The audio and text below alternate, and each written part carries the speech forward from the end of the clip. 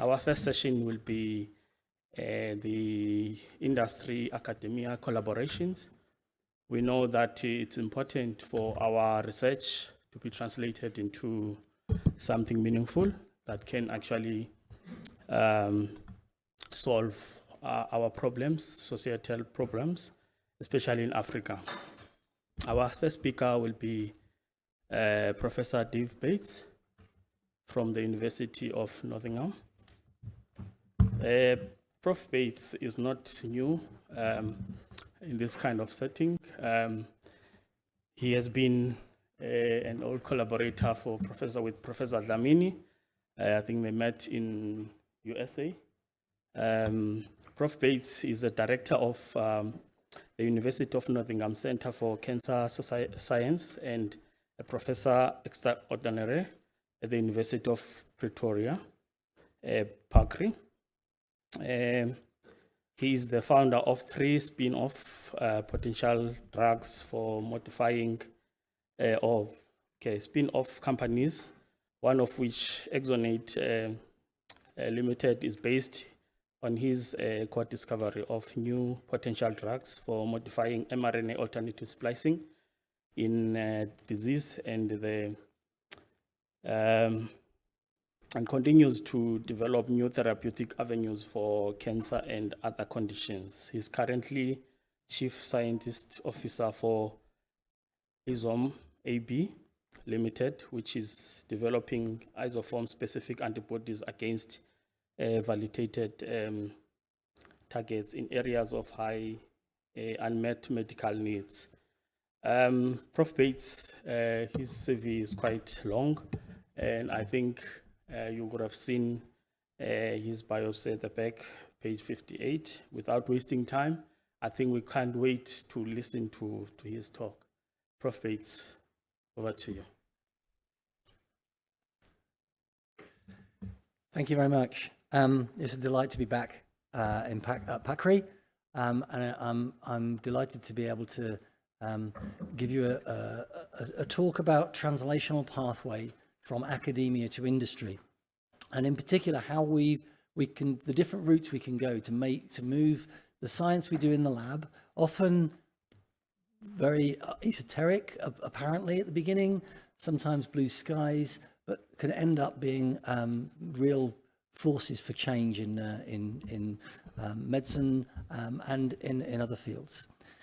I'm going to take the liberty of making this a personal journey and going back and showing you my experience and what I've done in terms of my learning processes from a PhD student who had absolutely no idea to the point where we have drugs in the clinic.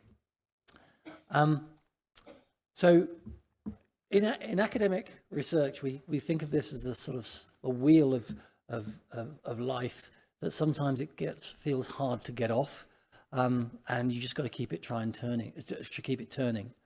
And it's good to sometimes sit back and think how this interacts with the rest of the world. But one example is for academic research, we tend to get an idea based on published evidence or our own evidence that we've generated, and put together a proposal as a grant application or a studentship application, or either for funding or just for approval to be able to move things through the process. This is usually reviewed, and if you're lucky, and it is luck, but if you don't try it, you won't get funded. If you're lucky, you get funded. You then start the experimental work. You write up the experimental work, and if all goes well, you submit the paper for publication. It will get revised because I think of the 200 papers I've published, 3 of them have come back without revision. So they get revised and they get published. Sometimes in the first place you send them to, sometimes in the 7th, 8th, 9th, 10th, or whatever place you send them to. And that publication leads to things. Publication is putting it in the public domain, and that means people read it. Sometimes more than one person reads it, other than the other collaborators that are on your paper. And when they do read it, sometimes they get in touch and they say, actually, we're interested in this. Would you like to start a collaboration? And those collaborations are able to drive more work that goes on around the area and drive the work forward. And the collaborations, I think, is one of the most key, exciting and enjoyable parts for me of doing the scientific process.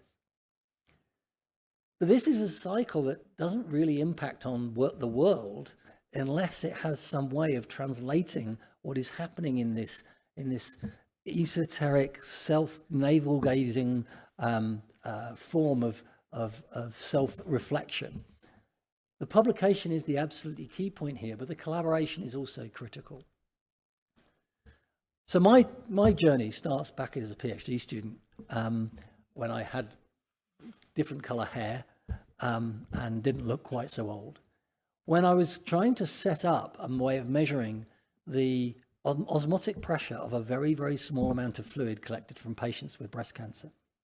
And in order to do so, we had to come up with a new design for an osmometer, and a new design that would work for an osmometer that would only work with 3 to 4 microliters of fluid. And at the current time, you could buy an osmometer, but you needed 1 mil of plasma to measure the osmotic pressure. And in particular, this is the colloid osmotic pressure, so the osmotic pressure of the proteins. So I came up with this design, got the workshop to build it, tested it, and my PhD supervisor was very impressed and said, could you demonstrate it at the Physiological Society? Because they think people would be interested. So I did that. I took the machinery to a Physiological Society meeting and demonstrated it. It actually worked at the Physiological Society meeting for the second time ever. So it only worked once in the lab before I did it, but it worked at the Physiological Society. And somebody said to me at the meeting, you should patent that, because there's lots of applications for this. You could use it to measure the osmotic pressure of very small volumes of fluid that could be collected from a single drop of blood, or a single piece of interstitial fluid taken out, or a cerebral spinal fluid. I thought that's a good idea. So I went back to my tech transfer office at the St. George's Hospital Medical School, otherwise known as the Dean, because there wasn't a tech transfer office at the medical school, and said, could I patent this? And he said, no, because you've published it. The conference was published. So as soon as it's published, it's public domain. So you can't patent it. So we never did. There are devices on the market that actually use this now, and they've made it for free.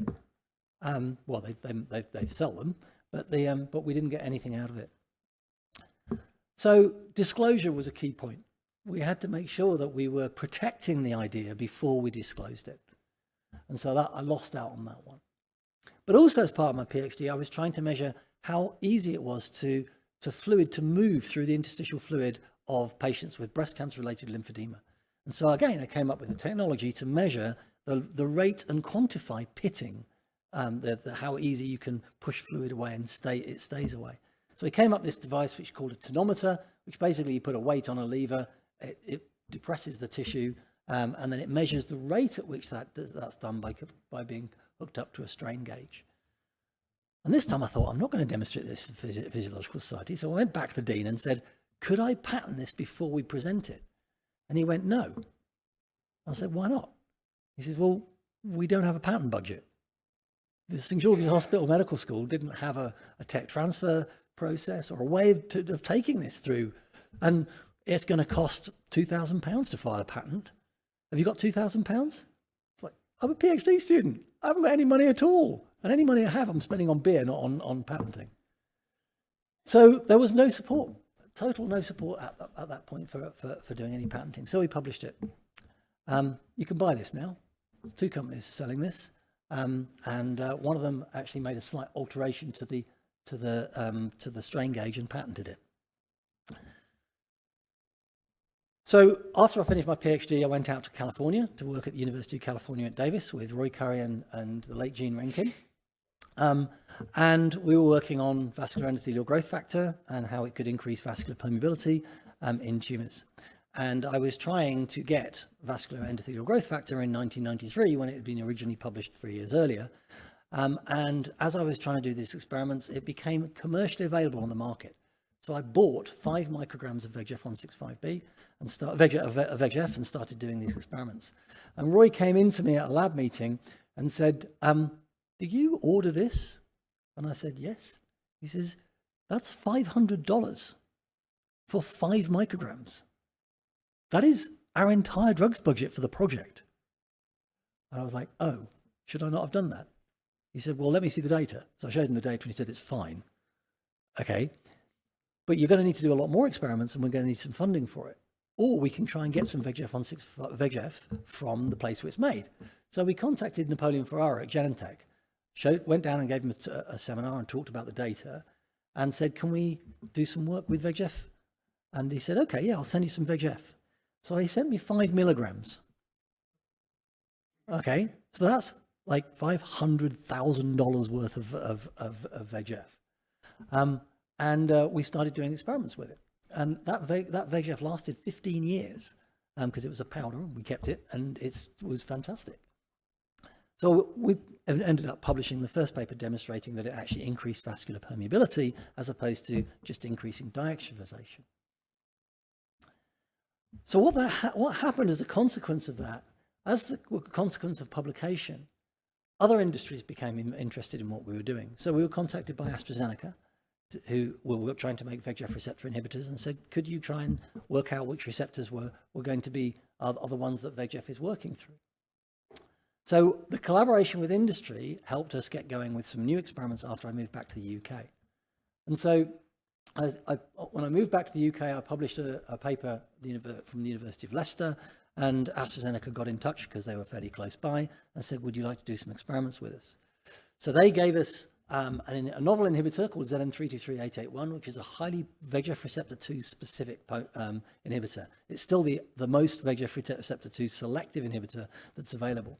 And this is a precursor to a compound that they were working on to see if they could take it into the clinic.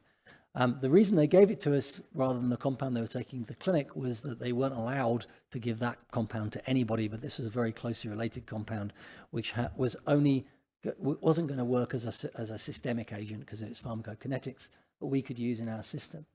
And so we did these experiments, published the paper with Steve Wedge and Lauren Onequin from AstraZeneca, and that was a really useful thing because it enabled them to go on and develop their inhibitor, which is called Vitalinib, and is now used in thyroid cancer and multiple other cancers. But I had the idea at that point that I'd been working on lymphedema and breast cancer related lymphedema, and we'd worked out that the fluid increase that goes into the arm was raised in patients with lymphedema, and maybe that could be used as a VEGF, we could use VEGF receptor 2 inhibitors to treat lymphedema. And at this point, I'd moved to the University of Bristol, and I went to the tech transfer office, which had a tech transfer office. I had one person in the tech transfer office. And I said, I've got this idea that we could use VEGF receptor 2 inhibitors that are being developed by AstraZeneca and Novartis and lots of other companies for treatment of lymphedema. And they said, yeah, that's great. So we filed a patent on it. So we filed the patent, and the university paid the initial costs, which is a few £1,000s for the patent. And they said, you've got 18 months before the costs start racking up. You need to go and find a buyer for this patent. You need to go and find an industry collaborator who would buy it. And so for 18 months, I went around various different drug companies trying to get them to see if they'd be interested. And they all said, oh, that's very interesting. Thank you very much. No, we're not going to buy it because it's a use patent. And a use patent is very difficult to enforce because we were saying use of an inhibitor rather than the design of the inhibitor itself. So the patent eventually was dropped by the University of Bristol. And then 8 years later, there was a clinical trial demonstrating the VEGF receptor 2 inhibitors were effective as agents in lymphedema, but that wasn't something that we could benefit from. So it is important to get industry collaboration, and the publication that comes out of these is really important. But one of the things that we realized at this point is that we were able to use this to generate data that would bring in funding. Because once you start to publish with the pharmaceutical industry, it gives you something called credibility. It gives you the ability for funders. And as a young PI, I didn't have much credibility. As a young PI, to gain that sort of credibility with funders by having major pharmaceutical companies work with you actually made a huge difference. And so over the following few years, we were able to put together a research group in Bristol, which had multiple sources of funding through grant applications, through local charities, through national charities, and through various different governments. So as a team, we were able to start working on multiple projects and expand the work that was going on. And in particular, it was important to collaborate with clinicians. So Steve Harper, Andy Salmon, Rowan Pritchard-Jones, Alex Very were all medics and surgeons who wanted to come in and do experiments in the lab, either as postdocs or as fellows or as PhD students. And we started working with human tissues and looking at how we could identify changes in VEGF expression in different tissues. And this is one of the first PCRs we did for looking for VEGF in kidney cancer. And in particular, the M here is for malignant kidney cancer. The B here is for benign tissue from the other end of a kidney that had been removed because it had a tumor. And the PCRs showed us that we could measure VEGF quite nicely in the malignant tissue. And you see it's there, and it's not really there in the benign tissue very much, but it is there in the malignant. But we noticed something that was a bit odd. There's another band here. And that band shouldn't have been there. So we cloned it, and we tried to work out what it was. It turned out this band was present in quite a few other papers, but nobody had ever done anything about it. And generally they didn't highlight it because if they did, the reviewers would ask them about it and they didn't have an answer for it. So this time we cloned it, and it turned out to be another isoform of VEGF. Just as VEGF 165 or VEGF 121 or 189 are isoforms, this was an isoform of VEGF which had a different C terminus. And that meant it had a completely different function. It was actually an anti-angiogenic isoform of VEGF. And when we expressed this isoform of VEGF in various different models, this is a collaboration we set up with the University of Florence. So I sent a postdoc out kicking and screaming against her will to Florence to spend 2 months working on a model that was out there. She certainly enjoyed her time. When you give VEGF 165A, you see blood vessel growth into the cornea. When you give VEGF 165A plus VEGF 165B, you block this angiogenesis. And this formed the basis of a patent that we filed on VEGF 165B as a potential therapeutic agent in cancer, eye disease, various other things where VEGF was important. And this time the University of Bristol said, okay, we'll give you more than 18 months because we think this has legs. So we'll file the patent and then we'll take it forward. But you need to find a partner. And we did a number of experiments to show that this was able to inhibit blood vessel growth in the back of the eye. In particular, this is a model of age-related macular degeneration, which is the leading cause of blindness in high-income countries. And if you inject VEGF 165B recombinant protein into the eye, you can inhibit this blood vessel growth. And it was very potent. It was at least as potent as an antibody to VEGF. And so we thought we may be able to use this as a treatment for age-related macular degeneration or diabetic macular edema, which at the time didn't have any therapeutic options available to it. We also showed that it was able to protect neurons from cell death, which was interesting for the retina because in the retina, ischemia can result in a loss of neurons. And this VEGF 165B could restore that loss of neurons.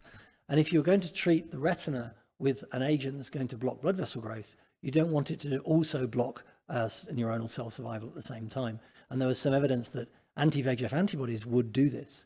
And so this would have a unique benefit for treatment of patients. And in fact, we filed a patent on neuroprotection with another academic at the University of Bristol, Lucy Donaldson, and that has formed the basis of additional work that we did on pain and other neuronal agencies. When we finally published this, it hit the press. We did the university did a press release. It was covered in all the major news networks, including the Daily Mail, which I was absolutely gutted by, and in the Sun, a newspaper in England, that published a one paragraph note about this discovery. Every single sentence in that paragraph was incorrect. So this resulted in the press, resulted in a number of interviews that I did on radio and on TV, and it raised the profile of what was happening. And it was seen by a number of people in industry, in particular a group that was at Merck, who were just about to set up a new spin out from Merck to do large molecule therapeutics. And so what happened there is we set up a license deal for VEGF165B through the university to license this for development as a therapeutic, as an eye drop. And one way of developing industry partnerships is to license the technology. And by a license, what that means is the university gets some money, and the company gets the exclusive right to develop that technology in a particular field. In this case, for treatment of eye disease. This company is called Phylogene, and it was a spin out, as I said, a startup company funded by Merck. With a $6 million of investment, paid about £400,000 to the University of Bristol, which we got as academics, Lucy and I got as academics, to put into research. And because that was a license fee, it had no strings attached, which meant that the University of Bristol owned the IP that was developed out of that. So the funder didn't own the IP, the University of Bristol owned the IP. And so we did two things. We spent half of it on working out the mechanism of splicing, and the other half were looking at how it worked on neurons. They eventually licensed, Phylogene eventually licensed it onto Alcon. It went into Alcon's development program, and at the same time, VEGF antibodies were being used, developed as a therapeutic. Lucentis became available, developed by Novartis, and Novartis bought Alcon and then stopped the program. So the development of the protein never actually made it into the clinic. However, the money we used to identify the splicing mechanisms enabled a postdoc to work out exactly what it was that was controlling alternative splicing here. And we identified specifically that there was one kinase that was controlling the switching of splicing between the two isoforms. And therefore inhibiting that kinase could switch the splicing from the angiogenic isoform to the anti-angiogenic isoform. And so what we did was to collaborate again. Collaboration is key, and this time with a medicinal chemist at the University of New South Wales called Jonathan Morris, to try and develop more potent SRPK1 inhibitors that could be delivered as an eye drop. So the chemistry allows these molecules to get through the sclera, through the choroid, into the retina, and switch the splicing in the retina. And once we'd done some preliminary data and identified some structures that would work, we filed patents on that, and then set that up as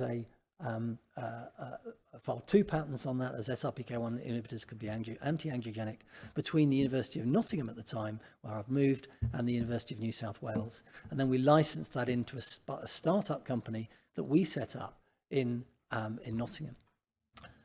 And that startup company was funded by business.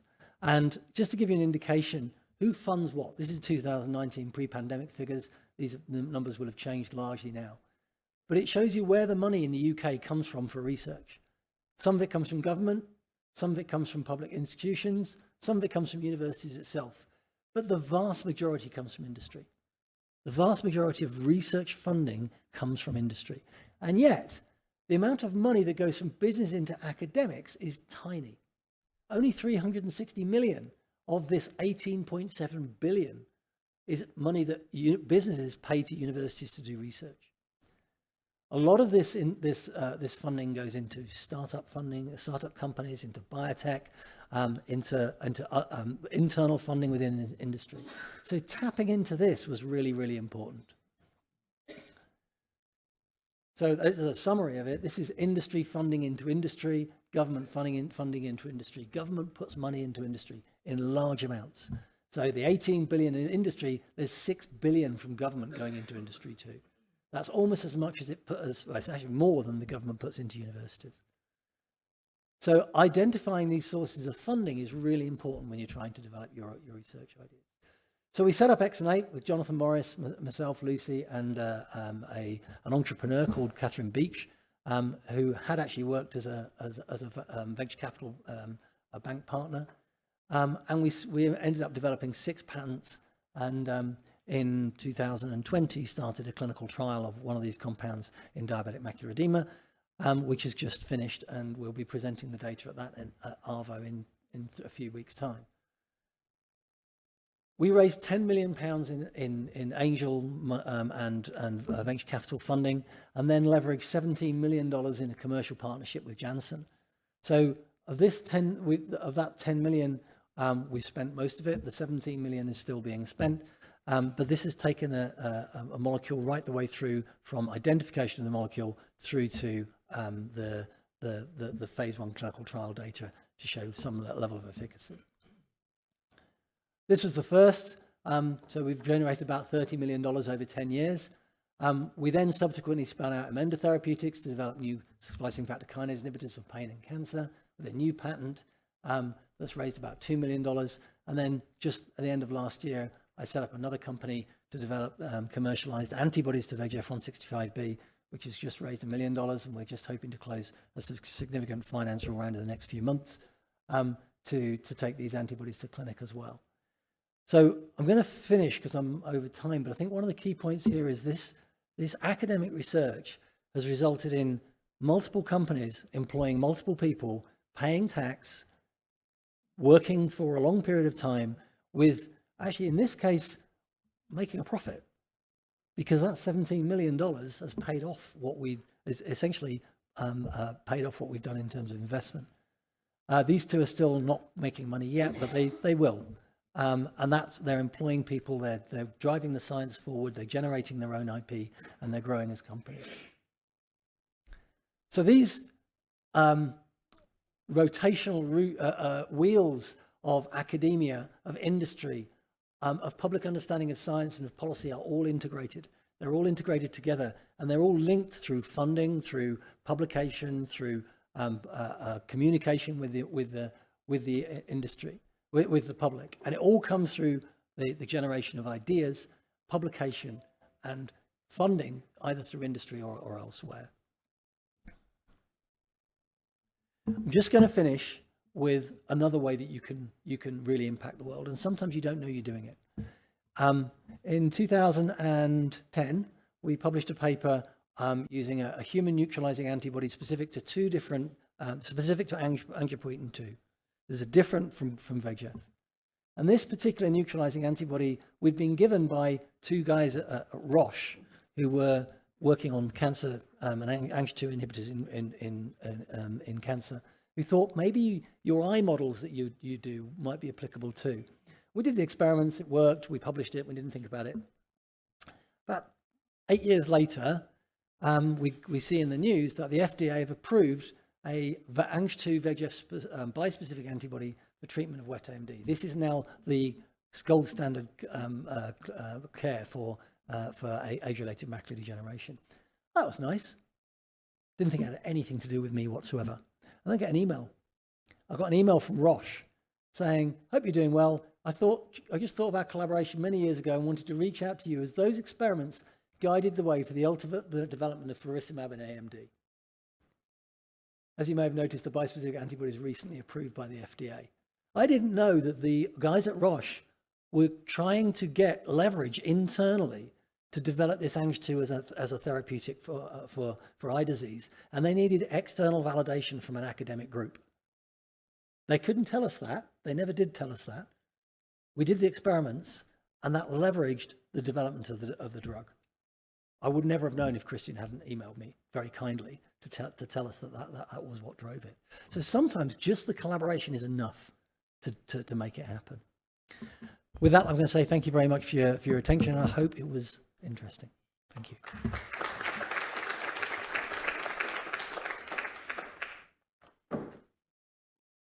Thanks very much, Dave, for such a very thought-provoking and interesting talk. And colleagues, we are seeing classic examples of how partnering with industry and businesses can give universities access to more resources and to fund their research.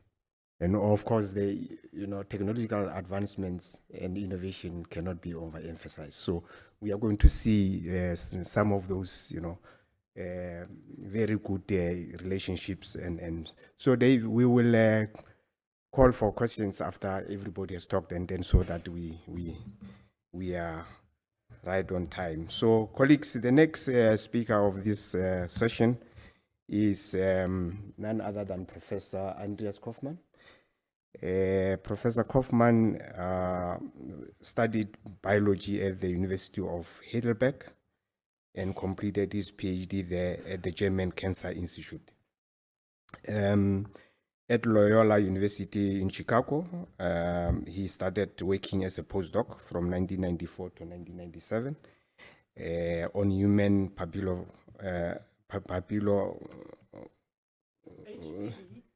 HPV. I thought it was papilloma virus, but papilloma virus, immunology and vaccine development. Now, in 1997, he moved to the University of Jena in Germany and engaged in clinical testing of experimental therapeutic cervical cancer vaccines and characterization of immune responses to HPV. He holds a position as head of research at the Department of Gynecology of the Charité Universität Medicine in Berlin, Germany, since 2005. His CV is so luminous that I'm not going to take the whole day reading it here, colleagues, but his research emphasizes on translational research, making innovative methods and therapies available to patients. Professor Kaufmann. Thank you. I thank you for the kind introduction and Zodwa for the invitation and pulling us all together to give us such a great conference. Thank you so much. And I would like to take this last sentence of my CV and David Bates' explanation to bring funding into research by building spin-off companies. But I think what it really does, it brings the product to the patient, because otherwise it is still in a vacuum of the ivory tower, but these spin-offs bring the product to the patients. So what I would like to talk is the advocacy of methodology.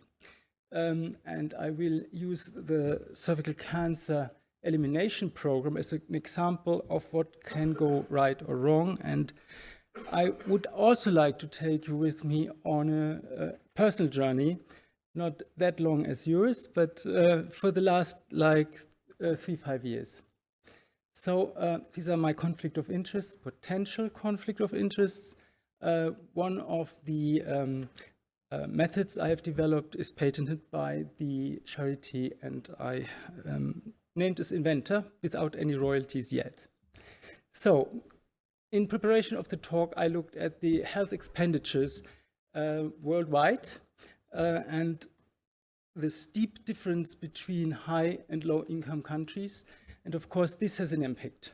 This has mainly an impact on where is health innovation, production and application driven. And mainly it is driven till today in the high income countries. In the private sector, as we just learned. And it is, of course, income driven in the private sector. And this takes mainly part in the Northern Hemisphere. But in the low income countries, there is, of course, WHO that calls for innovation, that calls for application of the specific or needed drugs and methods. There are compassionate initiatives, but there's always a lower margin for the private sector to earn money. The production is often, we also heard that, patent protected. That means that in the high income countries, also the money is generated from the patents, centralized production and distribution channels, while in the low income countries, there is a delay because these patents cannot be used by industry in low income countries easily if it's not owned there, or if it's not patented there and not protected there. So let's cross-country cooperation. That's something what I'm happy to see here is somehow ameliorated by bringing together different people from different African countries also. And then there are, of course, the hurdles of transportation, distribution, and marketing. And then the application is again, mainly done in the high-income countries, and the products are tested in the populations. There we discussed this yesterday with the genetic variations that will have an influence on how a drug will work. Marketing efforts are done in the high-income countries to maximize profit, and believe me, I have seen things I wouldn't have believed that they happen. How industry influences guidelines and recommendations.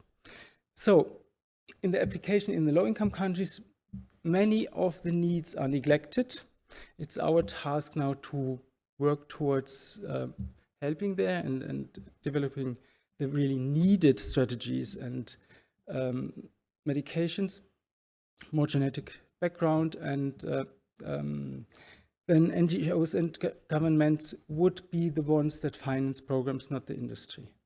Now, coming to cervical cancer, it is a devastating disease. It is still present worldwide. Every 2 minutes, a woman dies of it. And mainly in the low-income countries, because we don't have screening, and we have only recently vaccination strategies established that will prevent death from cervical cancer. We have vaccinations. They mainly target smaller groups or narrow age groups in the low-income countries, while we have wider age groups in the high-income countries. But I would like to concentrate on screening and treatment to identify women with precancer and then treating these premalignant lesions to prevent cancer development. The more red on this map, the higher the incidence, the yearly incidence of cervical cancer in these countries. And again, you see the steep difference between the northern and the southern hemisphere. And it is extremely high where HIV is endemic. We have screening since like 50 years in the northern countries, and this has really worked. This is the best cancer prevention program we have at all. So we have variations in these countries due to different programs and participation rates. But again, in the southern hemisphere, vaccination started later in one of our target groups, but then there is way less, I wouldn't say no, but way less screening, way less treatment, access to women for treatment and follow-up. So what do we need to do? We need to have adequate screening methods. I'll come to a minute why and what this means. We have to do feasibility trials in these regions, and we have to do implementation trials. And what I mean with that is going to the grassroots, trying what's working or what's not working, and then deciding for the methods that are adequate, and then informing the stakeholders to really implement what makes sense to do, what is cost effective and brings the benefit. Now I'm going a step back. We have done cervical cancer prevention by cytology for many years, and now we are all shifting towards HPV molecular testing. And this randomized controlled trials that are depicted here, they compared cytology to HPV screening, two-arm trials in 4 different European countries. And what we are looking at is the second round of screening. So in the first round, cytology or HPV was done, and in the second round, it was looked how much disease is left. And what you can appreciate is that for CIN3 lesions, most were detected in the first round. There is still a steep increase here of those that were overlooked, but then the difference between cytology and HPV becomes apparent that HPV testing has really more detected more CIN3 or precancerous lesions, and they could be removed than cytology. And that's known. Cytology has a not very well, not very good sensitivity. But then here we look at the new cancers in the second round, and again you see there was something overlooked in CIN3 by cytology, and HPV testing was much more efficient to find the precancers, so less cancer develops in the second round that is then detected. 60 to 70%, that's a big argument. It's a good point to now switch to HPV testing worldwide. And that's what our director of the WHO, Tedros Ghebreyesus, has proclaimed when he came into office in 2018.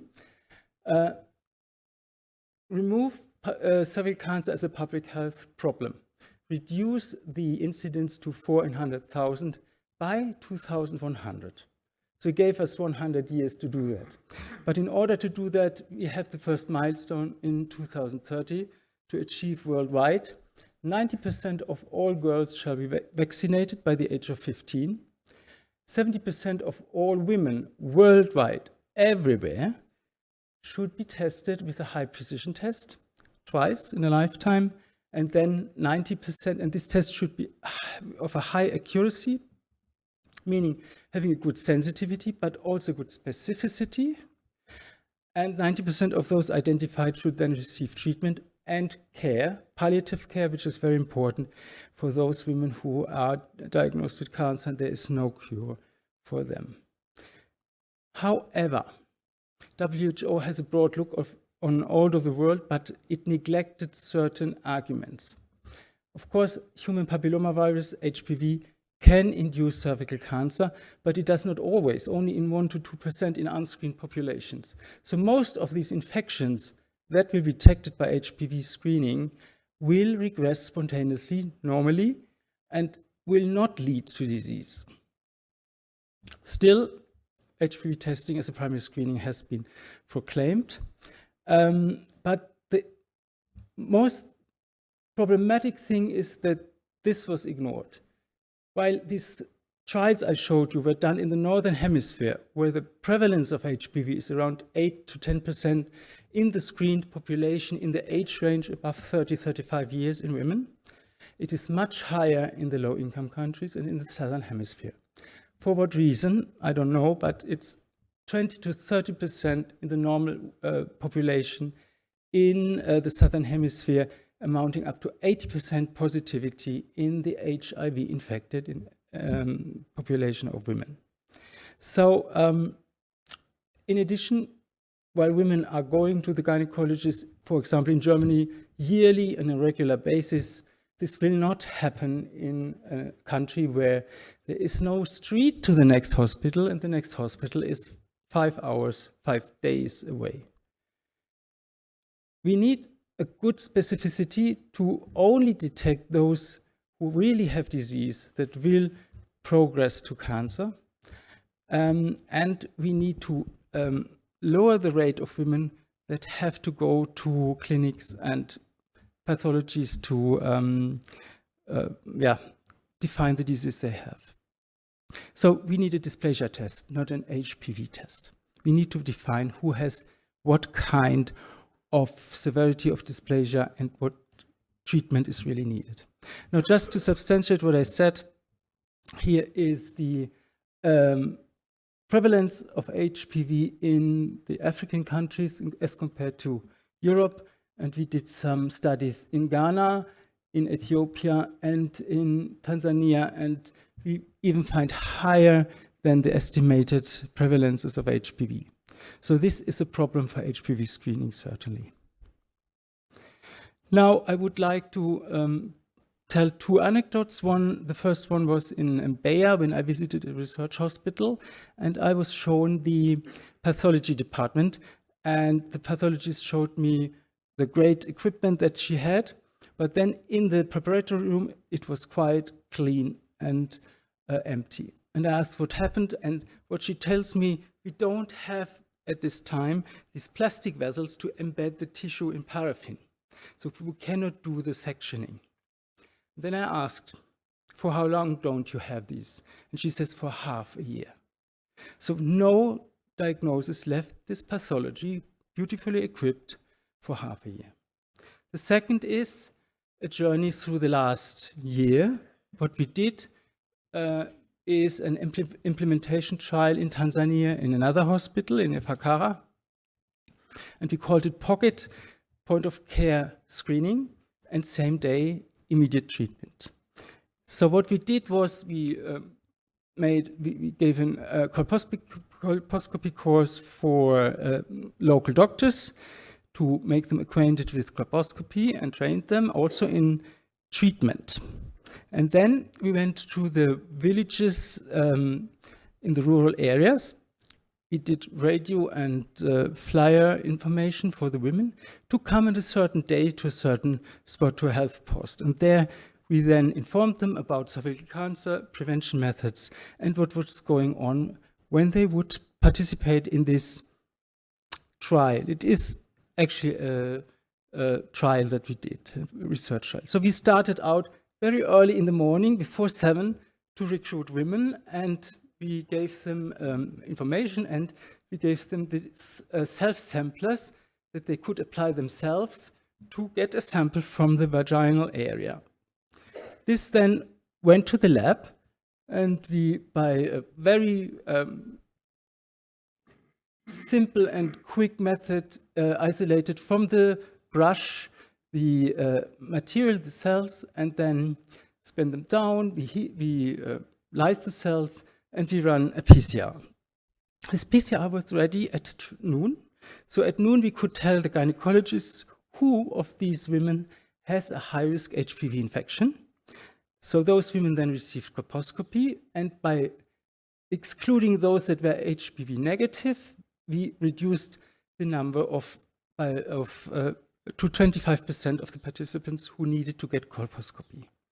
So only 65 of 250 who participated were looked at by colposcopy, and then in the afternoon, LEAP surgery was done on those who had major lesions, and thermoablation was done on those who had minor lesions, or biopsy was taken. And in the end, after 3 days of doing this, everyone received the certificate of the colposcopy course. So did it work? How do we measure that? We sent the samples to pathology and asked, did we treat the right women? So what we sent in were 3 suspected cancers, 25 premalignant lesions of high grade. They were treated with LEAP, and we had 10 minor lesions that got thermoablation, so we don't have material to send to pathology. What came back was, yes, you have probably 3 invasive cancers, but all others are healthy. Really? Of course not, because we will have in the population premalignant disease. So what we really need is an assay that gives us information on the severity of the disease and the needed treatment for the specific woman by circumventing pathology. It's not working in these circumstances of the rural setting. Now I come to my development that I had by knowing this problem, try to put together in a way that we can really identify the disease that is there. And we are looking at the epithelium of the cervix, the infection, and then CIN1, CIN2, 3 lesions, premalignant lesions, and after 7 to 30 years, invasive cancer can develop. So an HPV test tells us who is positive and has a risk for any of this. We know that the oncoproteins, E6 and E7, are the most informative biomarkers, because when they get upregulated, this is like a point of no return for a cell in the carcinogenic process. We use the E7 as a marker, and we can genotype each of the included HPV types by the E7 that is there. So we know exactly which of the HPV genotypes has infected. And by means of the assay that we use, the QuantiGene assay, we can quantify the MRNA expression, which is an important information. And then I went back to my many years of research and contact to the pathology and thought, which markers do I know that are used in pathology to identify low-grade, high-grade lesions or cervical cancer. And there are biomarkers that are used by immunochemistry, for example, to identify these different progression stages. And we put those together in a multiplexed assay format, and Gottfried Gretsch was so kind to introduce the QuantiGene method by Thermo Fisher yesterday, so I can skip that. So we can all these 40 markers in the end that we put together measure in one single well of a 96 well plate. These are the classes we use, and as you can see, next to HPV, there are housekeepers we use for the normalization to cellularity. Then there are tumor suppressors, proliferation markers, markers of the transformation zone, tumor stem cell markers, and tumor markers. And by having all these different markers together, we can finally identify, using subsets of these markers and formula that we deduced from by logistic regression from a larger study, we can identify CN2, SYN3, and cervical cancer by quite a good sensitivity and specificity of 80 to 92%. Two pathologists agree for SYN2 only in 50%, but 83, 80%, 94, 92%. I think this is quite good as a means of identifying the right disease. The general workflow is pretty simple, and this is also important to establish such a method in low-income countries. A 2-day process where the first day is just lysing again, a cell pellet from the smear, and the second day is ELISA-type staining that then leads to a fluorescent value that is quantifying the RNA that we are looking at. The investments are also quite okay in comparison to large industry methods. In Germany, we have like 12-week procedure until a woman gets the final result, several visits to the doctor. With our method, we have 2 days and we have a definitive result, what lesion is there. And it also comes down then to in price, I guess. So I'm showing you here historic samples that we reanalyzed by our method, and they had been before measured by cytology or by PCR, and our method outperforms both the cytology and the PCR, as well as the co-testing procedures that are now taken into place. I will unfortunately skip that for time constraints, but I would like to end with this. This is a study we performed in Ethiopia, where we invited women to give a self-sample, and we did a PCR test, and these are the 20% that came up positive. And they were invited then for diagnostic visual inspection with acetic acid. And we got another set of samples at that point, which was then a provider taking sample, and this is usable in the assay that I've just described. And then they went on through the triage system, colposcopy, and so on. We found 3 women who really had disease. Now, of these 110 samples, we again did an HPV test. We again found 26 women who were persistently high-risk HPV infected, and we did our CONTIGENE assay and found exactly 3 positive samples, and these 3 samples belonged to these 3 patients who had disease. Now, I want to illustrate what this means for the healthcare system. If we do, instead of PCR, assay that detects dysplasia, we reduce the post-screening effort by 1 into 300. 1 of 300 women has to be looked at again. Triaging by 1 to 50, and the diagnosis by 1 into 30. And this is something that is very important for these overburdened healthcare systems we are looking at. So what is adequate in a healthcare system, in a program? We need to do implementation trials to find out. We will have different resources, different design and preparation of such a trial, and finally of a program. Testing will be different. By the testing in an implementation trial, we will learn a lot what will work and what will not work, and we can do analysis. We generate data that then will be used to inform stakeholders to decide on what system is established in what certain given circumstances. So in summary, I think it's very important to look at adequacy of the established methods. implementation has helped us to do that and to learn what can work and what we can do. And choosing a test that is adequate for a certain situation, like this essay that I showed you, you can reduce workload and you can help patients to not be overtreated and to get the right treatment. I thank you for your attention, and I'm open for questions later on. Thank you.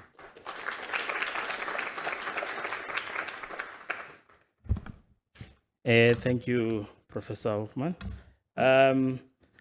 Our last speaker for the plenary session 2 will be Professor Ravi Mehrotra from the Center for Health Innovation and Policy Foundation from India. Professor Ravi, his expertise covers the gamut of cancer prevention, state-of-the-art diagnostics and treatment. His research includes cancer prevention and tobacco control. He's an extraordinary professor and a member of the International Scientific Advisory Committee at Parkring. In addition, he's the founder of the Center for Health Innovation Policy Foundation and the director of Indian Cancer Genome Atlas. Professor Ravi has completed his medical treatment training from the Royal College, and he has MD as well as DPhil. His research has helped shape the National Cancer Services in India. He has raised the profile of cancer among public and policymakers. Let's welcome Professor Ravi for his talk. Thank you. Thank you for the very kind introduction. And at the outset, let me express my gratitude to Prof. Swadwa and her very efficient team for organizing this beautiful meeting. I met some people who have interacted before in various parts of the world, and I made some new friends, which I hope we can take it forward. And learned different viewpoints. So thank you so much for inviting me. At the outset, let me just talk about what I'm going to be doing today in the next few minutes. Primarily, I'm going to be covering what are the low-hanging fruits for cancer prevention in the lower middle-income countries, which I have worked for most of my life. And then I'll be talking about specific to Africa, what is the situation, what can be done, and what are the areas which we'll be focusing on.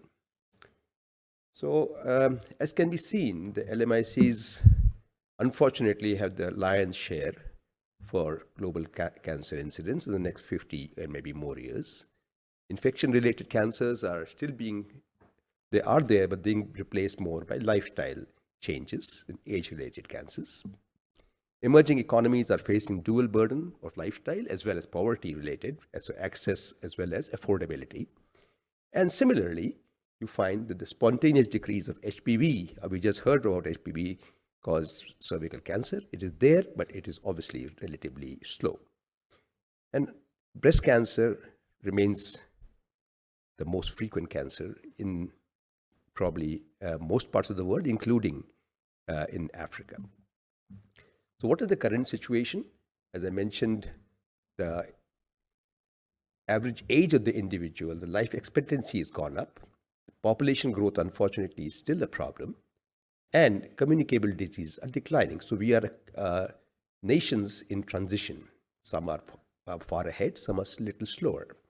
However, there's hardly any investment in capacity, not only financial capacity, but manpower or woman power, as they say.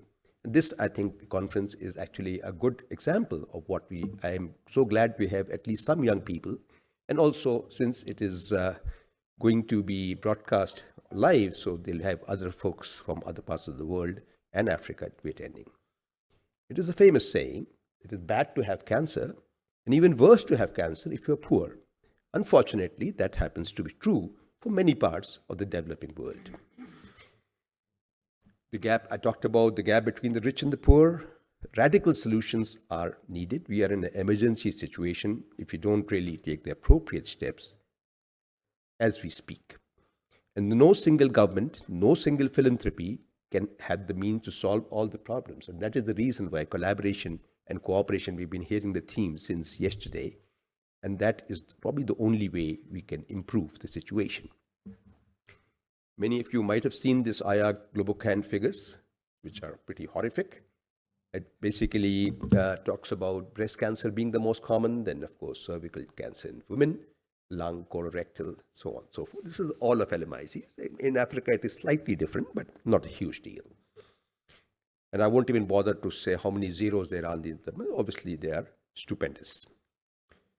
So I'll be talking about 5 themes: how to prevent, early detection, strengthening the healthcare systems, what are the policy reforms that are needed, and of course, research priorities in LMICs, including Africa. So nearly 40% and more are preventable. This is the universal figure. Of course, it may be different, slightly different from various countries. And as can be expected, lifestyle, including tobacco, obesity, alcohol, UV radiation, physical inactivity, and diet. We all know it, but not many of us actually do anything about it. And even fewer of us actually talk to our patients when they are coming for some very minor disorder. They come for a cough or a cold or whatever. We don't really ask these questions because that may reap a lot of dividends as we go further. In Africa, it is the numbers are supposed to be reaching 1.3 million by 2030, and obviously claim the vast majority, about 80%, may not be around. Life may be actually lost. The commonest female cancers are breast cancer and cervical, of course.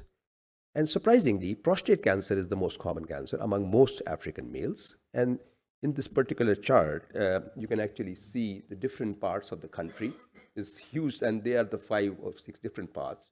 So the most common cancer being stomach, being breast. Again, breast seems to be the most common, and depending on where the situation is. And unfortunately, there's a lot of disparity. Mortality related to these cancers comes as a result of delays in screening, diagnosis. We just heard about cervical cancer, of course.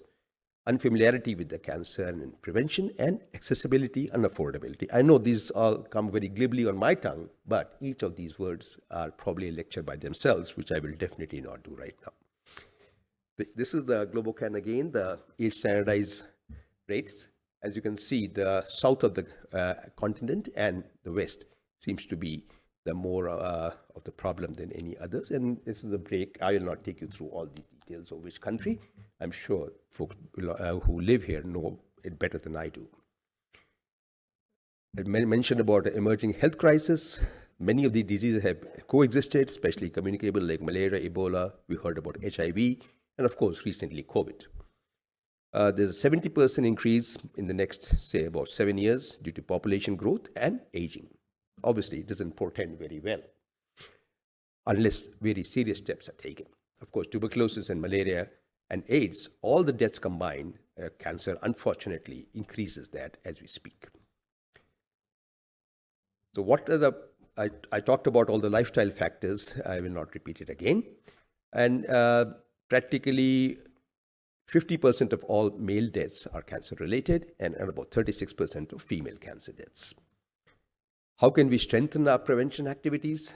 I need not talk about training. We just talked about manpower. Government and private partnership.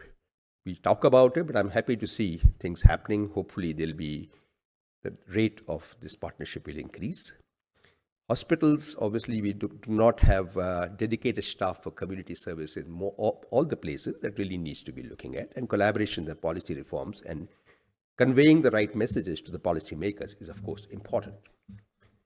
We talked about cancer prevention efforts, deficient in many countries. Some are better than others. Most of these countries are grappling with limited funds, competing healthcare priorities, and unfortunately, systems are not geared towards the most efficient way of spending the money. And this is true for most LMICs. I will not be clear, but I hope it is things improve sooner rather than later. So these are the 4 different designing elements for a cancer prevention program. And as you said, prevention program is in the middle, then you have planning, implementation, and policy. Again, I will not go into any details. What are the barriers to early diagnosis? I think as a first step, we should be focusing on early diagnosis rather than on screening to be practical. So talked about awareness, health education, affordability, denial, that how can it happen to me? We were talking about it this morning at breakfast. Unfortunately, it's not only true for governments, but also true for human beings. And all of us are prey to that. Then, of course, unavailability of preventive and curative, and of course, the cancer stigma, which these are the kind of questions or the answers we get when we ask. We didn't even know the facilities are available. I will be sure to visit my gynecologist if I have a problem. Well, screening is not having a problem. Screening is when you're going with absolutely no symptoms. I'm fine, don't want to have a painful test. I can never have cancer. Spouse or in-laws or whatever didn't allow me. And I don't want to waste money on something I know I won't have. I mean, and there are many. And again, it'll depend on which part of the world you are in. How do you overcome them? Obviously, you design effective screening programs which are appropriate and using affordable. We just heard about point-of-care technology for cervical cancer. Screening programs, of course, there are various parts of it, resources, protocols, and the main thing is if you catch something, please do make sure to follow it up and ensure the proper treatment. It is ethically, morally, and legally binding. Screening intervals, we talked about, the WHO is talking about once, at least in a lifetime, obviously the interval cancers and so on, but it depends on the local situation, the public health targeting, funding and scheme. Specific ages and ensuring access to healthcare. That is, I think, sometimes even more important than anything else. Repeat regular checkups, awareness, and of course, what are the various options available? Mammograms may not be available in many parts of the world. You may not have technicians. You may not have radiologists to read it. You have to look at innovative technologies, and there are umpteen number, for example, for breast cancer. You have the breast light, you have the breast mouse, you have the eye breast. I mean, hundreds of them. But which are the ones, or thermography, but which are the ones which are going to stand the test of time? And that is where the role of appropriately costed random clinical trials comes in. I will not touch about HPV. We just heard about it. There again, self-testing and so on. That's important. How do you overcome it? You have organized the various community thing, displays, involvement of the local community, maybe the religious leader or the community politician, a political head, making community groups and making them ambassadors. I mean, these are pretty standard things, but unfortunately, easier to show on a slide than to implement it in real life. Social media now has become an issue, and I see that many of these messaging apps are popular in Africa, and they are being used not always for the good. They have sometimes have a negative effects of spreading misinformation as well. So appropriately screened. Coupons for cancer screening, making sure that people actually come for screening. You may have the best facilities. We've had problems that we had a really beautiful camp with all the facility, but nobody comes. So they have to have the local involvement. Survivors, the people listen to survivors far more than you and I. As a physician or as a public health person, we are the last people they listen to. But if it comes within the community of your neighbor or your aunt or your friend, that actually helps much more. Surveillance, of course, most important. Whatever you do, it has to be measurable, evaluable, and also if there's a need for a course correction, please make sure you do that. I mean, although in principle we always think we are right, but the ground realities may be very different. Cancer vaccines, we just heard about HPV vaccine, hopefully low cost and as efficient vaccine as the more expensive ones should be available in the market. There's a company called Serum Institute from my country, which came up with the COVID vaccine at about 1/10 the cost. They've already got the clearance for HPV vaccine, and I think that's going to be a game changer, just the way, and this another vaccine from China. And I think once that comes in, the available vaccine from GSK or Merck, the costing will come right down when the numbers are appropriate. I am a very keen proponent of translating what you see in the labs, and over the last couple of days we heard such wonderful talks from various people around the world. How do you implement it in the real life? Childhood cancers remains untapped. Unfortunately, many of them are curable, provided they are caught early. Immunotherapy we heard a lot about, and I'm sure that once the prices come down, they become affordable, they're again going to be game changers. What are the low-hanging fruit? This is a I'll just talk about a couple of things. Cost-effective, targeted, lack of understanding of the best strategy, engaging with the youth, that's very important. Because when you are all of 18 to 25, the cancer is the last thing on your mind. More interested in having fun with your friends or studying or working or whatever. But for those of you who are fond of cricket, the tagline that we go for cricket is catch them young. So that's what I talk about cancer. At least make it part of the school curriculum that this also exists. Tobacco, lifestyle, all these things are important. And once they come in from a childhood, they become part of the standard norm rather than the exception. I see a lot of these no smoking and non-tobacco zones right here in this particular campus. I'm very happy, and I haven't seen anybody smoking so far for the last couple of days, which is excellent. And I hope that's the norm rather than the exception. Something we talked about earlier, and Dave, we talked about funding for researchers. Similarly, funding for any public health program, if it is not sustained, you're going to be in trouble. You can't start a wonderfully designed plan, it works, and then after 2 years, you find you no funds. So that is something one has to be very careful right at the very beginning. And of course, everything all boils down to what the policymaker says. Whether we like them or we hate them, they are a compulsory evil, because that is where it all comes from. And many of us sit on committees where we actually make all the planning, but having be sure that they are practical, they are reproducible, evidence-based, and making sure they're included in the awareness campaigns and socio-cultural beliefs. There's no points what works in Sweden will work in Africa, and what works in Africa will work in India. I mean, it's sometimes you have to adopt appropriately. Capacity building, I'll talk about it very briefly. We have programs like this and many more. Resource stratified pathways. You have to see, and the WHO and the IARC actually come up with this very nice sort of a cafeteria approach. If you can afford it, this is ideal. If you can't, please do this. And all that information available on the internet. Behavioral intervention programs, of course, community-based. Sometimes, as I was talking about, that is the most difficult thing. I wanted to show that cartoon, I forgot about it. I'm sure you might have seen it. In the hospital, there are 2 windows. One says lifestyle, exercise and this, that, and the other says pills. And there's a huge line in front of surgery and the pills. There's just nobody there in lifestyle. So these things take a cultural details, and it take a very long time to actually implement. What are the research priorities? Animal facilities, tissue bank, and I was so happy to see the PACRI building yesterday, and I'm sure once it is populated, it's going to become a beacon of joy as well as good work coming out. Regulatory environment, of course, has to be there. Private sector, we talked about this morning. Industry, academia, of course, very important. In Africa, most of the studies are done in Western and Southern Africa, especially in Nigeria and South Africa. Need to seek the attitudes as well as beliefs of both adults and adolescents, as we're talking about culturally appropriate. Urgent need for population-based studies, cancer registries, has to be focused on local culture, policy, and gender, role of governments, healthcare, and educational institutions. Just before I finish, I'll talk about very briefly a project ECHO. ECHO stands for Extension for Community Health Outcomes. This is already there, and my organization is very much part of the collaboration, and we would like to, already in Africa, you have quite a few ECHO programs going on, and I think PACRI may be a very useful place to start off as far as we are concerned.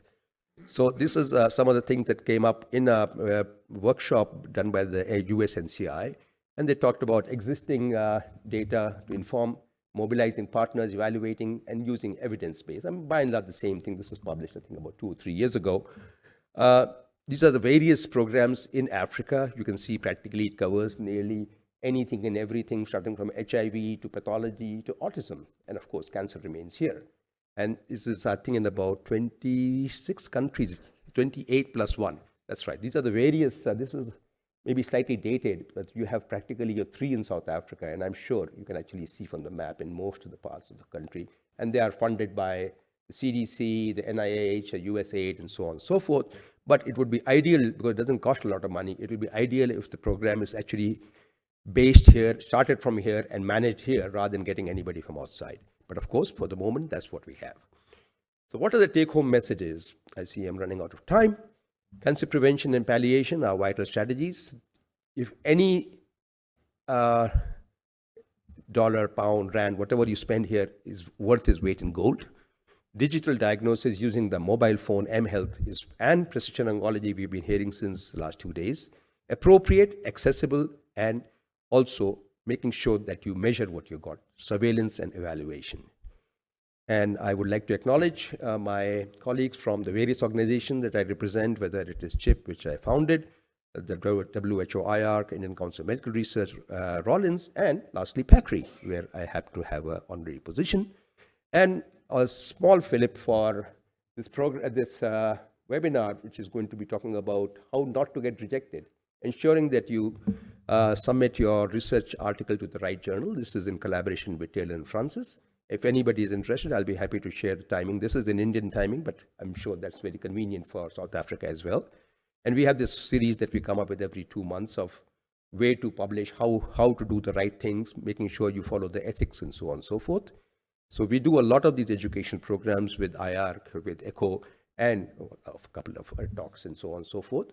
That I think all helps in our small little efforts towards capacity building. And I think that was the last slide. Yes, thank you so much for your very kind attention. I hope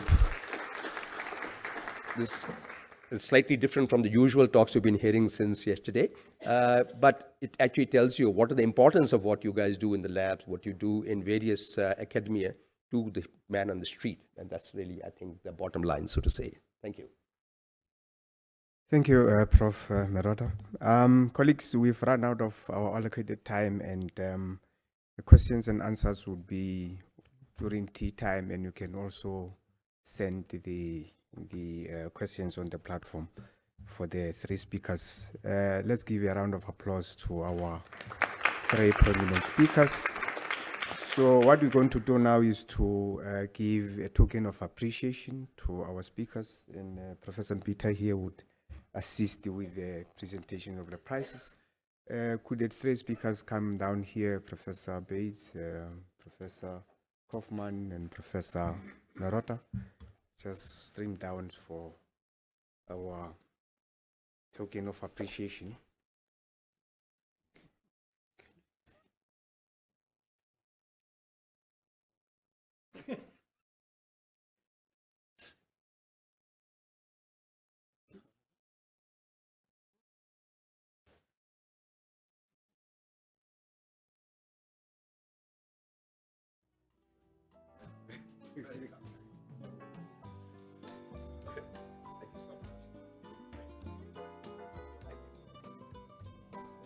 Thank you very much, colleagues. Thanks.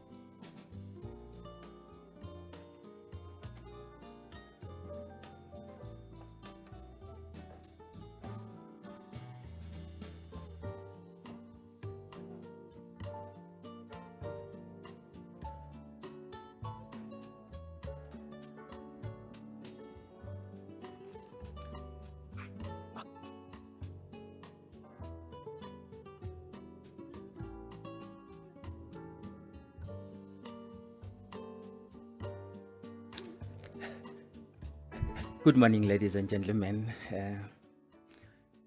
Thank you for sticking around. The next speaker or the next session is about clinical trials.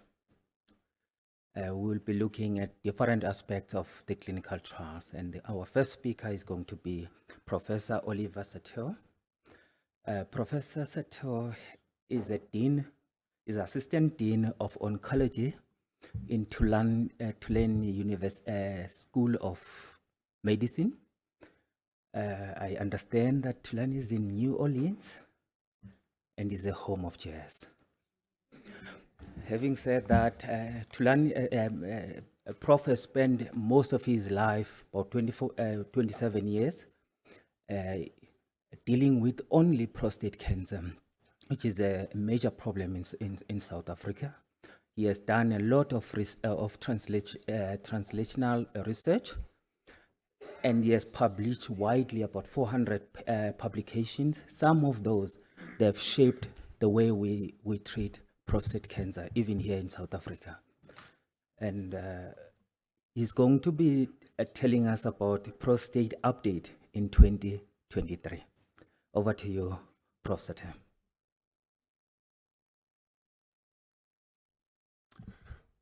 Thank you, and a pleasure to be here today.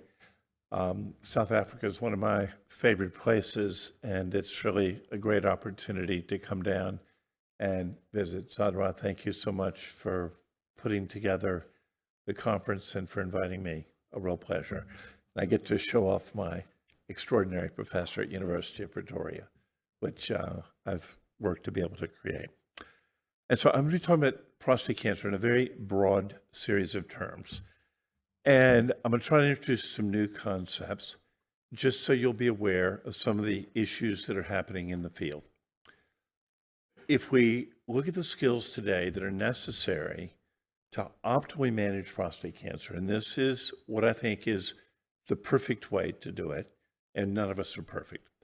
It turns out that surgery, radiation, hormonal therapy, and chemotherapy are what I'm going to call old school. Yes, they play a role, but no, that's not where the innovation is occurring. Innovation is occurring within genetics, molecular imaging, artificial intelligence, targeted therapy, immunotherapy, and molecularly targeted radiation. These areas I will touch upon, and in only 20 minutes, I'm going to go pretty fast. Genetics. One of the things that has become incredibly apparent is that germline genetics are important in the predisposition toward prostate cancer, particularly those with advanced prostate cancer.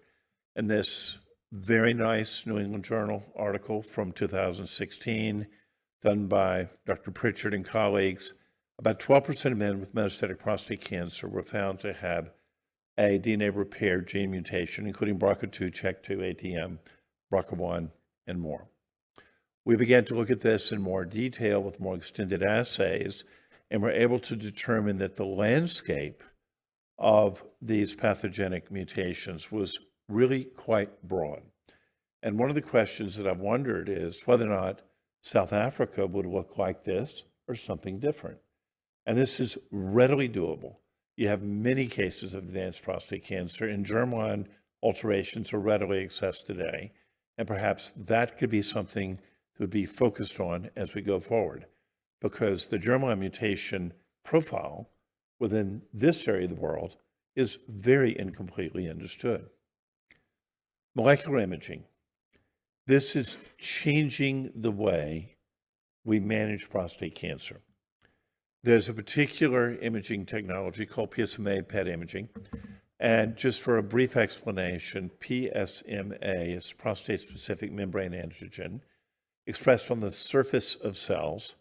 Now, interestingly, if you look carefully at these images, you'll see that there are lacrimal glands, salivary glands, including salivary glands that you didn't even know existed, some liver, spleen, GI, renal, and bladder uptake. That's your prostate cancer right there, but you can see it. Once you know the normal distribution, you can pick out where the cancer is quite easily. And here's a case where you see the bladder and the kidneys, etc. And this is not normal distribution. That is cancer retroperitoneal lymph nodes. This is a patient with very advanced disease, and you can see the entire skeleton is speckled. By the way, I say 10 times better than CAT scan. It's probably closer to 50 times better than CAT scan. It's remarkable. We're taking imaging down to the millimeter range, not the centimeter range. With CAT scans, you see typically about 10 to the 9th cells, about 1 centimeter worth of tumor. Here we're seeing probably something in the 2 to 3 millimeter range in a fairly consistent manner. It helps us stage the patients and manage the patients better. It has created a whole new definition of metastatic disease, and in particular, the oligometastatic disease. Now we're finding cancer in just a few spots, not a mini spot. This oligometastatic disease is important. If we look at the evolutionary history of lethal metastatic prostate cancer, and these are beautiful studies that were done by Steve Bova and colleagues, predominantly out of Finland. If you look at the distribution, yes, cancer spreads from the prostate to a metastatic region, but then once it is metastatic, it begins to spread yet again, yet again, yet again. So if this is true, and I believe that it is, if metastases beget metastases, that if you eradicate these early metastatic lesions, then you can potentially make a difference in the lives of patients. And we can now do that pretty readily by using stereotactic body radiotherapy. Some people call it SBRT, other people call it SABR, to treat oligometastatic disease. And here is an example of treating oligometastatic disease with targeted radiation, here called SABR. And we can prolong the time to progression with relatively simple radiation therapy without the use of hormonal therapy, which is important because men don't like to be castrated. Now, the location of disease is the beginning, not the end of imaging. And there is so much in the world of imaging today that I could talk about that would actually take up the entire symposium. And I did recently go to a 3-day conference in Spain in which imaging dominated the best of the 3 days, along with therapy for the remainder. We can begin to look at the androgen axis. We can look at neuroendocrine tumors. We can begin to look at tumor hypoxia. We can look at the immune microenvironment, all with PET imaging in a manner that is completely distinct from the immunohistochemistry and the pathology that we've been hearing about so far. Imaging the immune system is a really cool way to go. Now, standard therapies, this is sort of the broad outline. If you're not a prostate cancer doc, there's no way you're going to get, absorb this in a short period of time. But the newer hormonal agents are moving earlier and earlier. And newer hormonal agents are abiraterone, apalutamide, enzalutamide, darolutamide, and these are kind of super ways to block the androgen axis. And now we have proof that these will actually work. If we look at the landscape over 1941 to 2021, I can basically summarize in one slide. ADT, starting in 1941, androgen deprivation therapy, was given by Charles Huggins, who won the Nobel Prize. Andrew Shalley won the Nobel Prize a little bit later, 1977, for showing you could do castration without physically castrating men or giving estrogens. You could give an LHRH analog or GnRH analog. And then nothing really happened of note until 2015, which docetaxel, which is a chemotherapy, was shown to be effective. And then you began to have a whole series of other hormonal therapies, predominantly with one radiation therapy, showing improvements in survival. And this would include abiraterone, enzalutamide, and apalutamide. In the last year, we've begun to see 3 trials purporting to be better. One of them really is better. 2 of them, I think, are purported. The PEACE-1 and ARASENS trial, which are large trials using a triplet therapy with ADT, docetaxel, and abiraterone, or ADT, docetaxel, and darolutamide, are both shown to be better than ADT plus docetaxel, which is a standard established in the 2015 timeframe. The STAMPEDE, which I'll cover in small detail, is high-risk, non-metastatic, and showing the importance of early hormones. Do we accept PEACE-1 and ARASENS and use a triplet? I'm going to say that the control group is not appropriate. I don't use the triplet in my practice. I don't think you have to use it in yours either. A few highlights to consider in this hormone-sensitive disease. Very important space. Here is the long-term follow-up from the STAMPEDE trial with abiraterone, in which the median survival is now somewhere out to about 6.6 years with conventional therapy. I promise you, if we come to South Africa, the median overall survival is probably in the 2 to 3 year range. In the UK, it was 3.8. And you can see the tremendous difference moving from 3.8 to 6.6 by the addition of abiraterone, which came out of the Royal Marsden, which came out of Johann de Bono more than anyone else, and which unequivocally, I think, is one of the most important new drugs in prostate cancer over the last several decades. Oh, and by the way, it sat on the shelf for about 10 years before Johann de Bono pulled it off the shelf when he went to the Royal Marsden. Now, This also is a Stampede out of the UK, which is a beautiful multi-arm clinical trial, beautifully done. Gerda Tard, one of the other Maltese, presented this data and published it in Lancet last year. And again, showing that abiraterone, it's a little more complex here because there's an enzalutamide arm, but it didn't make a difference, can prolong survival in those men with non-metastatic disease. So metastatic disease patients benefit, non-metastatic patients benefit if they're of high risk. Many of these patients have pelvic metastatic disease, high Gleason scores, PSA over 40, et cetera, but did not have imaging positive metastatic disease by conventional imaging, which is important. Now, abiraterone is expensive. However, two things have occurred. Number one is it's now generic and the price has dropped dramatically from $10,000 a month down to a couple of hundred a month. That's in the US. This is a very important small trial showing that 1 abiraterone pill a day, as opposed to 4, is equally effective to 4 when you take the 1 with a meal and the 4 is FDA approved on an empty stomach. Taking 1 pill is the same as 4 pills, dropping your price by 75%.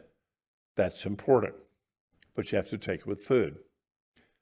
Radiotherapy can also prolong survival in those with low burden disease, low burden metastatic disease.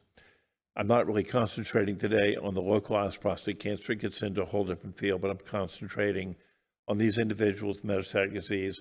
Radiating the prostate can prolong survival, treating the primary, for those with low volume metastatic disease when treated with ADT. We also are moving forward into treatment selection. Here, interesting data, and we've already heard the PAM50 mentioned, I think, twice during the conference. Transcriptomic profiling, being able to improve patient selection for those receiving chemotherapy, docetaxel. If you have a luminal B on the PAM50 classifier, then you benefit pretty substantially. If you had a basal, and about 50% of the men had a basal, then there was no benefit.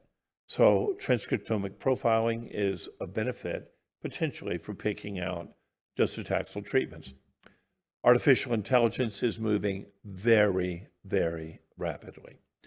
And what I'm going to say is, for those that are biomarker positive, we can now predict who benefits from hormonal therapy, at least in the localized disease setting, versus no hormonal therapy.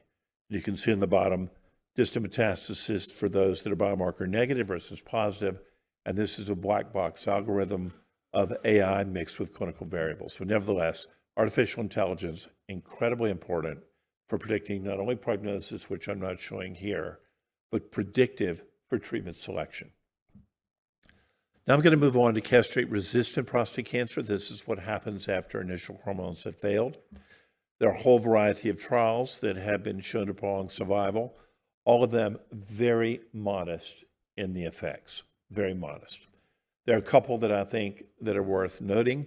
First of all, you can genomically classify these patients, and this classification is done by Robinson et al. In Cell, is really nice, but again, I wonder what it looks like in South Africa, and it's an opportunity to understand the biology of the disease more. Biology has consequence in terms of treatment. About 12% are going to have a BRCA2 mutation, and if you treat those with a PARP inhibitor called olaparib, you can prolong survival, which is our goal for these patients with very advanced disease. But what we found, and this was some difficulty, is that if you take the tissue from a typical prostate cancer patient, that there are going to be substantial problems with the quality issues because the DNA is degraded and the tissue is often old. Prostate cancer patients do not have readily amenable biopsiable sites. Their bone, the retroperitoneal lymph nodes, not that easy to do. So now what we do is look at circulating tumor DNA. And we actually have FDA approvals for circulating tumor DNA as a biomarker for selection of the PARP inhibitors, which in turn can prolong survival. So that's important. Circulating tumor DNA is a predictive biomarker. Moving on to a small subset of patients with high tumor mutational burden, we can see it's only about 3 to 6%, but an immunotherapy, a PD-1 inhibitor called pembrolizumab, is FDA approved for these tumors. And you can follow, by the way, with the circulating tumor DNA and see the expansion with progression of the alleles that are detected using the circulating tumor DNA, and then see them disappear with therapy. That's very important because it gives us another parameter to follow patients, understand treatment response. Very, very important. This one is a head scratcher. There's an agent called Cipla T, which is basically an autologous immunization with a prostatic acid phosphatase, GM-CSF construct. And African Americans live longer than Caucasians when they receive Cipla T. It's not applicable in Africa, it's expensive, it's technically demanding, but it makes me wonder whether or not immunotherapy may work better in those of African descent. One of the things that I'd like to celebrate is precision medicine. But one of the things I'd like to urge you to think more deeply about is today precision medicine only works in about 20% of men. That's not enough. What about those other 80%? And here we're going to look at PSMA-targeted therapies, which in the clinical trials are applicable to 87% of patients, regardless of the immune, regardless of the underlying genomic alterations. Theranostics. You see it when you image, you treat it, and I love it because it's the way that we can really make progress and do it quickly. Drug development gets vastly accelerated when you can see where your drug goes and then understand response to therapy by monitoring its effects. There are a variety of ways that you can do this. There's some nice little molecules that you can image with and you can treat with, and you can even image and treat with the same molecule by just simply switching out the isotopes. And you can prolong survival by putting PSMA-617 as a ligand and putting on an isotope, lutetium-177, in patients who are resistant to virtually all other therapies. And this is about 87% of those individuals that we screened, including those individuals with a variety of genomic defects. You can prolong survival, prolong time to progression, and not only does it work in the extremely advanced patient, which we showed in the recent New England Journal article, but on this press release, we're moving up in the pre-chemo space and showing that it's active there as well. Alpha particles. For those who don't know, there's an individual at University of Pretoria, Mike Sadetke, and I'm going to mispronounce his last name because I always do, who's doing some amazing work with alpha particles. And it's world leading. And he's a collaborator that I seek, and I value his intellect and his input. When you start to look at what PSMA-targeted alpha emitters like actinium-225 and their activity, I'll simply say, in certain cases, it is remarkable. As a ninth line of therapy with a PSA going from 3,000 down to undetectable. This is University of Pretoria data with a waterfall plot, down being good for PSA, up being bad. The vast majority of patients are responding and responding beautifully. One of the reasons that I'm very personally enthusiastic about this is that we can take this heterogeneous group of diseases we call prostate cancer, and targeted radiation with an alpha beta particle can kill them all. Radiation doesn't really care. An alpha particle doesn't care if you're BRCA mutated or CHEK2 mutated. It'll kill them all. Thank you very much for the opportunity to be here today. My pleasure.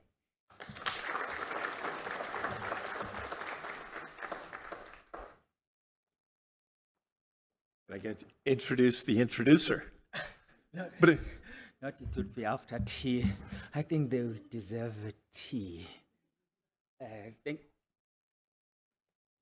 Thank you very much. And if there is one burning question, I will take though, because there will be a tea break.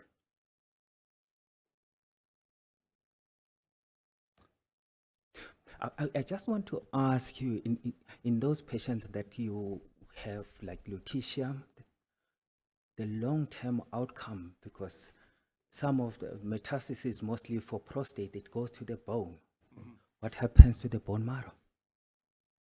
Yeah, there's actually very little effect on the bone marrow. The thrombocytopenia risk, grade 3, 4, which we consider to be significant, was 12% in the study. Now, over time, many patients will eventually fail, and the bone marrow will be filled with cancer cells. And late thrombocytopenia is very common in advanced disease, but only about 12% really had trouble during the course of the trial. And I'll simply say it was better than expected. Probably this will be my last one. The salivary glands. Yeah, great question. Immediately after this conference, and not even after the conference, starting today in Cape Town, is a wonderful opportunity to explore targeted alpha therapy. The individual who happens to be chairing that conference is Mike Zetke from University of Pretoria. And so this evening, I'm going to fly down to Cape Town and join the targeted alpha therapy people to talk about things like salivary toxicity. Salivary toxicity is real because it turns out there's cross-reactivity with the small molecules. If you use a monoclonal, it turns out that you do not bind to the salivary gland PSMA. It's on the intraluminal surface, and the monoclonal will not penetrate. Small molecules do. So one of the things that we're doing is trying to work with the size of the molecule and using albumin binders and using things that we can tune the ability of these small molecules to get into the salivary gland or not. Well, the kidneys are also potentially a problem. So we're very aware of the problem. We're working on it. On that note, I think we will break for tea, and then we will start in about a few minutes, I think. Otherwise, let's give a round of applause.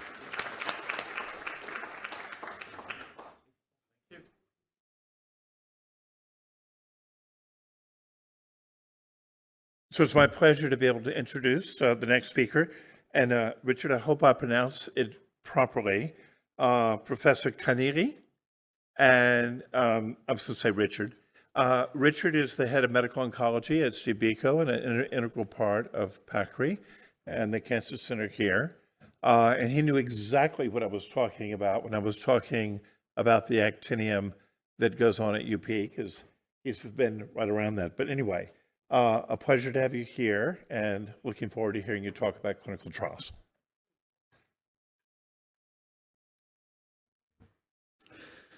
Thank you, Prof. Oliver.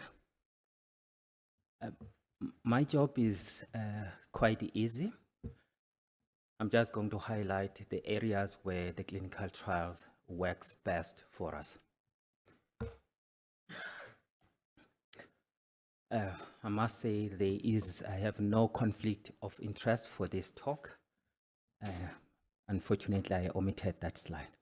So I'm just going to look at the background, identifying challenges, opportunities, and I will conclude. We have already said that cancer is a global problem. It is estimated that 20 million new cases will be diagnosed per year. And the majority of the burden of that, of those cases will be in the low to middle income countries. Currently, low to middle income countries have a poor survival. At this level, we need to decide, do we prepare graveyard for the burial of our patients, or we turn around the tide of cancer and the management thereof? The causes are multifactorial. And if you look at the list that I've written there, any medical personnel will lose hope, because none of the things I've written there really need or demand of medical personnel. All of them, they have to be addressed by politicians. And we know their priorities are somewhere else. But I choose that maybe we can do something where we are. The evidence-based treatment protocols And the ones that we use and we peruse through, and when it guides us on how do we treat our patients, comes from high income countries. And when we look at all clinical trials, about 90% of them come from those high-end countries, including the patients. So the clinical trials that come from low to middle income countries is very small. And as a result, most of the clinical trials, they do not answer our fundamental question in managing our patient. We do participate, our department participates in many of these clinical trials that are coming from abroad. But whose clinical problems are we trying to solve? I've looked at the landscape of these clinical trials. The top line indicates that green line indicates the single institutions. We are seeing that still many clinical trials or research output still comes from individual units that are not collaborating. And the second line indicates maybe 2 nations that are getting involved. I mean, local collaboration, you find one university against collaborating with another university within the same country. And the lower down here is when the multinationals, where you get many countries that are contributing to try and find a solution to a problem. In all that, the practice changing data is by and large coming from that last line, that not many, and we will want that collaboration line of multinational to be the one up there, because by and large, our practices have been shaped and continues to be shaped by that collaboration. And it brings me comfort to know that we have PACRI, because PACRI looks like they looked at this slide and they said, probably South Africa is up there. We are working in our own little universities in silos. We don't collaborate mostly with each other, let alone collaborating internationally. So PACRI came in and said, we are going to come up with a way to make sure that we collaborate within South Africa. And over and above that, we are taking that collaboration beyond the borders of South Africa, so that we come to that line, so that our output should shape the way we treat our patients as we answer our own fundamental problems. That slide is intended to just ignore the top one. Is a lot of statistical analysis there, which I'm not interested in. I'm interested in these 2 balls. This was before 2003. This was 2018. Look at the 2 nations' clinical trials output. A lot of it was just 2 countries, because they have bilateral agreement. They produce a lot and convince everyone else that this is the way to go. And we tended to follow that. But going forward to 2013, then we see that of 2 nations coming a little bit smaller, and the multinationals, which is above 10 nations, where one clinical trial is run through multiple countries to impact in many countries. We see that slide getting bigger. And this is where PACRI as well, without speaking on their behalf, I know that they want to see that getting bigger. That's why we have PACRI, to make sure that whatever we produce is consumed internationally for everyone, and they also understand our problems. And this also, I'm trying just to highlight, this was also before 2003. Look at Western Europe. producing almost all the clinical trials, going to all other regions for collaboration. But this is in 2013. That Western Europe is getting smaller, but it still collaborate with everyone else. And you'll ask me, where's South Africa there? I have to look hard to try and find South Africa. It falls now under that, Sub-Saharan Africa. And in the previous, it was there. You see, it's almost no input from it. It always receives clinical trials that are done somewhere else for it to participate. So it participates in answering other people's problems without it coming out with its own research and ask for other countries to assist in answering their own problems. Probably they become the global problems. So the challenges we know, there's a lack of funding for the clinical trials. There's a lack of clinical research expertise. That's why these collaborations with high-income countries is paramount, because we share the clinical expertise. We share how to resolve problems that we see in the clinic with somebody who look from a different angle altogether, and you will be surprised that the solution was right in front of you. Because of the problems, you couldn't see beyond your own problems. There is also a reluctance if you produce your own solution in the low middle income countries, whatever data you come up with, it might not be consumed worldwide unless you collaborate with high income countries. Opportunities, that's what PECRI has presented to us, especially our department, collaborations. When we know that there is data to indicate that if high income countries produce their own data, is not as good as the data that comes from the collaboration from high income countries combined with the low middle income countries. The non-profit organizations like Cancer in South Africa is assisting. The funds are not enough, but is assisting to try and fund the research. It is up to us as researchers to make sure that that research is collaborative with other universities within South Africa and beyond the borders of the country. There is always a major problem in South Africa currently, because we still use old protocols, old drugs that no one generate any benefit from it financially. So the big companies, they are dropping those.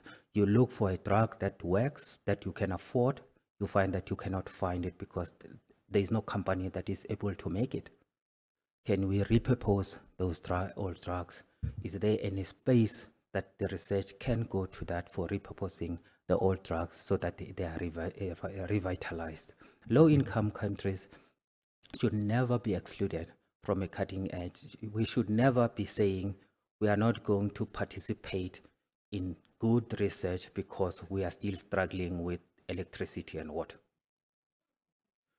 We must always be there all the time, be on the cutting edge, with the hope that there are those who are working in an area of electricity, they will find the solutions there. We are a medical fraternity. As a result, we need to be in the forefront. I think we have passed the stage of asking, when you have a cancer patient, asking, should we treat or not? We are at the stage where we ask ourselves, how best do we treat the patient? In conclusion, collaboration is paramount.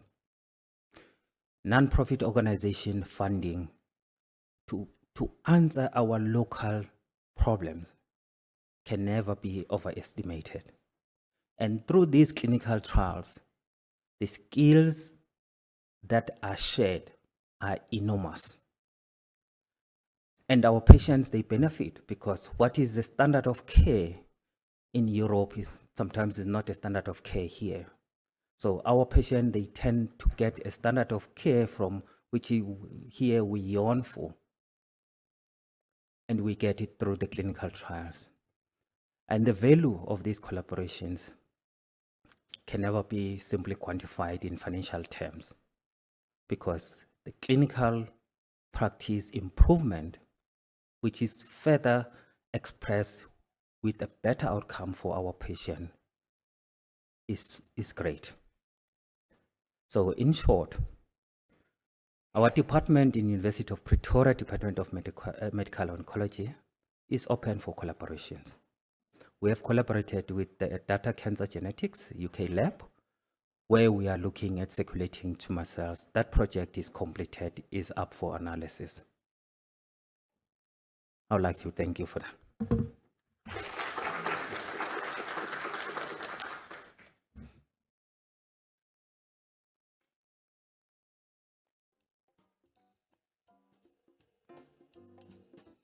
I think we have time for a question, if there's a question.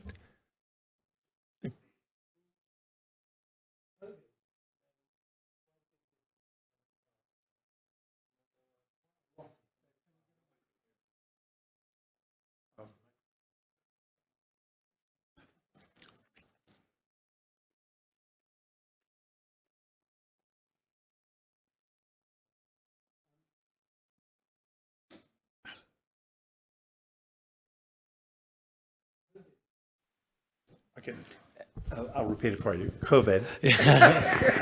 COVID made a lot of difference to clinical trials in South Africa because there were a lot of clinical trials done here for COVID vaccines. It was sort of the main go-to place outside high-income countries. Do you think that the learning from that can be translated into improvement in clinical trials in cancer? But in a way that there's been some setup in terms of reporting and the facilities that have happened as a response to COVID. Do you know if there's any evidence that can be translated into improvement in clinical trials in cancer?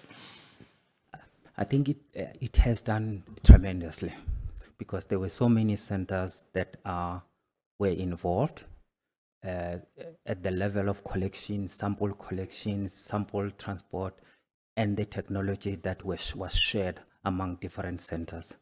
And we are seeing some of those that from oncology side, we are looking at COVID from a different angle.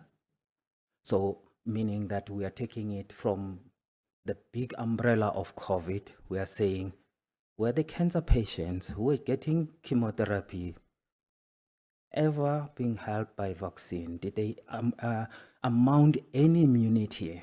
And we're looking at that. So because of that, the spin-offs of everyone coming in and learning how to do clinical trials, we see it in those people in their own background starting to look around that.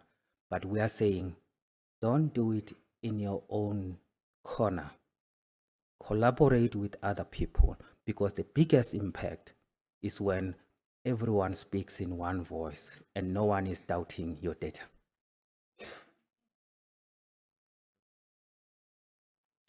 Thank you very much. And our next lecturer is, I'll probably not do the first name properly, so I'll say Dr. Pupati. Dr. Pupati is a senior researcher, biochemistry, microbiology, biotechnology, and focuses on indigenous medicinal plants. And since you have thousands and thousands of thousands, it should be quite interesting. So welcome. Thank you for the opportunity to come and share my talk with you. My surname is Popedi. I know it's a bit funny because of the POO. So when it's pronounced, sometimes it gets lost in translation. It means two bulls in my language. So I've been tasked to come and talk about the role that medicinal plants play in the treatment of cancer, starting from the lab all the way to the clinical phase and to the point where you can get commercialization from the plants. So medicinal plants for ages have been used to treat various ailments. And it has been that way since we're growing up. You are sick, they will tell you, you take these leaves, you boil, you take this, you grind, you drink, or you apply it to whatever part of the area that you have a problem with. But in that context, at that point, we could not scientifically call them as drugs up until to a point where organic chemistry and chemical analysis advances in them were made, and then now you can isolate the active principles and you can get drugs to a point where we have derived drugs that are used for the treatment of different ailments.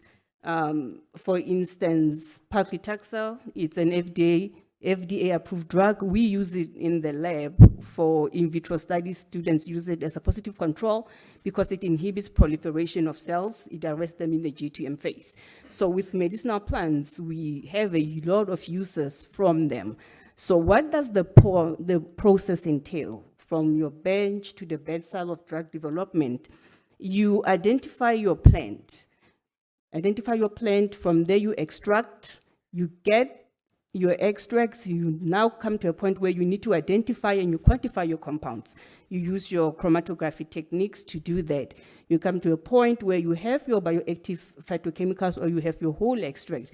Now you have to come to the point where you do your experiments, where you look for the mechanism of your anti-cancer mechanism from those plants. So you come to this point where you are at the preclinical phase, the preclinical in vitro phase, you go to the preclinical in vivo phase, and then you come to a point where you can go to the clinical phase, and then you get your drug, and then you get the commercialization. So let's look at some of the most common plants, medicinal plants that we use. Your green tea, turmeric, we use them every day. So from your green tea, you get epigallocatechin, the phytochemical epigallocatechin. From turmeric, you get curcumin. So both of these phytochemicals have extensive preclinical data on them. A lot has been published on the preclinical data of these phytochemicals. So they inhibit cell proliferation and induce apoptosis, which is the most favorable mode of death that we always look for at the when we're in the lab, your in vitro phase, because you don't get inflammation with apoptosis. So you come from the preclinical, then you go to your clinical trials. So these phytochemicals are now in your clinical phase. I think as of in January, epigallocatechin is still in clinical trials. So there is a lot of information when it comes to these phytochemicals. So when you come to the clinical phase, you have to look for the toxicity. You look for the tolerability of the phytochemicals when you come to human beings. Epigallocatechin is tolerable to about 200 milligrams per day. That's about, 2 to 3 cups of green tea per day. So the tolerability is about to that point. And they found that it could inhibit some of the biomarkers of apoptosis in human beings. That is for prostate cancer. You come to curcumin. Curcumin had a problem of bioavailability. So with the beauty, you have plants, you get your phytochemicals, but with them, you have some limitations. So with curcumin, bioavailability was a problem. It's readily metabolized from the body. There's a solubility problem with it. But even though you have that problem with curcumin, it is quite effective against a number of different types of cancers, prostate, breast cancer. You get good results with it. But to improve the bioavailability problem, I think right now they have a nanoformulation for some of them. They're still in clinical trials. They have not been commercialized yet because they're still in clinical trials. So some of them are actually used for anti-cancer treatment. So there are some anti-cancer compounds which have been commercialized. Your vinca alkaloids, keeps on shifting. Your vinca alkaloids, paclitaxel and chemtothecin.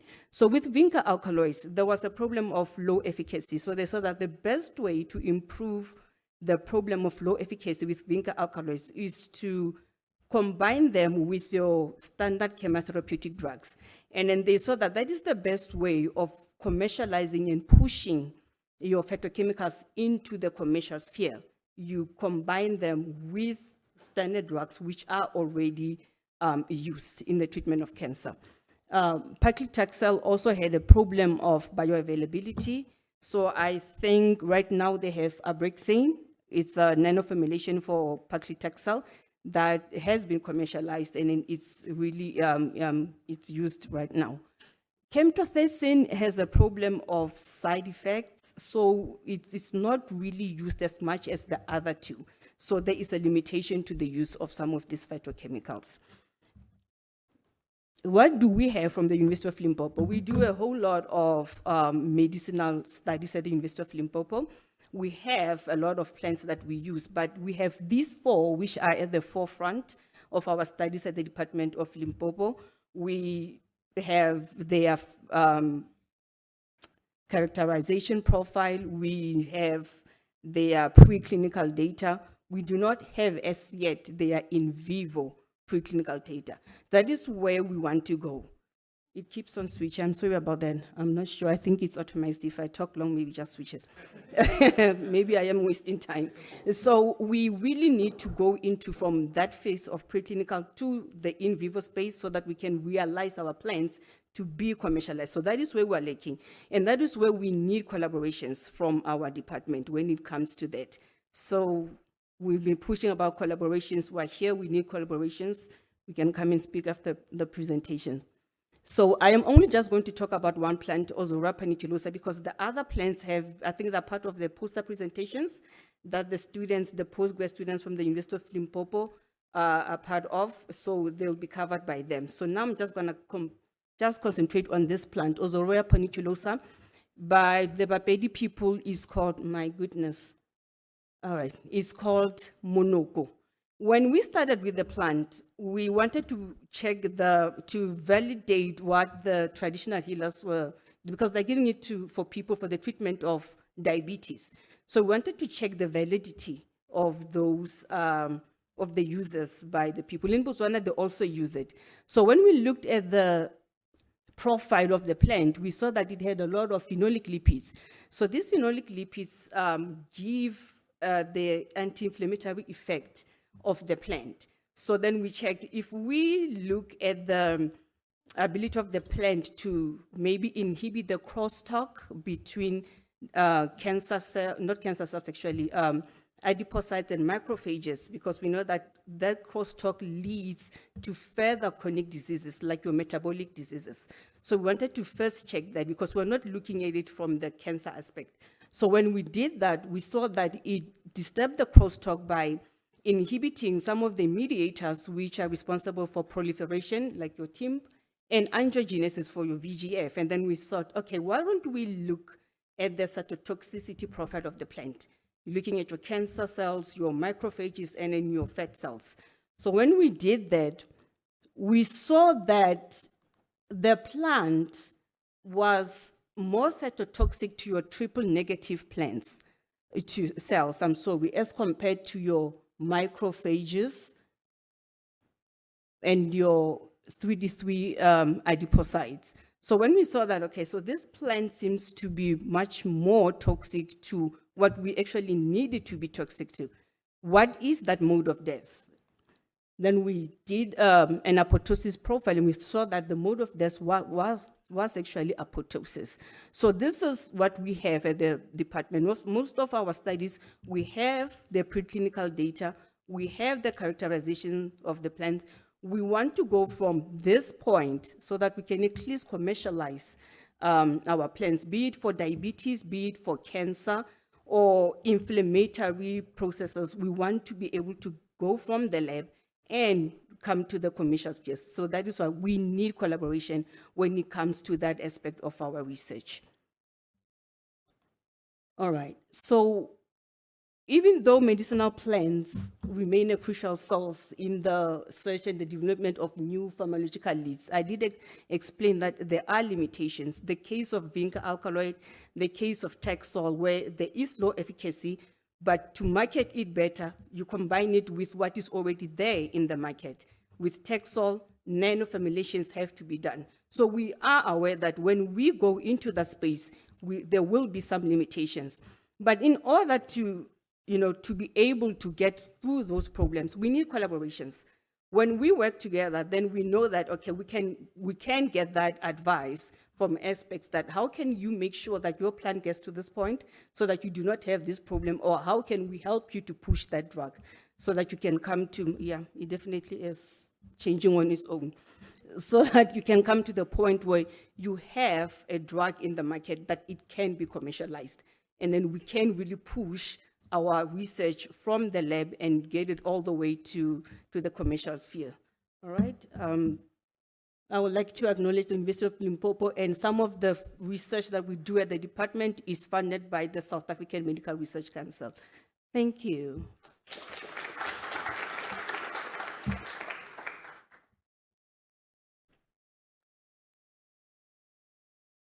We have time for questions.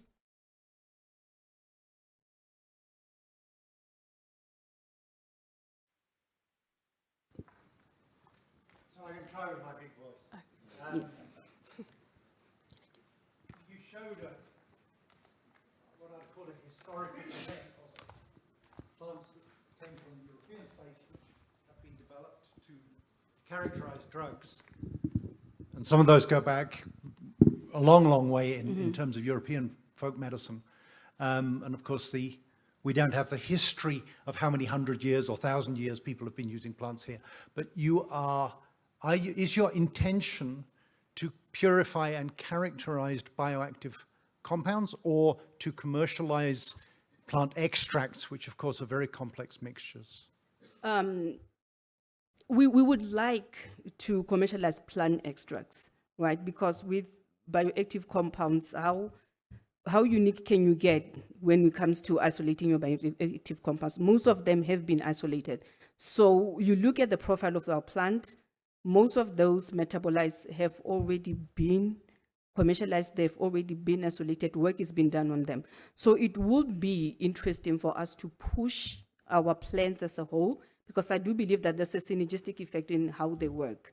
So it would really be interesting. But you see, with cancer, they push pure compounds, pure natural compounds, as opposed to your whole extract. But with diabetes, I think they are more open to that. So we want to get to that point where we push our extracts as a whole.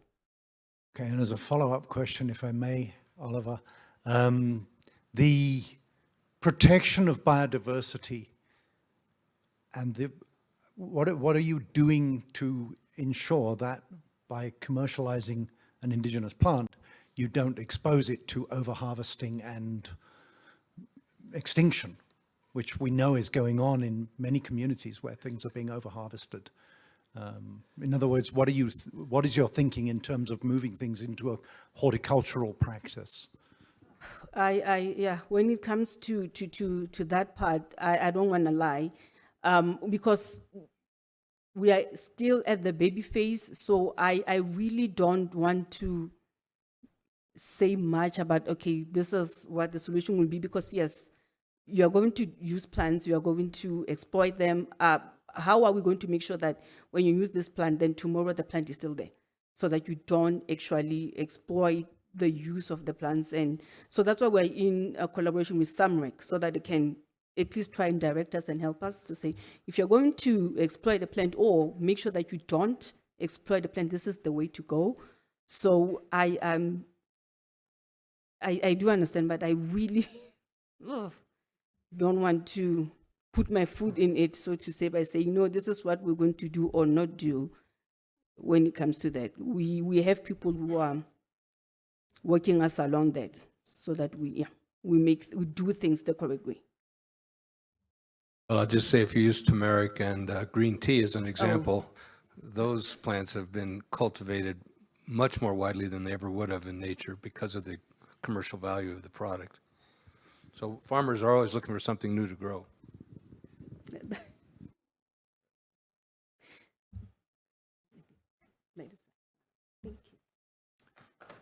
Thank you.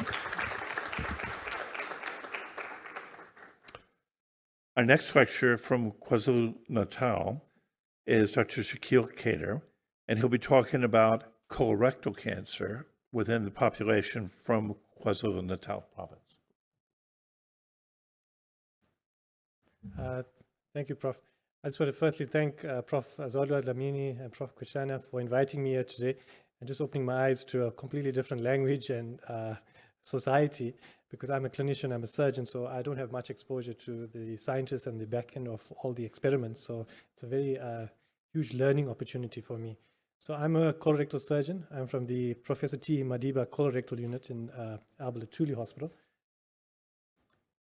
And just to give you some history, Prof. T. Madiba passed away in 2021, but he first started the colorectal unit in 2006 at Alba Lutuli Hospital. But he started the colorectal cancer database 23 years ago and has amassed about 2,400 patients. He then started the UKZN GI Cancer Research Group in 2018, which I'm a part of and the clinical director currently. And subsequently in 2022, we named the unit the T. Madiba Colorectal Unit in honor of him. So we all know that the burden of colorectal cancer is increasing, but it was once considered quite rare in Africa. And we look back almost 20 years ago, it was about the 10th most common cancer. Currently it's sitting at the 4th most common cancer in South Africa. In the next 10 years, they predict it to be the 3rd most common cancer. And the incidence of colorectal cancer is increasing among the African population specifically. And we see this trend in urbanization of African population. And there's been many theories about why this is occurring, whether it's age and race, whether it influences the tumor behavior, and whether it has a subsequent effect on the tumor aggressiveness, the prognosis, and disease staging. We also had an interest in the metastatic disease pattern of colorectal cancer, and this is obviously defined as the presence of distant colorectal cancer metastatic in one or many organs, and TNM is subdivided in M1A being single organ and M1 being multi-organ. And 20% of colorectal cancer have metastatic disease, but obviously this is from high-income data, and we wanted to see whether we match that. And then we have about 25% of this will have resectable disease. We also wanted to see how we matched up to that. And the median survival is about 2 years with metastatic colorectal cancer. So we had an epidemiological hypothesis that colorectal cancer occurs in all race groups and that there may be disparities in the clinical pathological spectrum of the disease. And we undertook an analysis of an ongoing colorectal cancer database from the KwaZulu-Natal province. So we also wanted to look at the percentage of metastatic disease from all colorectal cancer disease. And we wanted to compare the metastatic resection and the palliative chemotherapy between South Africa and high-income countries. And we also want to look at the current standard of care within our own country of metastatic disease. So this database was started in the year 2000, and it's been prospectively maintained for the last 23 years, and includes all patients with colorectal cancer. All these patients are referred to our colorectal unit at Alba Lutuli Hospital, and these were discussed at our MGT, which includes upper GI surgeons, radiologists, and oncologists. And we did a retrospective analysis. Our ethics was approved by our BREC of UKZN, and our inclusion criteria was all patients. There were no exclusion criteria. And our parameters that we looked at were age, gender, clinical presentation, the primary tumor, the site of metastasis, and a whole host of other variables as well. So our first set of data here, the most intriguing thing is that if we look at the total number, African patients formed about 798, Indian formed about 890, colored 104, and white 440. However, when you look in correlation to the census data of KwaZulu-Natal province, the African population forms about 80%, and the Indian population only forms about 10%. So it can tell you that the incidence amongst Indian patients is very high. The other factor we looked at is that the African population presented under the age of 40, which was very intriguing and strikingly high at about 27.85%, compared to the other groups being 6.6, 8.7, and 3.2 in the white population. If we look at the distribution of cancer, and there were some thoughts that, or theories that African patients tended to have right colon disease and had more aggressive in terms of distribution and multi or metachronous and synchronous disease, we didn't see that. It seemed that the distribution amongst African, Indian, and colored and white in terms of anatomical location was about the same. In terms of staging, again, across the board, African, Indian, colored, and white, stage 1, 2, 3, 4 were all about equivocal.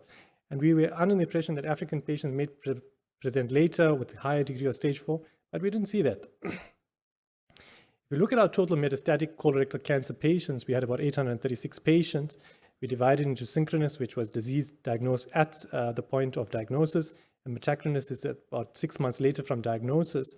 We found that the liver was the most affected, which is in keeping with other studies as well, but the resection rate was 5.4% for synchronous disease, and in metachronous disease, it was 7.9%. So coming to the management of these metastases, we found that most of our patients received palliative chemotherapy at about 52%, and most of them were not resectable. Liver resections were only offered in 4% when compared to high-income countries, about 25%.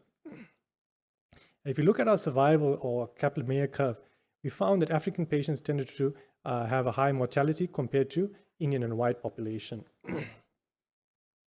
So in our discussion, we found that all 4 race groups had colorectal cancer. Africans comprised about a third of the patient cohort, which was suggested that the incidence of colorectal cancer is less compared to other race groups in this province. Indian and whites, who comprised 8.5 and 5% of the census data, respectively, constituted 40 and 20% of colorectal cancer, respectively. The African and white patients comprise the 2 extremes of these age presentations. The 28% of the Africans presenting under the age of 40 or below is much higher than the world average.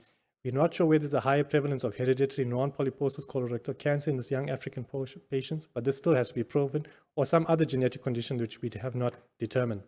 We also found that there was a higher mucinous differentiation among African patients, and both poor differentiation and mucinous differentiation were common in all race groups in this series. We also found that 33% of patients present with metastatic colorectal cancer from our database, and this is far higher than high-income countries of 17 to 20%. The liver accounted for 73% of overall metastatic burden, and stage 4 was relatively more common in Africans and Indian patients compared to other race groups.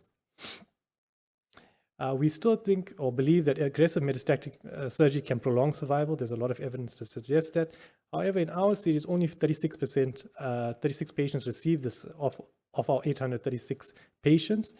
More mastectomies in M1A patients need to be performed to improve survival, and this is currently infrequently offered in our units.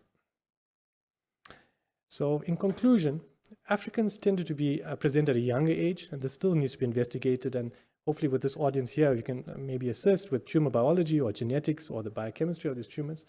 And the incidence of metastatic colorectal cancer in South Africa is higher than international norms, and this also needs to be investigated, and it's multifactorial, be it delayed presentation, we don't have a screening program, so there's a whole host of factors that need to be addressed. So the management currently is not on par to international standards, and this needs to improve rapidly to improve our survival. Thank you.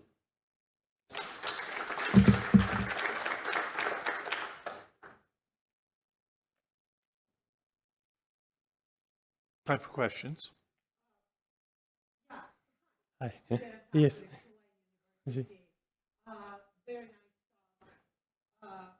You know, great data collection and summary. So 2 questions. One is like, you know, can you stratify your data on diversity by socioeconomic status of the patients? Like, you know, that's important, you know, from the place where we are coming from.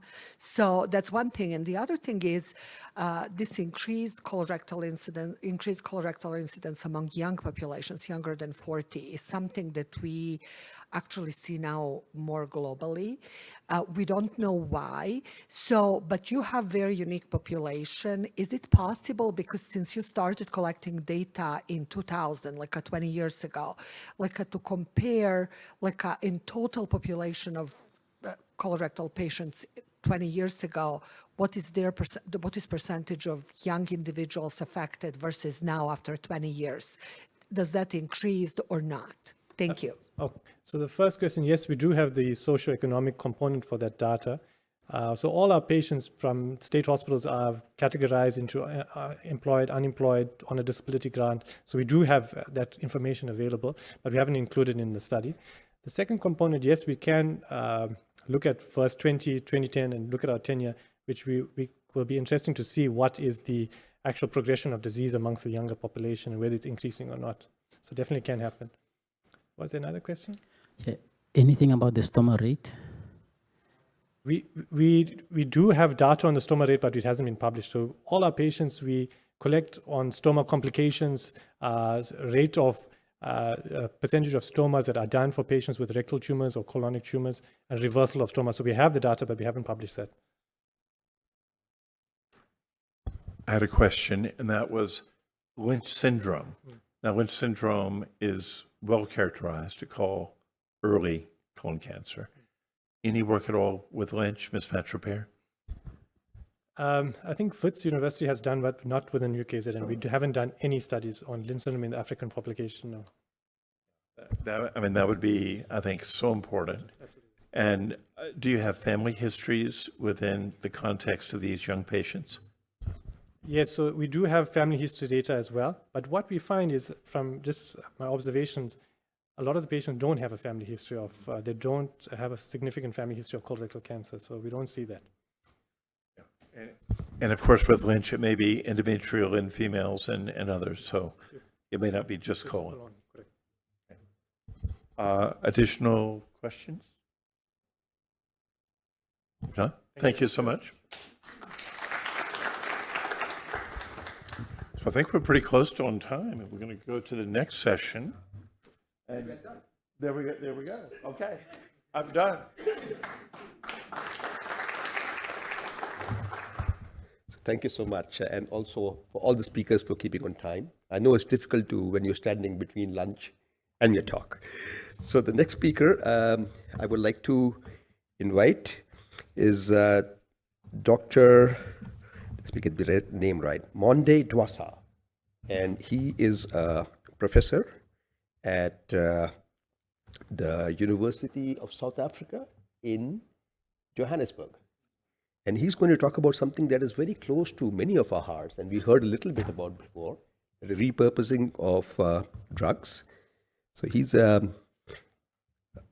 bachelor's, he did a bachelor's from Cape Town, MPhil and PhD from Cambridge. And since I believe he's been at the University of Cape Town Medical School, 99, he was a lecturer at the Wits University, and now he is a professor at the University of South Africa, where he's also the acting deputy executive dean. That sounds like a big man. Okay, I won't bother about reading its entire CV. And without further ado, Dr. Monde Dwasa, please come on.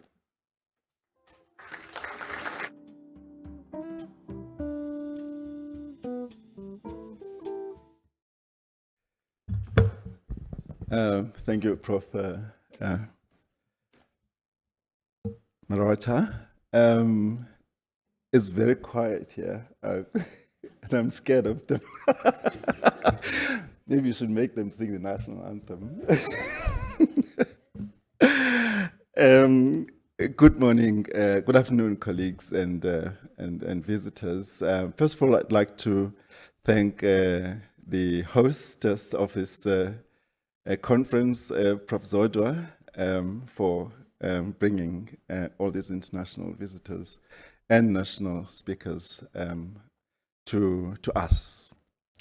And I'd also like to thank the organizers, especially Dimitra and Louis, for the support they've given me in preparing for this meeting. It's not necessary for me to mention that cancer is a serious global problem. It's already been said here. But perhaps I should mention, especially after Dr. Kadis just talked about the colorectal cancer, that it's been interesting here that apparently since 2010, there has been a dramatic increase in colorectal cancer amongst Africans. And before that, Africans were the least affected by colorectal cancer. And I saw this in BMC Cancer, a paper that was published by a VETS group in 2021. And in that paper, they seem to associate this with a rapid transition in the Human Development Index in 2010. The Human Development Index reflects the health standard of knowledge and standard of living. I suppose 14 years after regime change, those things changed in 2010. Of course, 2010 was also the time we hosted the World Cup. Now, cancer has got a lot of important problems that need to be attended to urgently. One of those is the harshness of the traditional methods, the ones that Professor Sato correctly calls the old school. I'm not sure about the new school ones, if they're promising. Those need to be attended to. And the other problem with cancer is that of diagnosis, that a lot of cancer patients, different types of cancer obviously, have got very poor overall survival because of lack of methods for early diagnosis. The other one is the etiology of cancer. It's a bit cryptic in the sense that is it communicable or non-communicable? I don't know. The oncologist probably can tell us. The other one is that of high cost of treatment. And I'm glad that Dr. Kanyile has mentioned that there are opportunities for repurposing of drugs, because that's one of the things I want to talk about today. Now, I don't know how to use this. Okay, so it probably will be. Okay. So the purpose of repurposing drugs, basically, I'm just going to mention two here.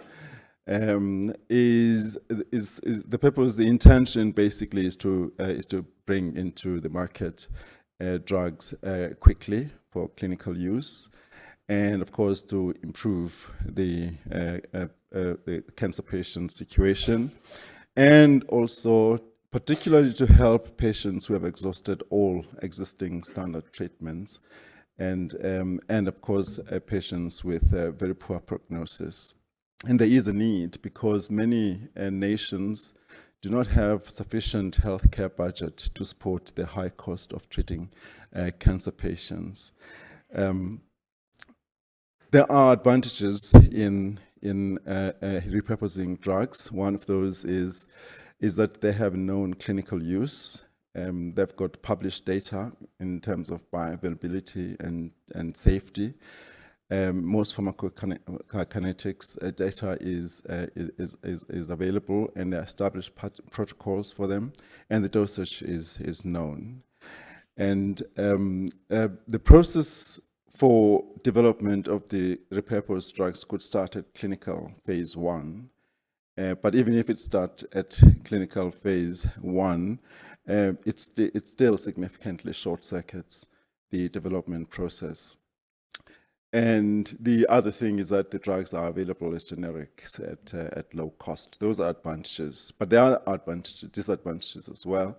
One of them is that the efficacy of the drugs that are repurposed could be at a dose that is far in excess of the original registration of the drug, and therefore that has got attendant safety issues to be addressed.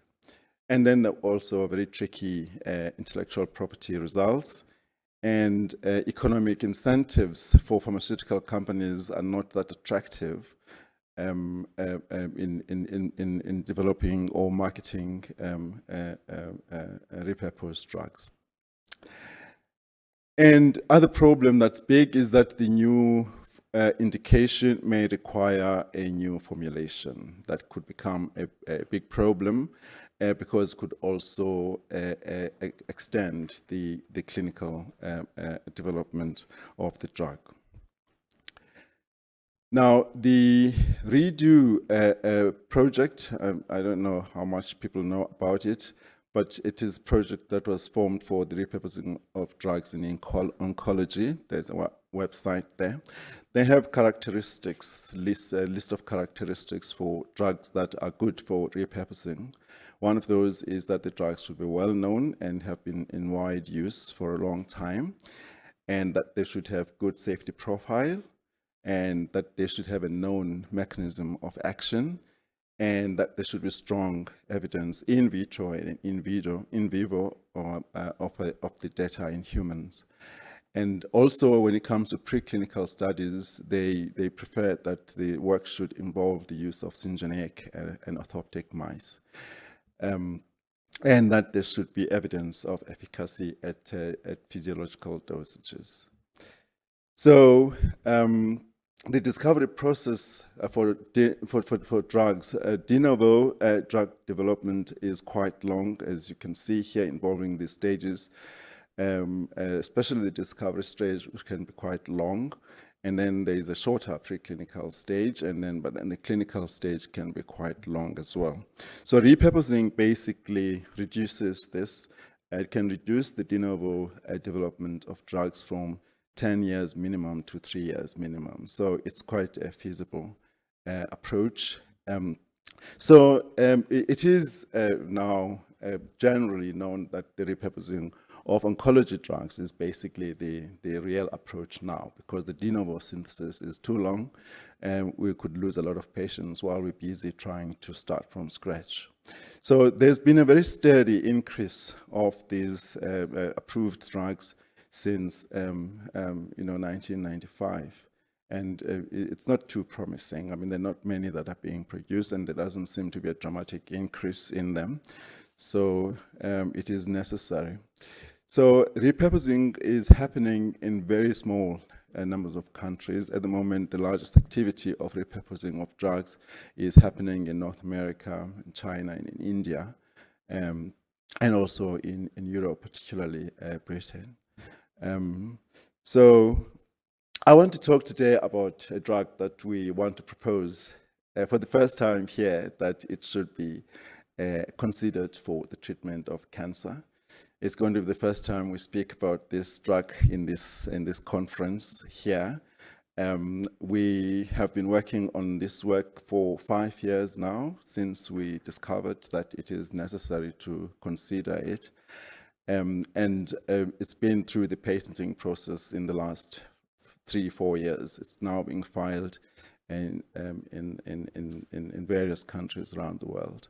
But we have not published the work, although there is anecdotal evidence that it may be important for the treatment of cancer.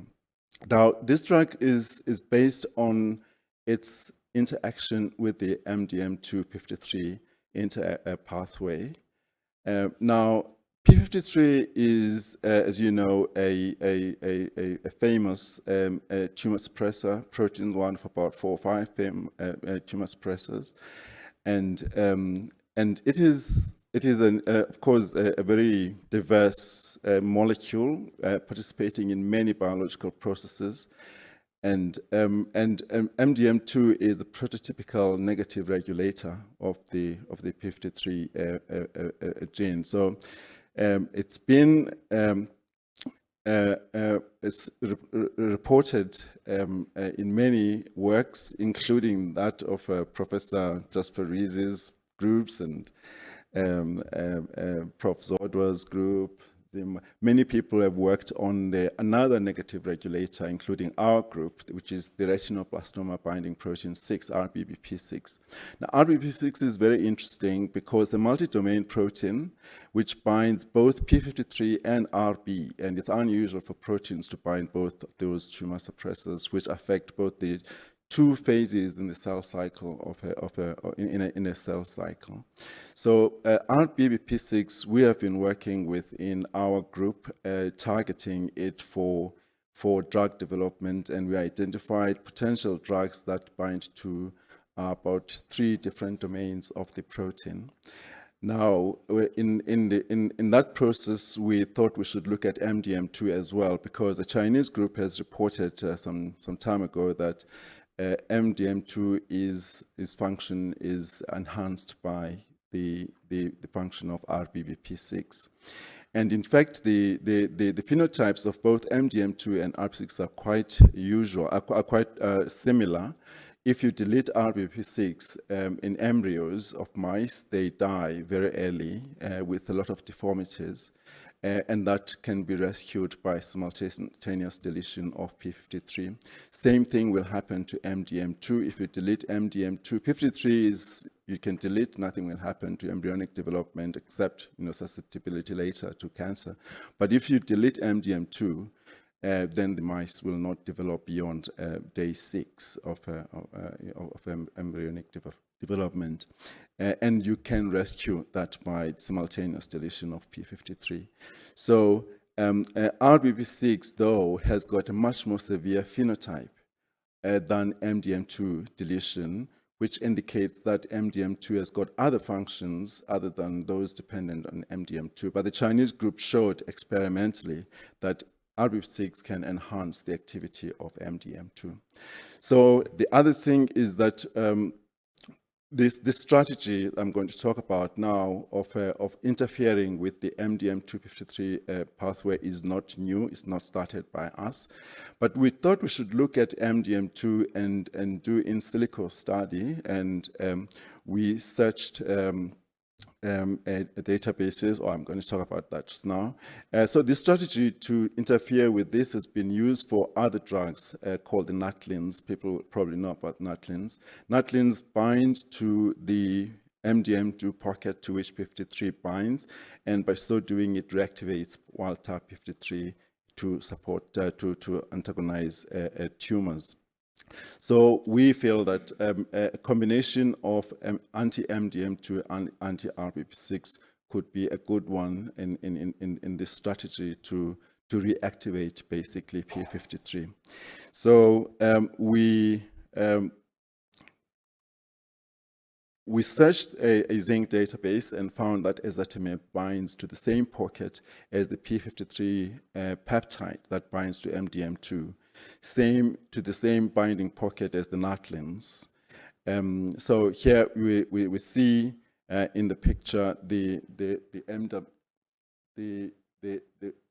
MDM2 molecule. This is the binding pocket of MDM2. It's a hydrophobic binding pocket, and it's complemented by these what called residues, phenol 54 and isoleucine 50 and tryptophan 53. And they complement that hydrophobic pocket in MDM2 very well. And in further, there is in that pocket, in that hydrophobic pocket of MDM2,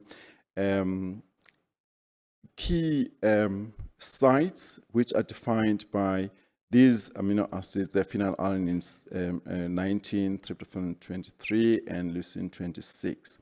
These define what they call the 3 binding pockets within the MDM2 pocket. In addition, in that binding site, there are 2 intermolecular hydrogen bonds, which are very critical for the interaction of the p53. What we see here is the p53 peptide, N-terminal peptide that binds into the helical peptides, and it binds slightly like that. So we have modeled this, and after identifying that MDM2 from the zinc database, that it binds to that pocket as well. And as you can see here, we've got a comparison of we have a comparison of ezetimibe here. Ezetimibe, we've got the 3 phenyl rings and the beta-lactam ring there. And this is what's called nucleins. Nucleins have been discovered. And the drug lead for nucleins was the p53 peptide. It started with the p53 peptide, and they changed that into a chemical molecule and developed it until they got the nucleins to this stage. As you can see, the nucleins bind in this binding pocket.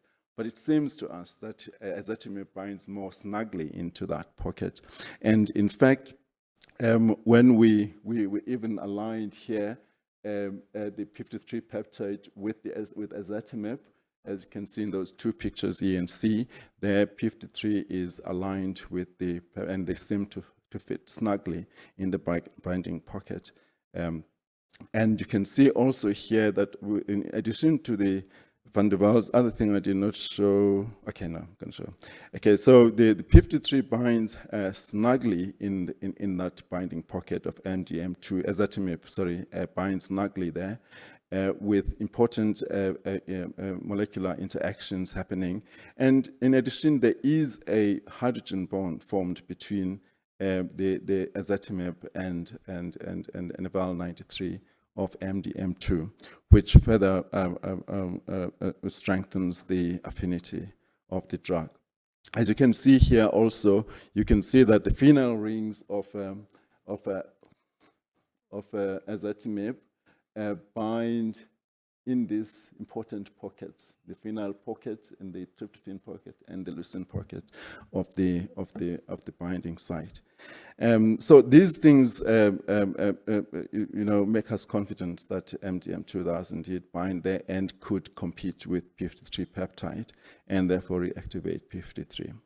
So now, ezetimibe itself is a drug that's been widely used for the treatment of cardiovascular diseases, and this is because ezetimibe can inhibit intestinal and biliary cholesterol and prevent its absorption in the brush border of the small intestines.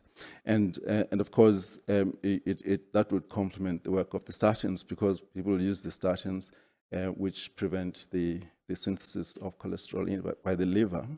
So ezetimibe is given orally to the patients, and when in the stomach, it is immediately biotransformed by glucuronidation to an ezetimibe glucuronide. So there's conjugation of a huge a molecule there, carbohydrate molecule, and that's what binds to the receptor, the one that's responsible for absorbing cholesterol by the enterocytes into the bloodstream. And ezetimibe prevents that. So one would say that ezetimibe really is a prodrug because the active part of it is the glucurinated part. So we have shown that in melanoma cells, ezetimibe does prevent the growth of the cells, and it does not do that in the normal cell line. And that's another example that shows us that it may indeed be effective. It is generally known that melanomas are characterized by overexpression of MDM2, but we still have to conduct experiments to show that when we delete MDM2 or knock it down, that this will not happen, to show that there is a direct link between ezetimibe and MDM2. But we've also shown in other cell lines that it does not seem this happens in all cancers. For instance, here we can see in the normal cell line nothing is happening, but it does reduce the growth of A549 cells, which are lung cancer cells, in the melanoma, but it's not really affecting the colorectal cancer cell line HT21, which also is a mutant it has got a mutant P53. It's also not active at the breast cancer cell line, but we see activity against the pancreatic cell line. So it's clearly that this ezetimibe will not function in all cancers, probably in cancers which have got a wild type P53, just as NATLIMs do. And we have shown also that in this, in the human, because it's not been shown before, it's been shown in other animals, but in human, that indeed the MDM2 P53 complex does occur in mammalian cell lines. As you can see there in the immunoprecipitation experiment, all three of them can be immunoprecipitated by antibodies against them. So, see, the time is going. So there is a problem, of course, with ezetimibe as a repurposed drug, because it is orally given, and it's going to be completely destroyed in the stomach by the transferases as it is turned into glucuronide. Very little of it goes into the bloodstream, so the bioavailability is very, very poor. And that's probably because also it is biotransformed in the small intestine. So what we have patented is a new formulation whereby we prevent the biotransformation so that perhaps we can improve bioavailability. And that formulation is now in preclinical studies, and we're hoping that we'll get good results from that. So the amplification of MDM2 has been observed in several cancers, you can see there. But notable, the tumors harboring amplified MDM2 often have a wild type p53. So that's also promising. So but to conclude, I'd like to say that we are confident that ezetimibe can be effective against some cancers, and that it's worth pursuing this, and that Dr. Kanyile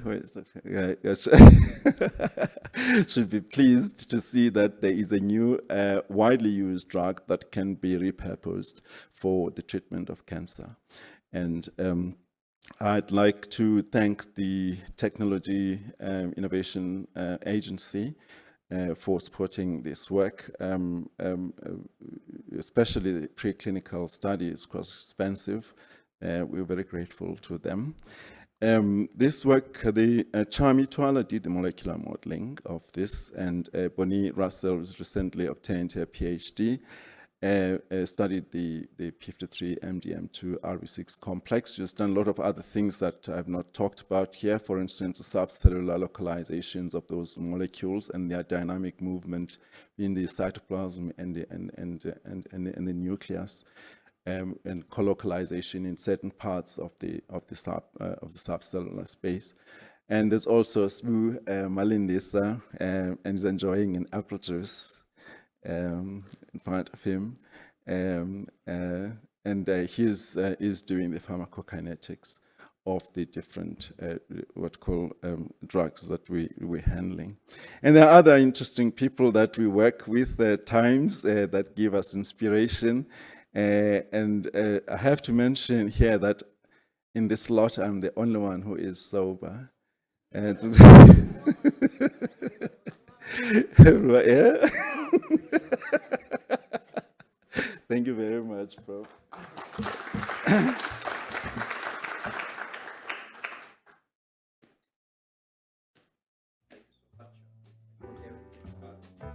few minutes, I think, before we land up for lunch. Any questions for my friend, Professor Mondi? There you go, sir.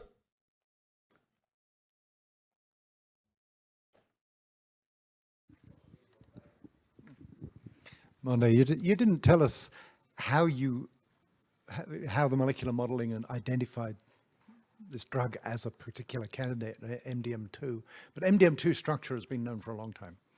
But RBBP6 only has a couple of domain structures. It's got the DWNN domain, it's got one of the zinc finger domains. And the other day, because I'm old and bored, I started playing with the AlphaFold database. And to my disgust, RBBP6 is largely unstructured in the AlphaFold modeling. Really? Yeah. So I mean, for those of you, how many people who work on RBP6? About half the audience, isn't it? Yeah. Probably, yeah. So for those of you on the outside, this is kind of a pet local South African gene project that derives from some work I did about 25 years ago. And it's a very large protein. I think it's 1,742 amino acids in humans. It's a huge protein. So I was very surprised how little structure there was. And that obviously limits what you can do in terms of molecular modeling. But have you looked at AlphaFold to see what's in there and how it's going to help you in terms of? No, we haven't. I might advise Chami to look into that. Well, there's Cheletso as well. Cheletso, yes, he says is a project that Cheletso is taking further. But you see, also when we're working with Bonnie, she found that the p53 binding domain, which we thought was binding a particular drug that we want to develop, is quite disordered. But when it binds to the drug, the disorderness, which is not uncommon for drugs that are unstructured. And I suspect like that'll that, be yeah, true with yeah, RB, yeah. RB and P53 binding. Yeah, yeah. Overall. So I think there's quite a lot that's dynamic about the tertiary folding of a protein. Yeah.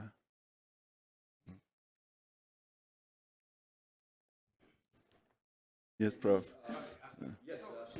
Sorry, I missed this. You talked about formulation. Does this have to be reformulated somehow to arrive at the PK that you want for your indication?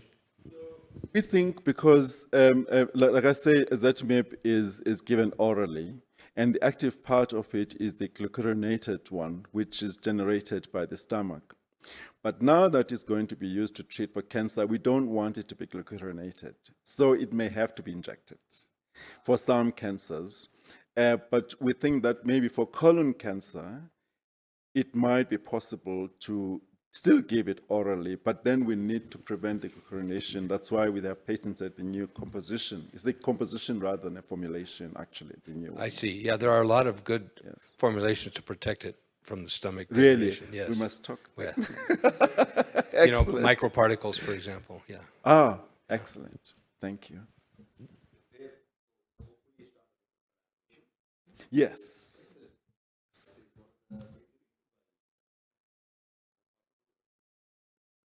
Yes. Is ready. Thank you.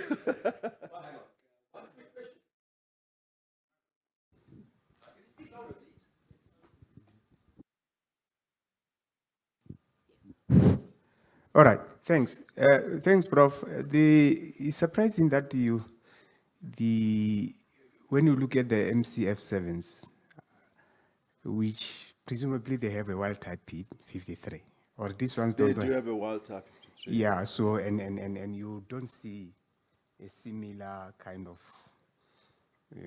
death kinetics as you see with the other ones with a particular drug. What could be the reason on that one? We've been wondering about that. But, breast cancer is not like the other cancers. I mean, the oncologists might tell you that. We don't know. We don't know. We've been thinking about why is MCF7. We can understand HT29 because it's got a mutant P53. But MCF7 has got wild type 53, but this is not happening. But it still needs us to attend to it. We don't know. We don't know why MCF7 is not responding. But breast cancer is breast cancer, isn't it? Exactly. Thank you. There's another question, Prof. Yes. Yeah, it's quite a simple question. It's just that if you change the bioavailability, isn't that going to mean that it's much more bioavailable and therefore is likely to become toxic and not going to be, all the pharmacokinetics, etc., for the original, which can be taken to protect you against cardiovascular disease, but you change it, then it gets taken up, and the local dosage, everything changes, doesn't it? That's an important question because even when we change the oral with the new oral composition, it means that now ezetimibe will actually enter the bloodstream, whereas under the new, what called the current formulation, it is very little ezetimibe actually gets into the bloodstream. It's negligible. You can't actually detect it. But if we improve the bioavailability, then we don't know what happens after that. Which is an important question you're asking, and that is why then the clinical trials, the preclinical trials, should tell us also, because that's what we're doing now with the mice. So we'll see from the mice what's going on. But what it means, the question you're asking, is that the clinical trials may be more extended, than because it's like a new drug now. Yeah. That's basically what I was getting. Yeah.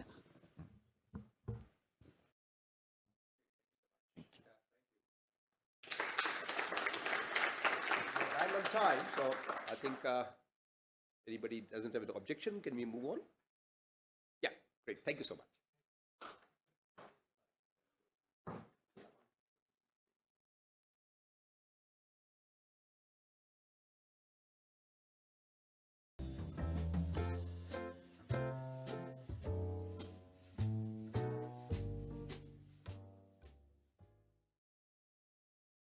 Okay, guys, all of you deserve a prize.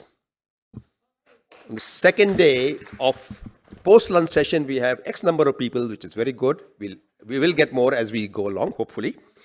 And it is my proud privilege and pleasure to introduce my young colleague, Dr. Tulo, and he will be talking about, you will be talking about something. Let me see what.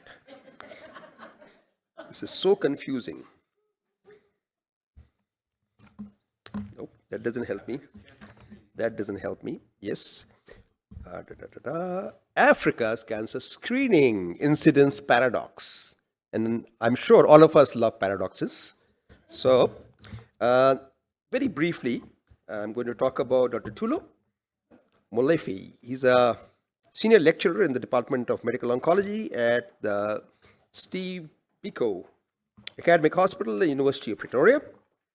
And he treats hematological and solid malignancies.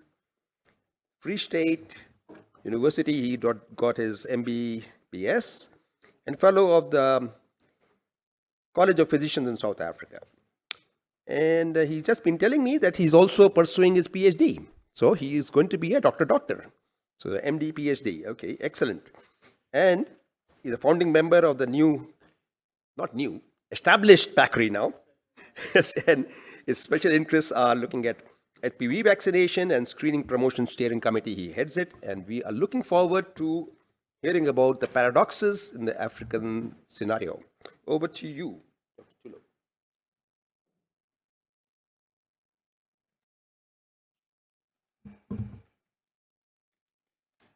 Tulo. Good afternoon, everyone. Tulo Molefe has been introduced. Now I'll be speaking about the cancer screening incidence paradox in Africa. So as we know, cancer is the second leading cause of mortality in the world, second only to cardiovascular disease. But it's estimated that towards 2040, cancer incidence and mortality will continue to rise in the African continent, particularly in low to middle income countries. When you look at the current International Agency for Cancer Research cancer incidence map, you'll find that cancers are still predominantly documented cancer incidence is highest in the global north, and so is its mortality by its documented results. But Africa has its issues with cancer registration, so that's another issue. But if you then adjust the map to only include young people who are below the age of 50, when cancer screening is supposed to happen internationally, you'll find that then the mortality shifts to Africa, meaning that the young are dying of cancer in Africa, which is quite sad. Meaning that if we were to, in any case, follow international screening guidelines, majority of those people will be long gone. So if you juxtapose our incidence and mortality to the United States, you'll find that both us and the African continent and the United States have an increasing incidence and mortality. However, you'll find that Africa is on a steady incline. And of all the categories that we want to beat the US in, I don't think this is one of them. So Africa has many limitations. One, we've got inadequate registries and data records. Many of the African countries do not have cancer registration capabilities. Top that, awareness and preventative measures are limited to non-existent. We have inadequate screening, diagnosis, and treatment resources when patients do actually get diagnosed with cancers. Many patients cannot afford the test to get a diagnosis, and when the diagnosis is made, cannot afford the treatments for those cancers. We have inadequate palliative care systems. Many of our patients, even from our department, when we discharge them down to a district hospital that, for one, does not have the capabilities to really treat or manage end-of-life issues when it comes to cancer. We have inadequate pediatric oncology services. There's inadequate research. However, PACRI, as you can tell, we are on top of that now. We have an inadequate cancer workforce and inadequate health systems. Majority of our cancer centers are localized in central or urban areas, with patients having to travel long distances in order to get there. So for those who don't know, February is actually Cancer Prevention Month. I actually went through the labor of asking some of my patients who have cancer and I'm treating, and majority of them are unaware. Asked some of my friends who are also doctors and they're also unaware. So if we have patients who are dealing with cancer and are dealing with the disease and unaware of these issues, what then of the general population? So we know that prevention is better than cure. Yet, for some odd reason, we wait for cancer to come to our clinics before we do anything. And which is quite sad, because once cancer is developed and metastatic and you're dealing with a disease that constantly mutates, then you get to realize that prevention is actually the way to go. So as we know, in Africa, when you're looking at the cancers that are causing death in adult males, you'll find that majority of them are infection-based cancers or cancers related to lifestyle changes. So you've got a high proportion of liver cancers, Kaposi sarcomas that are causing mortality in adult males, and lung cancer there in South Africa and in Upper Africa there. Yet we do not have vaccination drives that are going on. We do not have drives to try and curb people's lifestyle changes in order to avoid these malignancies. Females as well are also dying from majority breast cancer and cervical cancer, which are both related to HPV and lifestyle, being obesity and sedentary lifestyles. Yet we do not have campaigns targeting these women to have preventative strategies to them.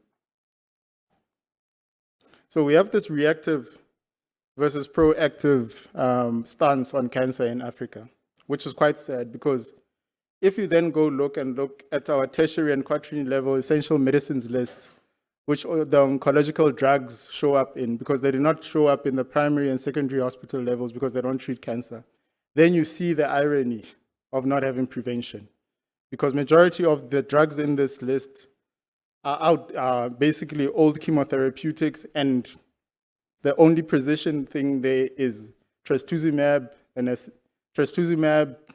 and rituximab, which also have limited use, or are limited in their use.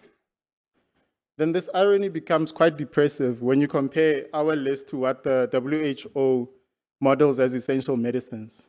Then you get to realize that we are actually in the palliative business in our cancer care space in Africa. So we know that cancer has multiple hallmarks, many of which are needed in order to develop a fully dependent cancer that will grow and proliferate. And each of these subgroups require a workforce of people who are willing to study those particular elements in order to find a comprehensive treatment approach to cancer. However, we do not have this workforce, making more the need for prevention in Africa. So we know that majority of our cancers are preventable as they're related to lifestyle and infectious causes, and we do not have the resources to manage cancers when we do have them, or manage them appropriately.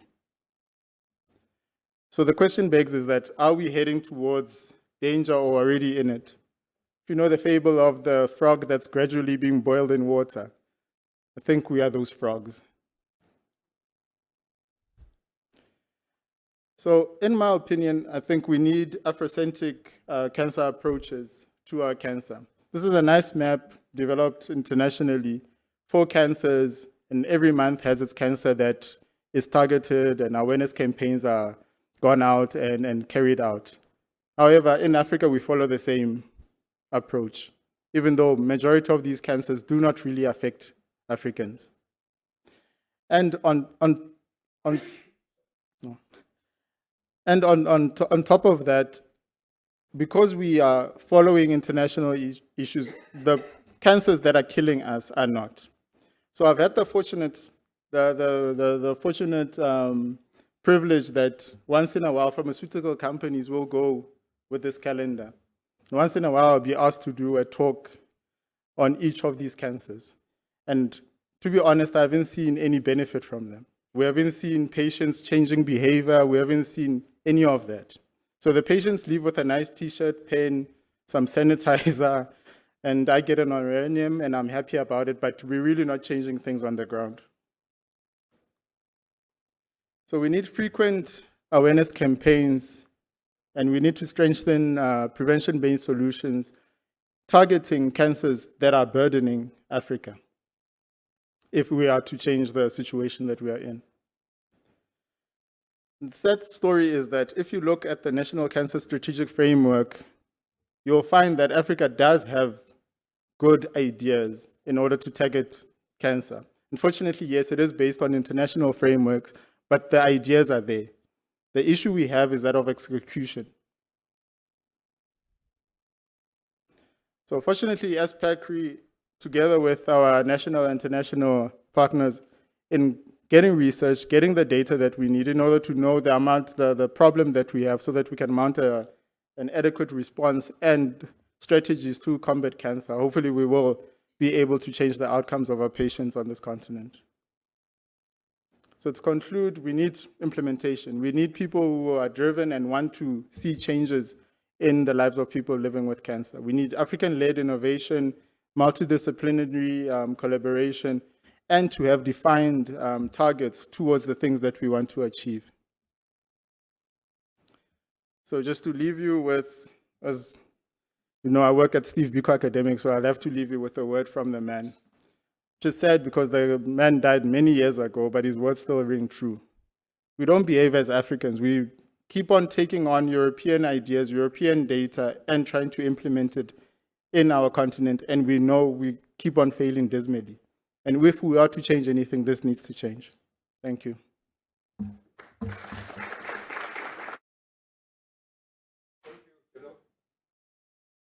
Hard-hitting statement, but unfortunately, I have to agree with you. And that's really why I feel that homegrown, home-baked, and home-implemented and tried is really far more important. I couldn't agree with you more. We'll have questions at the end. That's okay? So I would like to invite my second speaker of the session, which is Dr. Langanani. So Dr. Langanani, he is academic head of the unit of gynae oncology at the University of Witwatersrand. He is a physician who joined the MedUnsa, which is the Makako Health Sciences University, for a medical degree. Then he also holds a degree in nursing, which is interesting, and a diploma in obs and gynae. So obviously his interests seem to lie towards gynae oncology. He has a long list of publications, worked about 22 projects, and he's the academic head of the Department of Gynae Oncology. So without further ado, may I request Dr. Langanani to talk about synchronous HPV infection of the genital tract and the breast, the new challenge to management and dilemma for screening. Over to you, Dr. Langanani. Thank you so much, and good afternoon to all. Thanks, Prof. Dlamini, for the invitation. It's unfortunate that I couldn't, because of clinical issues, clinical work, I couldn't join, but I couldn't miss this opportunity of presenting what we are planning to have in the near future, which is likely going to be things that will start from tomorrow. So what I'm presenting is a collaboration that we have in a collaborative group we call MPM. It's a collaboration between the general surgeon with interest in breast, the pathologist, and then the gynecologist.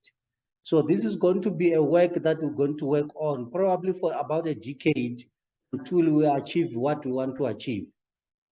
Of note, as an introduction, in 2020, in a data that was published in 2021, GlobalCan reported that there was 19.3 million new cases of cancer and 10 million cases of cancer-related death globally.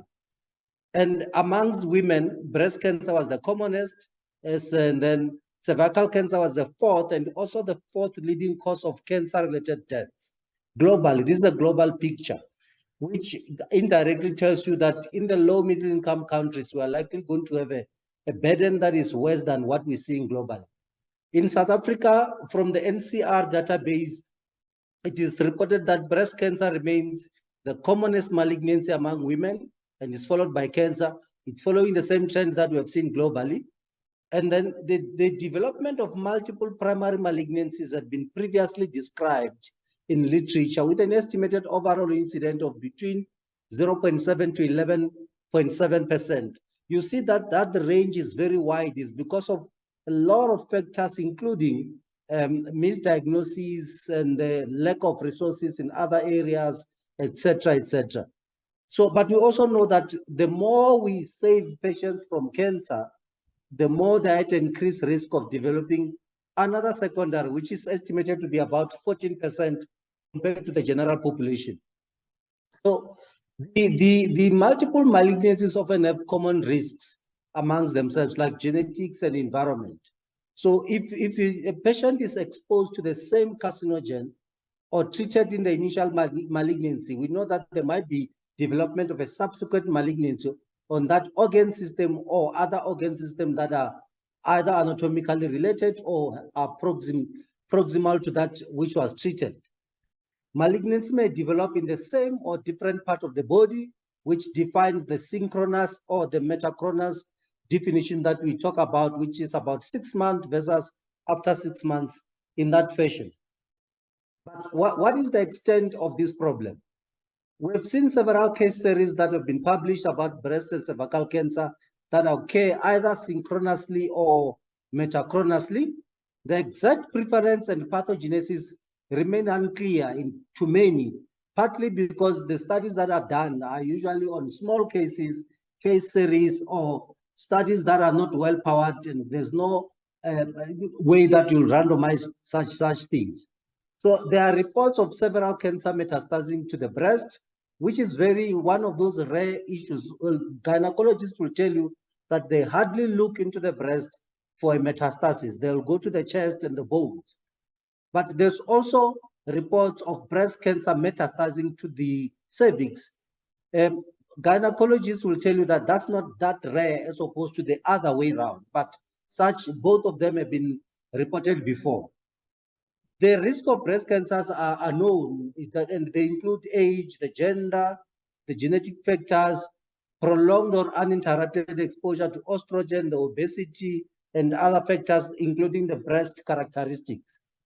There's also factors such as viruses that may affect the breast and cause malignancies that have been reported, such as an Epstein-Barr virus, and now the HPV, and the mouse mammillary tumor virus that have been reported in the breast cancer specimen.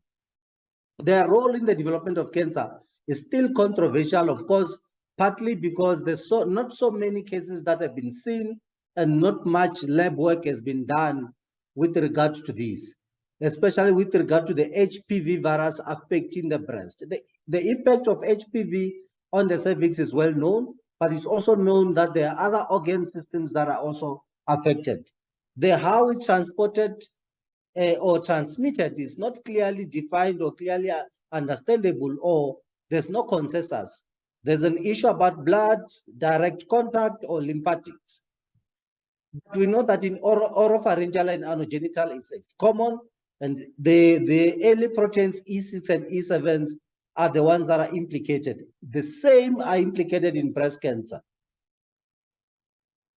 So if you look into some studies on the synchronous and metachronous occurrence of cervical and breast cancers, there's a study that was done in Switzerland on 81 patients. This has been described as a small study. They looked into the specimen from 1988 to 1998, and from that they said their PCR test did not yield any HPV DNA from that. But of note, they say that this study was small. We acknowledge that 81 is not a big number. 2 other studies done in Congo and China, they reported that there was a positive detection in human papillomavirus, which ranged from 15 to 43% that were positive on HPV DNA. But they also saw 7.4 on normal breast samples, those that didn't have any malignancy or lesions on the breast at all. They found that 7.4% also had a positive DNA test. Further assay analysis shows that the E6 and the E7 assay had about 10.7, which is about 11 out of 103 on the breast cancer specimen. So if you are going to directly check on the E6 and E7, you're likely going to yield a bigger percentage. There was also about 8.4 that were seen on normal breast tissues when they use the E6 and E7 assay. But of note is that there's significance of geographical location and the associated HPV infection risk, which we should be able to observe in low middle income countries. And we know that the issue of age, region, and lifestyle contribute a lot to HPV infection rate, irrespective of the organ system you are describing. But even though these reports are suggesting that there's contradiction, we have realized that the development of a detection method may be an important factor in determining the positive diagnosis, which goes back to that 81 patients that were tested in Switzerland, that perhaps if the method was modernized and they used the current system, we would have detected the HPV in those breast cancer patients. So some rationale that is there is because before the year 2000, we were only doing type-specific PCR primers. And then currently we've got a high detection rate because we are using newer methods. In Africa, the study that was done in Ethiopia on breast cancer patients had shown that there was about 2.7% that was positive or for high-risk HPV 16, and the other one was an HPV 39. Further studies have shown that all women who had CIN3 lesion before breast cancer were found to have HPV in breast cancer, whereas all those who had no CIN3 before breast cancer, they didn't have a DNA detected on that breast cancer specimen. We have to come to a conclusion is that we know that about 99% of cervical cancer with specific subtype 16 and 18 is found in more than 70% of breast cancer, cervical cancer cases. And we know that it might also take up to 15 years of cervical cancer development if after the infection. If you look into the current WHO screening for cervical cancer, you'll see that this screening we are moving towards HPV DNA for all the countries. But the question is, are we likely going to have as well what we're seeing on the right, that even on the breast, we're supposed to say that we also need to, every patient with HPV positive on cervix, we need to test on the breast. The question is what criteria, what test, and how often should we do that? Similarly, if you are going to look into 16 and 18 only, perhaps even on the breast, we need to consider screening. Are we screening HIV positive patients only? Is it mammogram? Are we saying SBE? Or are we looking at adding other risk? Are we doing biopsy? Are we doing tissue scraping? So again, with HPV DNA testing, it's always a triage that is being used. Are we likely going to use a triage on the breast? What will be the triage?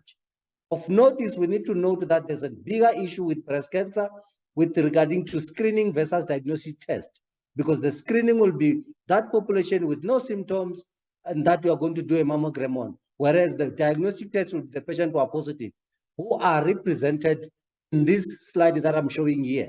Because if you look into the slide that we got from the National Department of Health in South Africa, it's looking into patients with symptoms, either the lesion, the mass, the pain, the bleeding, but it groups them categorically. Why did we develop an interest? Here's an interesting case. A patient who presented with this large vulval wart, but with concomitant lesions on the breast nipples bilaterally. We published this study together with Dr. Trudy Smith and Dr. Wadi, who's a pathologist. In this study, we found that the tissues that were submitted for both breast and the vulva showed that the HPV that is affecting that is likely going to, it's the same way.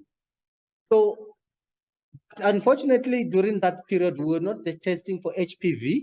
So we don't have HPV testing that were done then. But we have done high-risk HPV family 16 in situ hybridization. It was negative. Follow up on those results, Vulval lesion was surgically resected, there was good recovery, whereas the nipple was just biopsied. But we saw that there was a regression without treating with any other cream or even a surgical excision on the breast themselves. We had complete recovery. What we're likely to see in the next decade is we are going to define the problem.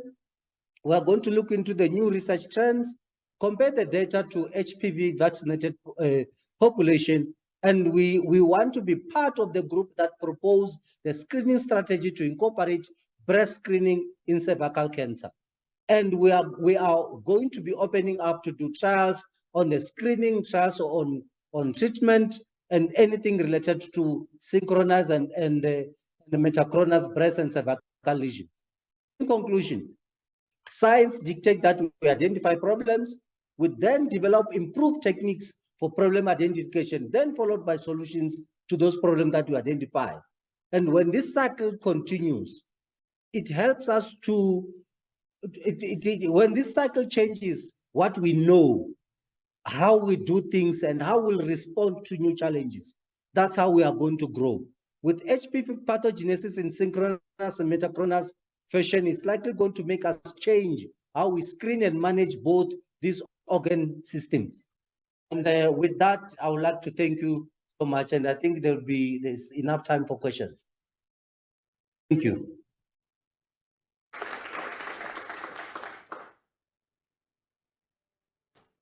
Thank you so much for that thought-provoking talk. And I would like to take this opportunity to invite my next speaker, the last speaker of this particular session, and that will be Professor Luvengo from the University of Witwatersrand and Johannesburg Academic Hospital. He is a general surgeon with the interest in endocrine surgery, patient safety and quality improvement, as well as education in surgery. He's currently, as I mentioned, the clinical head of Department of Surgery at Johannesburg Academic Hospital. And he has interest in Paneth cells, very interesting and very unusual. So without further ado, let me call Prof. Luvengo.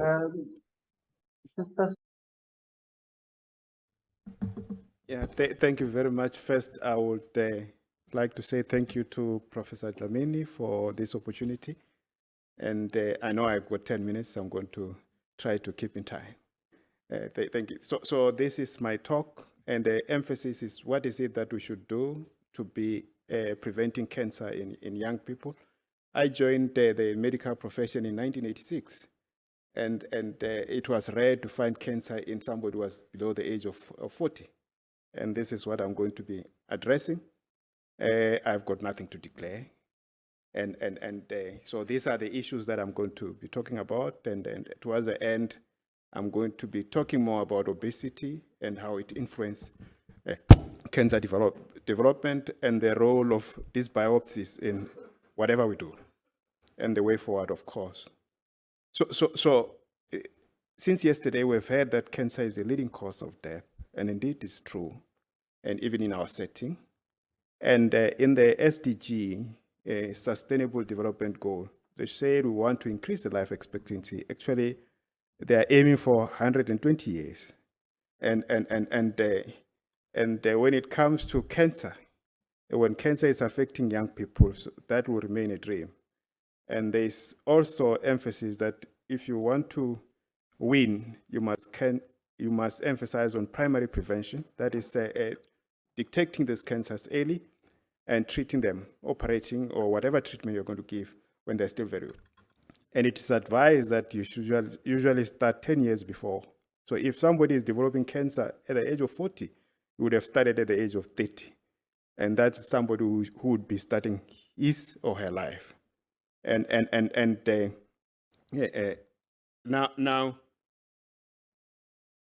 the others who are below the age of 50 are actually the economic drive of a country. If they are getting cancer and die, so that becomes an issue. Don't worry about the definition. Some will say early onset cancer is 16 to 35. Some will say below the age of 50, or 16 to 40. We chose the 16 to 40, though in the US they choose 16 to 39. What is important, though these people are young, more than 50% of them, you cannot explain why they're developing cancer, either genetic or sporadic. We have heard also this morning and yesterday that this cancer in these young people tend to be very aggressive. They present advanced. There are many reasons that are provided, others being the health awareness, which make them to present late. So I've given you some of the cancer here that actually across the board, when you look at the breast cancer, is increasing, and more so in young people. Colon cancer is increasing, more so in young people. Stomach and esophagus cancers are decreasing in any other group, but in the young people it's increasing. And thyroid is increasing. Actually, is one of the rapidly growing cancer. I'm an endocrine surgeon, so that's my area. And the same applies to liver. We were used to liver occurring in young people. That was a cancer that we accepted, plus cervix. Yeah, so with that knowledge, we decided to say, because we've got poor cancer registry in this country, we decided to look ourselves what is happening. And we did this study as part of the MED by one of my students to say what is happening in our setting in this neglected group of 16 up to 40 years old. And you can see the story, it's true. Breast cancer is the leading cause of leading cancer by far, even in young people. And followed by cervix. Actually, cancer in the 16 to 40 is predominantly a disease of females. And what you also see, the cervical cancer, we have got a factory that is being created. You see those in situ lesions? These specimens were based on histology. So our audit was based on histology. So it's not pap smear or whatever. So you can see the high-risk patients that are coming. And of course, across the board, these are cancers that are occurring. And when you now then compare the over 40 and the under 40, there's a cancer there that, to me, I was surprised. We are ignoring skin cancer, maybe because it doesn't kill. Melanoma, yes, it kills. But if you go in many countries across the world, skin cancer is quite common. And then, of course, in our setting, there's a reason why we get anus cancer and the cancer of the conjunctiva. So I want you to look at this. The ones, the red, pink, and maroon, is it maroon? Should not be appearing there. When I trained, those things were not there. But you can see whether it's breast, the cervix, of course, that is acceptable. Colorectal, you can see there's a peak. So we are aiming for 100 years life expectancy, but they are disappearing. This is what and when you then go, even when it happened, we'd expected that 5% of the cancer in young people, of the cancers will occur in young people. But look what is happening there. Majority of cancers, in more than 10% of the cases, are actually occurring in young people. And so this is an epidemic. Of course, conjunctiva is linked to HIV. That's why the figures are very high. And the finding regarding colon and rectum is the picture. The young people are getting more rectal CA. Now, it's not the problem of development. They're coming already advanced, so they must be treated, and they get that package of care. And whether it be surgery or chemotherapy or targeted therapy, there's an issue of expense and availability. And some of these things, we haven't been able to address the issue of radiation enteritis. 70% of patients who are given radiotherapy for pelvic or abdominal surgery are going to develop radiation enteritis. It's just that in 20% of them, it's so severe and it bleeds. You can treat the cancer and replace this cancer with something more critical for this young person. So who is all over? Even for cervix, obesity is the boss. And the other issue is dairy products. Adults should not be drinking milk, should not be using milk. That insulin-like growth factor is meant for young ones to grow, but we are overusing it. And of course, dysbiosis and all the other issues. And so look at those cancers. So almost every cancer is linked to dysbiosis, is linked to obesity. And so when we fight, we really have to take our fight to the appropriate direction. And yes, obesity is a victim. Why is it a victim? It didn't start. What happens? You get dysbiosis, which is a change in the intestinal flora. And that dysbiosis, the bugs which replace the normal bugs, are going to release a lot of excessive reactive oxygen species. At the same time, they lead to the cells, like panel cells, to respond by producing pro-inflammatory cytokines. So that inflammatory process, that starts in the gut, and then it overspills into the systemic circulation, and that, inflammation is against insulin. So they start gaining weight. And that inflammation is also producing excessive radicals within the body. And then you have got mitochondrial damage, DNA damage, and then we become a factory of cancer. But obesity is not innocent. It's also a bad thing when it has developed. Why does it do it? It's because we have had a cancer irrespective of a grade of differentiated. Cancer itself is the tumor environment, microenvironment, that is determining the behavior of the tumor. And the more fat you have, it becomes an endocrine organ. All those adipokines that are produced encourages angiogenesis. We had neurogenesis, lymphogenesis, and all those things. So if we think we are going to treat obesity by a knife, you still get cancer after that bariatric operation. And so we can't be making our kids to be like this. Because when you make a cow to be like this, by 3 years' time, you want to sell it. So we are feeding them to be like this with the intention of hoping that we'll get 100 years. It's not possible. So with these few words, thank you, colleagues. Thank you.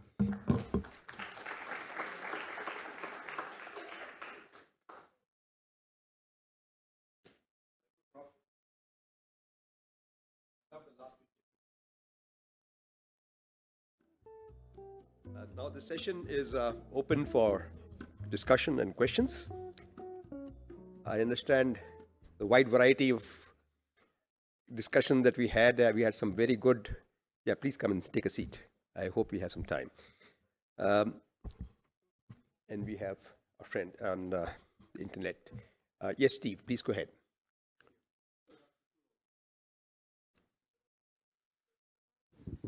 Mentioned that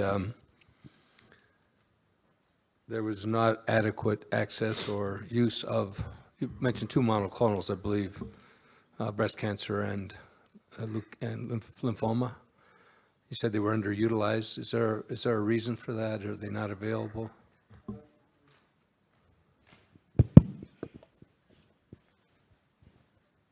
In the state sector, rituximab is only approved for use in diffuse large B-cell lymphoma.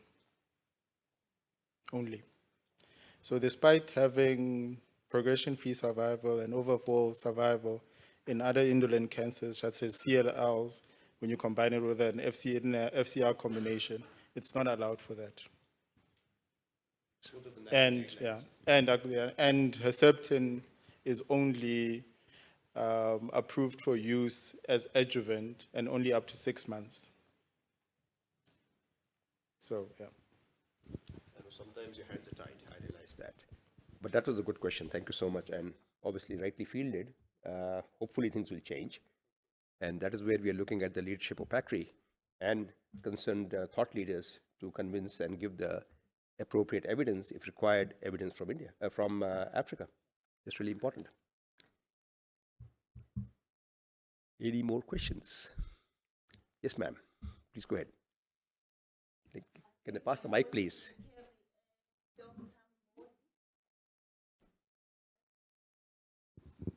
Once a teacher, Thank always you a teacher. Thank you to all the speakers. Dr. Mbodi, mine, it's a comment. So one of your risk factors for breast cancer being age. 2 years ago, we did a survey on first-year medical students, males. We asked them if they see any chance of them developing breast cancer, and there was a unanimous no. So I wanted you to comment, because at the risk of saying there is no chance, I know you mean it's a higher risk being female, but have you had any experience, for example, because people believe by seeing breast cancer among males? This is across all the surgeons and all the presenters, whether what's the incidence of male breast cancer, particularly in the local settings.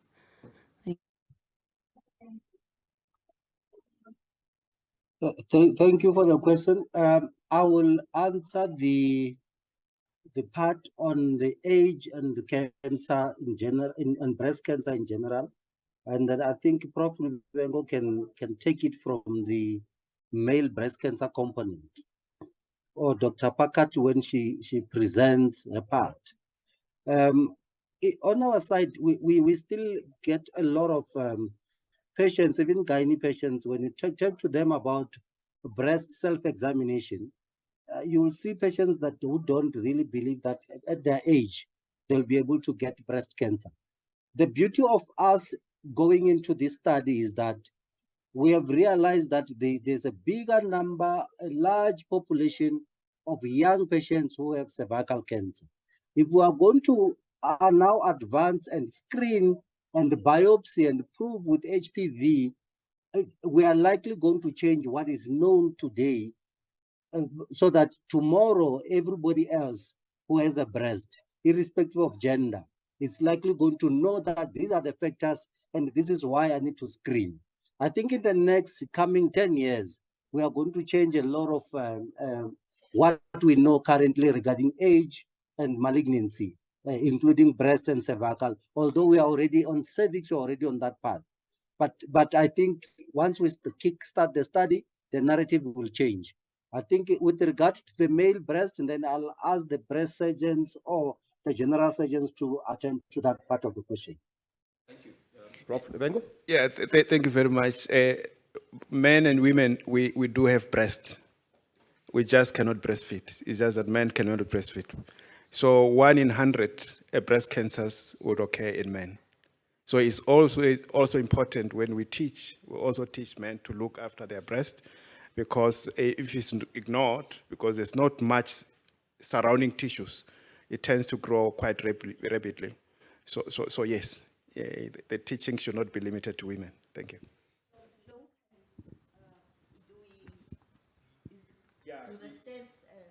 We have stats. Even that study, 0.7% of the breast cancer occurred in men. Even in the younger one, it was 0.4. So the international stats would say around 1%. Thank you. Thank you. Cancer in adolescents and young adults is, I believe, and you mentioned that in your talk, is a very serious and issue which is getting a lot of attention, not only in Africa and many parts of the world, and thankfully so, because they are the prime of their life, and obviously early detection, prevention ideal, but mostly at the early detection at that age can be a game changer, not only saving lives and making productive life ahead. Any other questions for these three gentlemen? Yes, sir. Please go ahead. Thank you. Mine is just a comment on, and to thank the three speakers.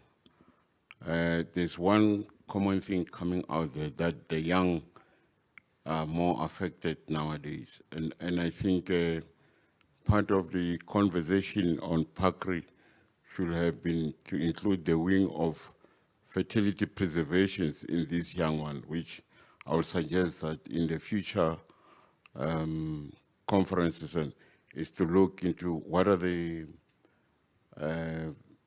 gynaes or reproductive doing in that case and in collaboration with the other, because even if you have you are treating one form of, say, breast cancer, and you have retained all the fertility organs and tissues, the treatment from the breast cancer can really affect the primary oocyte genesis site. So I think that's one area which we should look at that. Thank you. My name is Shisana Baloi from Free State. Thank you. Thank you so much. You made my life easier by thanking the speakers on my behalf. And also, I think that's a very valid point. And not only looking at sexual health preservation in terms of ova, but also sperms in case of testicular tumors, which I'm sure that is to be included. And I'm sure my leadership at PACRI and our advisors are well aware of it. But this is a topic which is really not talked about a lot. It is underexplored, and obviously looking at the future generations, that's the way to go. Thank you for bringing that up. I appreciate it. Okay, if we have no further questions, let me thank all three of the gentlemen. Can you just hold on for a moment, please? And I think both these topics, of course, I mean, all three topics were very close to my heart. I spoke about this because we have obviously similar issues, some of them at least. And I really feel it is an appropriate thing to be learning from our individual successes as well as failures. So in addition to a North-South, I think a South-South collaboration is also very appropriate, because some countries are a little more advanced than others, but then they may be lagging behind in other areas. So let me compliment both of you and all three of you. Okay, the token of appreciation from the organizers.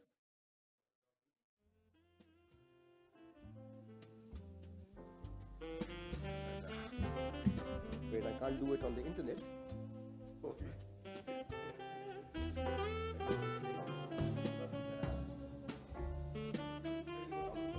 Thank you. And yes, sir, Rob, most valuable person I ever met. Congratulations once again. If you are interested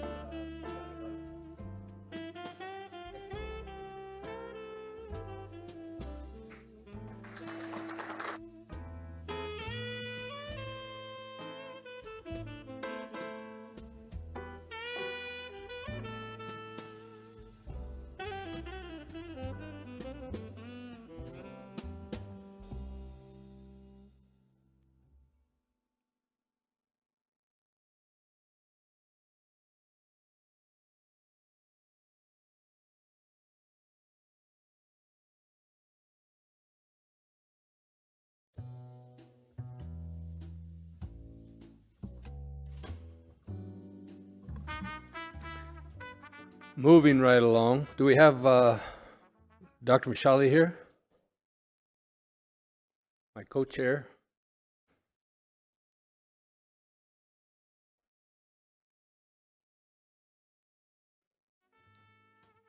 No. So let's get started. It's a great session. I was fortunate to attend a symposium recently that included survivors, and I'm looking forward to this one. I won't have any introductory comments. I want to make sure we move along. But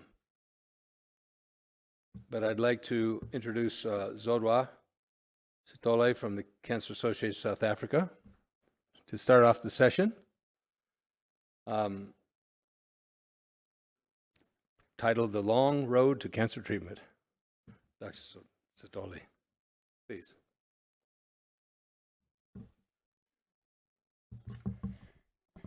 Good afternoon. I want to thank Prof. Dlamini for invitation. I'm just going to speak from my heart. I mean, we have heard the scientists, the surgeons, so I'm going to talk about the real issues on the ground, grassroots level. What is happening with the patients once they experience that there's something wrong with them until they receive the treatment.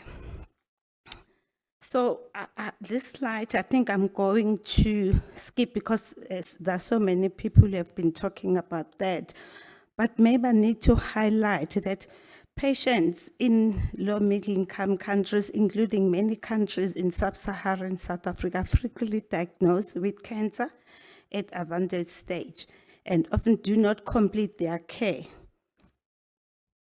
For these several reasons: financial, where patients have to travel long distances; health system barriers due to the lack of equipment and medication; low health workers' knowledge of cancer signs and symptoms, where patient will see several doctors before diagnosis is made.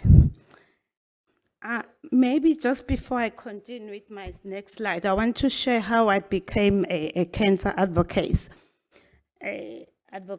I lost my sister because of breast cancer.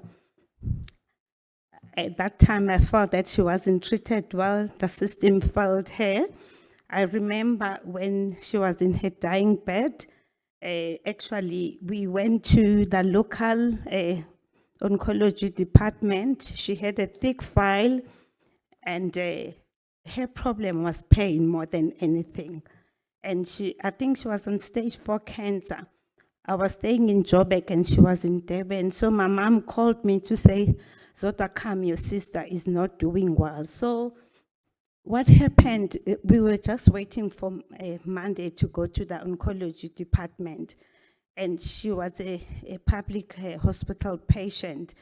When we arrived there, the doctor, the oncologist who saw her, just paged through her file, and she was in a wheelchair, and she died 2 days after that. The doctor paged through her file and said, Elizabeth, sorry, the cancer has spread throughout your body. Just continue with the medication we prescribed last time. Okay, so we went out and she looked at me with those eyes, what next now? Because we didn't know. Somebody advised us about hospice, that we need to take her to hospice. But my concern was that that doctor didn't even check or ask her how is she taking the medication. I remember her problem was she was scared of morphine. She was scared of addiction. She was taking it incorrectly. She used to take a teaspoon. So for me, that was, so in her dying bed at hospice, I said, Lord, please help me with an opportunity to be the voice of the voiceless. Then luckily, I don't know how it happened, I was employed by the Hospice Palliative Care Association as the advocate. So, and that has given me an opportunity. Like now I'm working for Cancer Association of South Africa. That has given me an opportunity that when the patients are receiving palliative care, that journey they have traveled. And again, we've got this tendency that the palliative care is only applicable at the end of the life care. No, it should be start when the patient has been diagnosed with life-threatening illness, because it's about holistic care. You can imagine what's happening with that patient, what is happening with the family, because sometimes my sister was ready to go. She used to say, I'm ready to go, because the pain was too much for her. But we as a family, we were not. So with palliative care, we make sure that the family is included. So I just want to talk about inequities experience across the care continuum in South Africa. Up to 84% of South African population relies on public system for their health, and 16% of the population attend private health sector. An estimate of 80% of the doctor work in private system, saving just 20%. The public system is constantly short of resources, while the private system is very strong. Patients who use patient health system can expect short waiting times for them to start treatment. The majority of cancer treatment centers are found in big cities. Patients have to travel miles and miles to go to receive their treatment. Early detection and screening should be happening at the primary health facilities, which I'll talk later about it, what's happening at the primary health care facilities.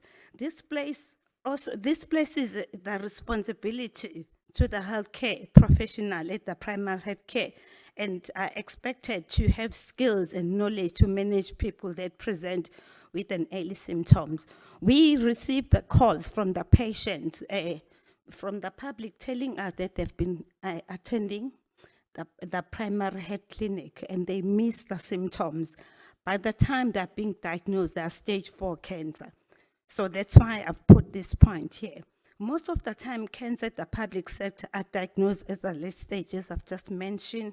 So queries and complaints from the patient and the families that we receive as cancer. So anyway, so cancer has made advocacy the key priority of the organization in cancer control, cancer prevention, education, treatment, care, and support. Patients and families are contacting us through, as you can see, where's the pointer? Are contacting us with the, they call us, they call our help desk, the Facebook, WhatsApp line, online, support group, Cancer Head Office reception website. But my question, how about those people in rural areas? How about those people who doesn't have access to Wi-Fi? These people, it's just, some of them are learned, they've got access. So let's just think about those patients from far to rich areas. So cancer receives queries and complaints from the patient and from the public requesting assistance. Things like, these are the complaints. Access to treatment, radiotherapy or scan machine or out of order causing delay in diagnosis and treatment. Patient not getting histologically report results simultaneously. I've got one of our patients who will share her journey, what happened when she was waiting for the results. And poor communication or feedback to the patient and family regarding the illness and treatment. I just want to share with you, I won't mention the hospital, please surgeon, don't throw me with stones and bottles. So I was in one of the centers, so we held at the information desk, I had the volunteer. So I was just greeting this old man. I said, in my language, he will say, "Bunjani Baba." I said, "No, I'm fine. How are you, Baba?" He said, "I'm fine." I said, "Baba," like I sat next to him, I asked him, "What cancer do you have?" He said, "My child, I don't know. They just said I've got cancer." So can you see the communication? So I don't know whether he was telling me the truth, but he said he doesn't know what cancer he has. And also patients wait for months before getting first appointment. Even after they've been diagnosed, they have to wait for months. And these are the things from the people. I haven't read from the book. And these are the patients and the families who called us at Cancer Association. Delays in treatment cause distress for patients as it potentially exposes them to developing complications and spreading of cancer. Discharge without pain management. I think that's a big issue. For me, I would really like to see the health professional being trained on palliative care, and palliative care to be the part, to be included in the curriculum of the nurses and the doctors, really, because as I've just said, many people believe that palliative care is only for the end of life. No, it should be, implemented when the patient has been diagnosed with life-threatening illness. And sometimes discharged without, outpatient not receiving sufficient stomach bags. Please don't throw me with the buckle. Where's doctor? So patients are being not receive sufficient stomach bags or education around the use of stomach bags, affecting patients' dignity and quality of life. So you can see, this is one of the patients who sent us his picture. He's using a glad wrap because he didn't have bags. Sometimes patients are discharged with 5 bags or 10 bags for the whole month. What happened, patient, if he's got diarrhea? You can see this patient, look, what is he using? You can see the container. He was discharged home after op. You can see what this patient and the families are going through. Again, I've mentioned the pain. These are the patients we find at home complaining of pains. Patients, they think that pain is part of cancer. I always say with my palliative care training that even if you've got cancer, but it's your right to be pain-free. It's your human right. So from symptom discovery to referral for treatment, patient with cancer symptoms self-present at the primary health facility and are referred to secondary or tertiary level health facility for further diagnosis or treatment if it's required. For people with potential symptoms of cancer, the journey of cancer diagnosis is complex and influenced by multiple factors: knowledge and awareness symptoms, the nature of symptom, perception of risk, health system, psychological, social, cultural barriers to health. Understanding the influence of these factors on the pathway patients follow to cancer diagnosis is vital to the development of relevant targeted intervention. Cancer diagnosis comes with a shock. I think if you have lost your loved one, if you have seen the loved one, you all become shocked. You have seen the statistic of the young ones. Can you imagine what happened to those parents when their kids are being diagnosed with cancer? It's a life-changing event. It can cause chaos and anxiety in the family.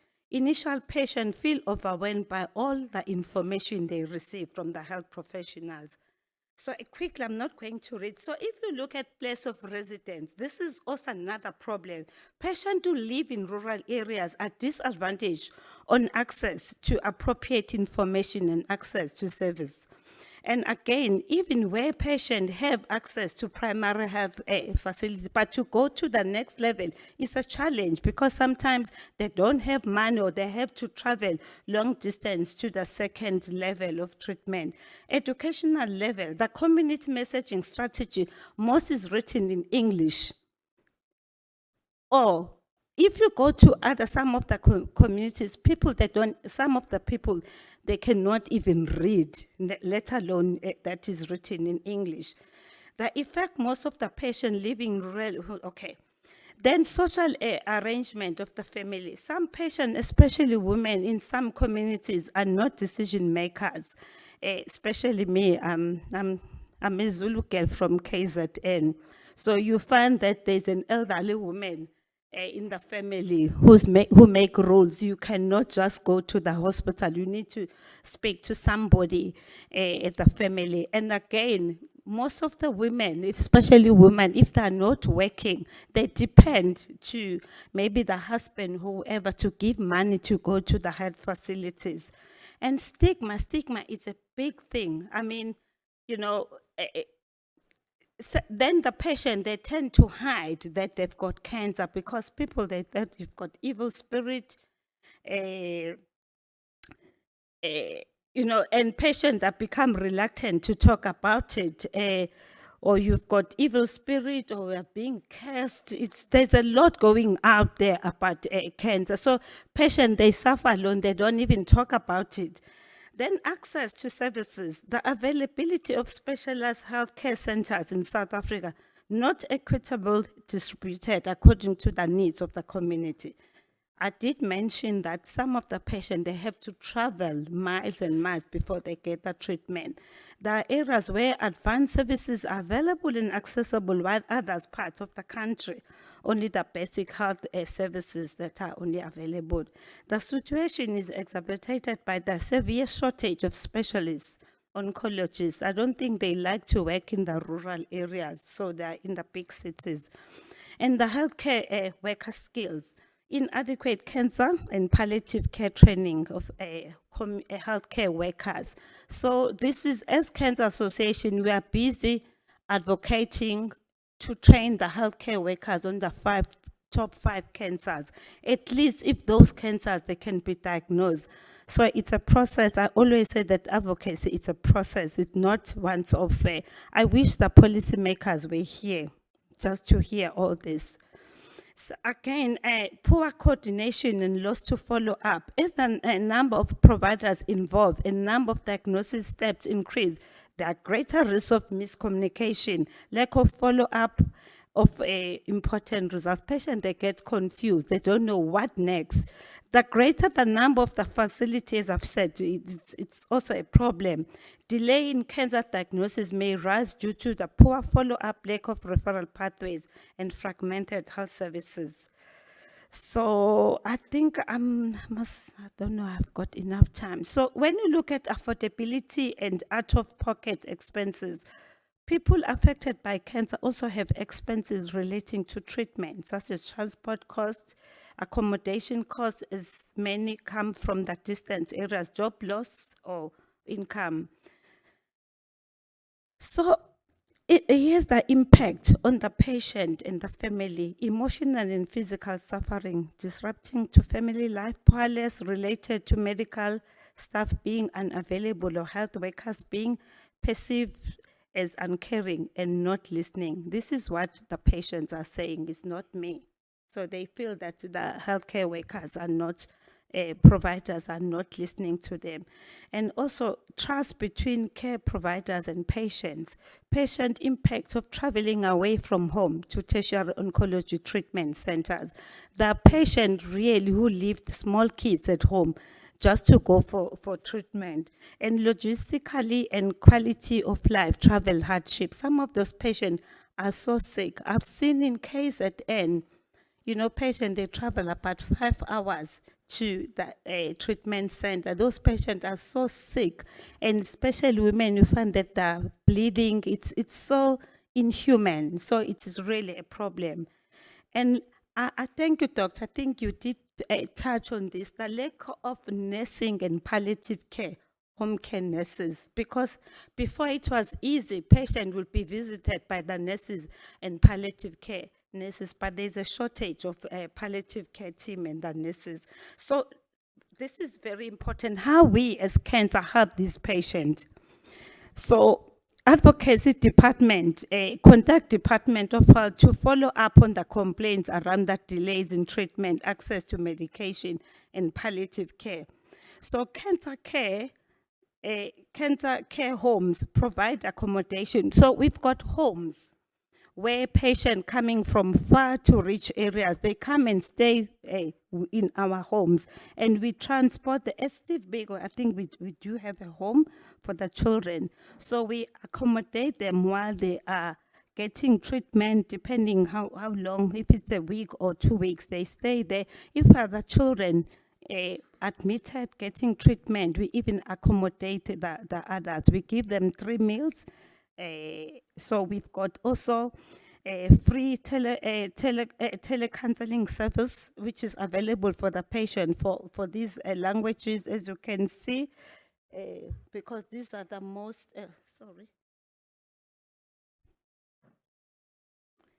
So these are the most language spoken here in South Africa: English, Afrikaans, Xhosa.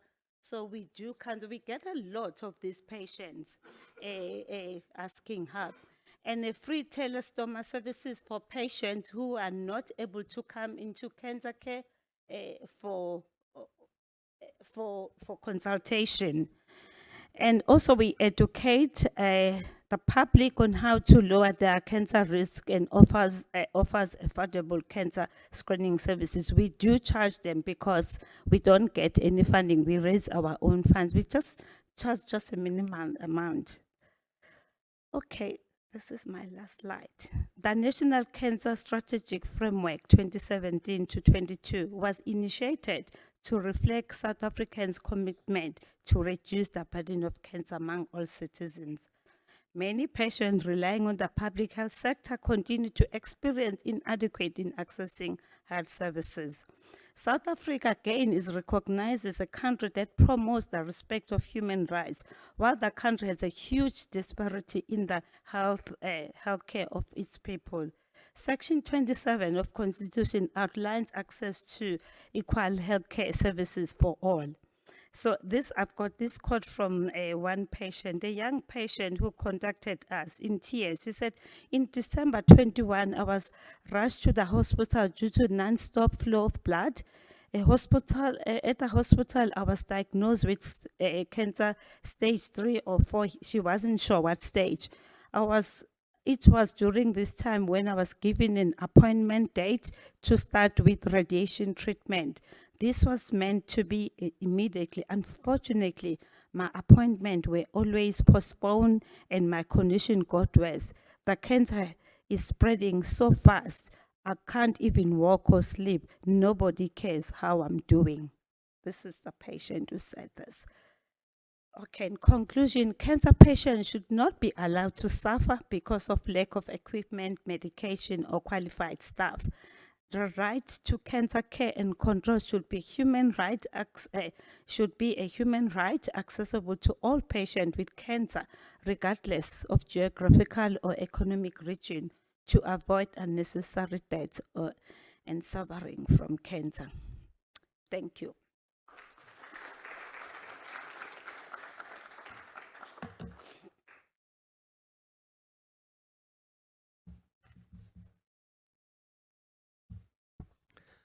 Thank you very much, Ms. Solde.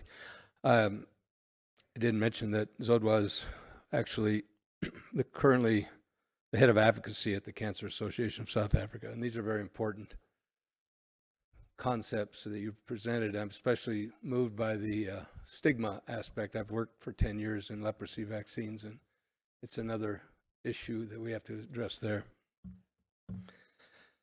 Next, we're honored to have Ms. Wazi Mathieva, who has been working in the travel industry for decades and probably helped many of us get here today for this conference, and still pursuing her career in legal studies, who will talk to us about her experience as a cancer survivor in South Africa.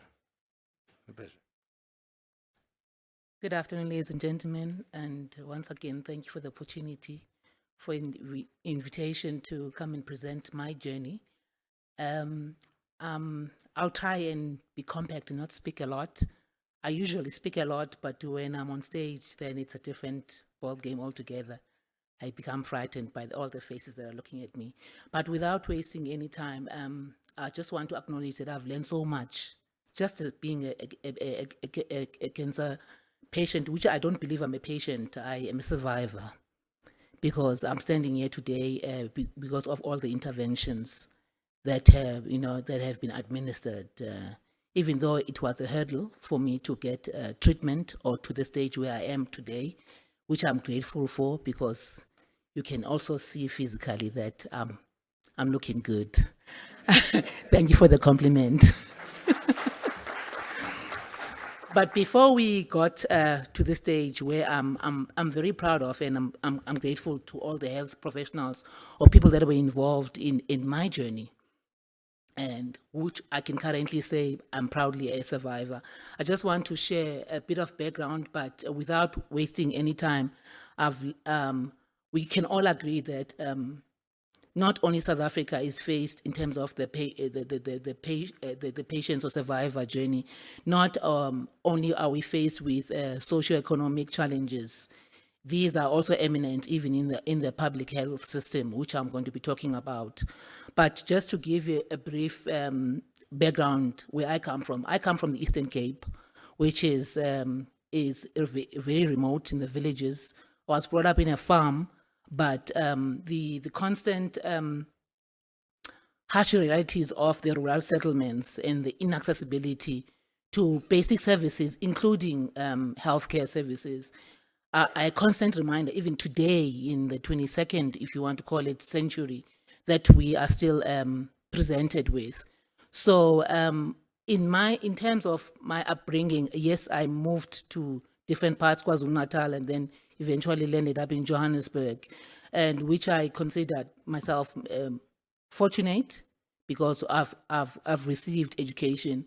But my worry is always, whilst we are receiving treatment in the cities or in the developed setup, what about those that are sitting in the villages who don't have access to basic public health services, let alone having to travel long distances to get primary health care?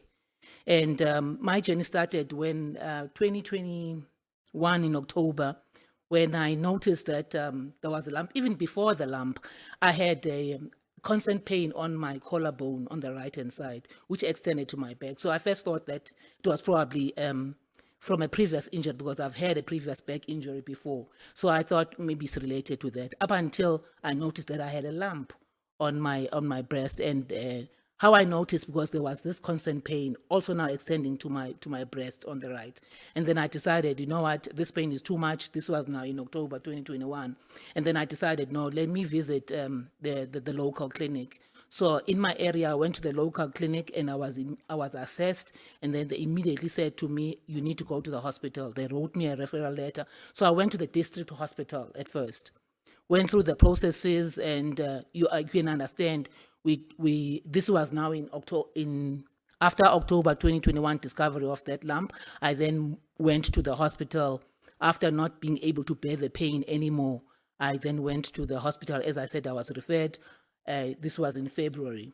So I went through all the medical assessments, and mind you, in between we are given different appointments. And on the first sonar or ultrasound results, there were already suspicion of breast cancer. And, I read all the stuff that was written to by the doctor whilst I was trying to get a space now to go and see the family doctor after receiving those ultrasound results, which were already indicating a suspicion of breast cancer. And then I had to go through the system and give an appointment in 3 weeks to come and perform I was given 3 weeks after the first consultation in the hospital. I was given then a 3 weeks appointment to come and do the sauna as well as the mammogram. And I was told that once you receive your sauna results, which are available immediately, please come and see us. And then I did the mammogram as well. And I went back to the family doctor with the family unit within the hospital. A discussion ensued because I wanted the doctor to be just upfront with me so that I can know what I'm dealing with. And then the doctor explained, with kindness and what the possibilities are, but he emphasized that we need to wait for the mammogram results. And there are also other CT scans and all that I have to do. But my major dissatisfaction with the public health system, which the majority of South Africans, they are using it, and because of as the social economic factors that have been mentioned. My major dissatisfaction was the fact that I did these mammogram tests on the 31st of March. And I waited for a very long time. And my understanding that the pain was also growing and the lump is probably growing. And I'm frustrated because already there was this indication that they're suspecting breast cancer. Now you can imagine, as a person who's even a novice to cancer, I'm not even in the medical or health fraternity. I had to go and research and find out what is this, what are the implications of this suspicion of breast cancer. What am I looking at? And I researched, I looked at different types of breast cancer and so forth. And one striking thing was about triple negative breast cancer. And now I must declare up front that I was praying that out of all whatever the result is, when it comes to breast cancer, I was just praying for the common breast cancer, which I believe, with the right treatment and the plan, and change of lifestyle, you've got chances you can be healed. So I waited for this long time. I did the first biopsy after the mammogram, and then I had to wait, and I think about 2 weeks, and then I had to come back again when I was told, sorry, the specimens that were taken from your, from your breast are not sufficient. You need to repeat. And remember, biopsy is a very invasive process. So you're already thinking, oh, I'm going to be pricked again. Here, I'm going to go through the pain, but I have to do it because the process. So I had to repeat those biopsy results. And out of frustration, I remember, I will never forget this day. It was the night of June 16, 2022, when everybody else is celebrating Youth Day in South Africa. I thought, you know what, I cannot just sit and wait whilst the disease is progressing. I need to do something. And then I researched, then I came across Cancer Association of South Africa. I contacted them, and immediately they because it was a holiday. Immediately after that, on a Monday, they came back to me. They sent me emails and they contacted me and they explained to me. And I was introduced to Ms. Zodwa Stoller, the one that just spoke here on behalf of Cancer Association. And they immediately intervened and they gave me such invaluable support and advice on resolutions, how we go about it. When they called me, they already had explained to me that, look, we've contacted the district hospital's radiology department, the management, and you know, they are going to be contacting you. And immediately after I spoke to Cancer Association of South Africa, they contacted me to say that we are sorry, they apologized for the delay in your results. This was now a Monday. They said to me, by Tuesday, we should have an answer for you, and possibly you'll be collecting your results on a Wednesday. Now, my question is, had I not, researched and found cancer to intervene on my behalf, what would have happened? How long was I supposed to wait? So remember, this was done in March, and eventually I received the results on the 22nd of June. 3 months of waiting. And my question is then, if I did not seek assistance, because I'm fortunate enough to be, I believe I'm educated, I've got access to a laptop and the website, and I can research to see where can I seek assistance, who can I contact. What about those, I am already remembering, my Kaga village, where I come from, or Majola village in the Eastern Cape, or even for that matter, Wanongoma in KwaZulu-Natal. How do those people there get access to primary health healthcare? How do they get access to those results, or even be diagnosed for that matter? So I believe that there are a lot of missed opportunities. And I also need to highlight to you that during the test that I was doing, there were times where I was admitted into hospital because the treatment plan was explained to me that, look, after getting those results and then was diagnosed with, they said to me, first it was just ductal carcinoma, and then they had to be upfront with me and say, in fact, it's triple negative, you're already on stage 3. So, and it had extended to my lymph nodes. So they did all those other tests, CT scans, you name it. But the challenge is the delay in obtaining those results. That there's always, and the bureaucrats that you have to go through. There were times where when they would admit me in hospital, say to me, you are going to go for mastectomy. Fine, I've made peace with the fact that I'm going to lose one of my breasts. And then they prepared me. You have to come like 3 days before the actual operation. And when I was, then I went through X-rays and all that prior to that day of the operation. And I remember very well when I was being wheeled out of the ward to be taken to theater. One of the doctors came, one of the surgeons came running to say that no, we need to halt this process because there's been a discovery now there's a possible or suspicion of infiltration into your lungs. And then I'm asking myself, first of all, I did a CT scan and it was written there it must be a full CT scan for staging. But now I was told that, no, this is what has been discovered. So you cannot go through the operations. Further tests must be done. So, and then I had to now repeat the CT scans. And I was told, no, the first CT scan you only did from your, you did from the chest, from the chest going down, not, so the information was just confusing and the explanation thereof. So now I had to repeat now a CT scan, and they did that whole CT scan. And after that, and I was told, okay, now, and mind you, in between you wait for a long period. Even the appointments that you are given, they are based on the estimate when the results can be received. And now you are struggling to get the mammogram results. Now that you've received them after 3 months, you are struggling now to get the CT scan, the CT scans. The CT scans results that were done were not sufficient. You need to repeat that. You need to repeat biopsy as well, because the tissue was not sufficient. and you are admitted into hospital, you are told you're going to do mastectomy. No, there's another discovery. I understand that obviously when they discover these other challenges, they need to come back to you as a patient and explain this so that maybe they can alter or maybe adapt a new treatment plan. That I all understand. But my issue is, as I said, is the bureaucracy if we go through. There were times where I would go and camp at the radiology department waiting for the CT scans to say that you cannot be keeping me in hospital for 9 days without any results and nobody's coming back to me. But all the doctors that come to me on my bedside, when they come and visit us in the ward, they'll be saying that we need to move with speed because of the understanding of the triple negative.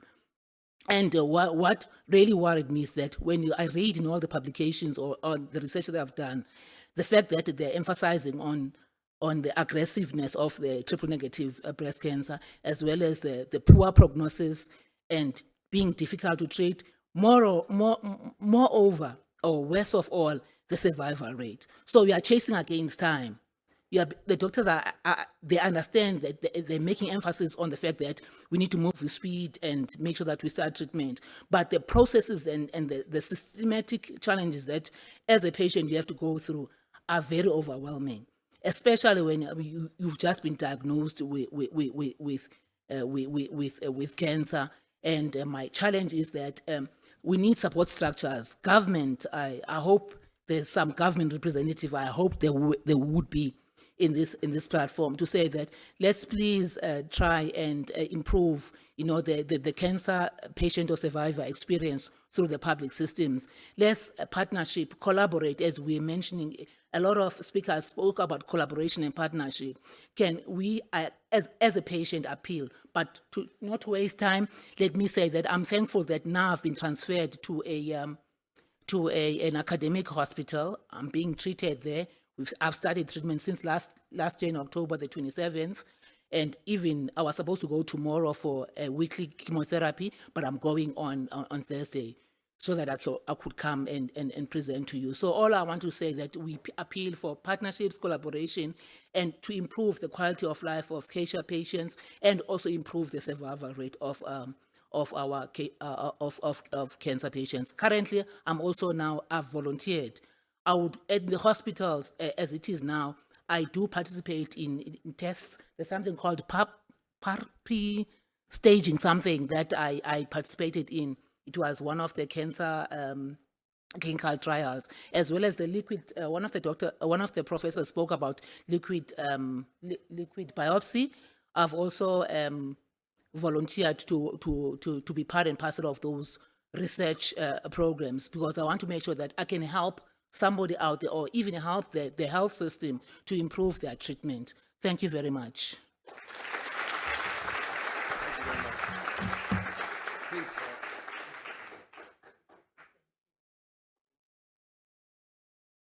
Thank you for your comments. You must keep these things in mind. If somebody as highly educated as you had these issues, but you were able to be proactive on your own behalf, but other people cannot be so much proactive.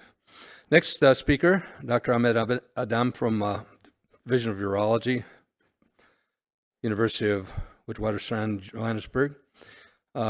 He's had many appointments, publications, etc. He's also, Dr. Adam is also the current president of the College of Urologists, CMSA. We welcome you, who will speak to us today about specimen collection methods for bladder cancer, from chips to chops.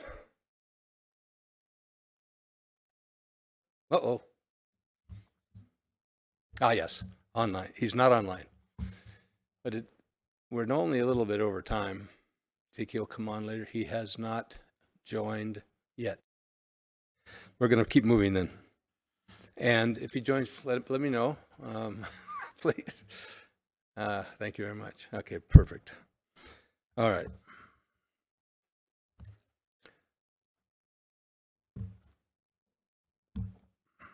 So, is Dr. Mothabe here? Or online? Ah, perfect. So, Dr. Kamoto-so, sorry about that, Kamoto-so Magabi is a Head of Department of Urology, University of Pretoria, and a Steve Biko Academic Hospital, where she's responsible for clinical research, undergraduate students, etc. She will talk to us today about transforming cancer research, building a critical mass, and developing internationally competitive cancer research capabilities in Africa. Welcome.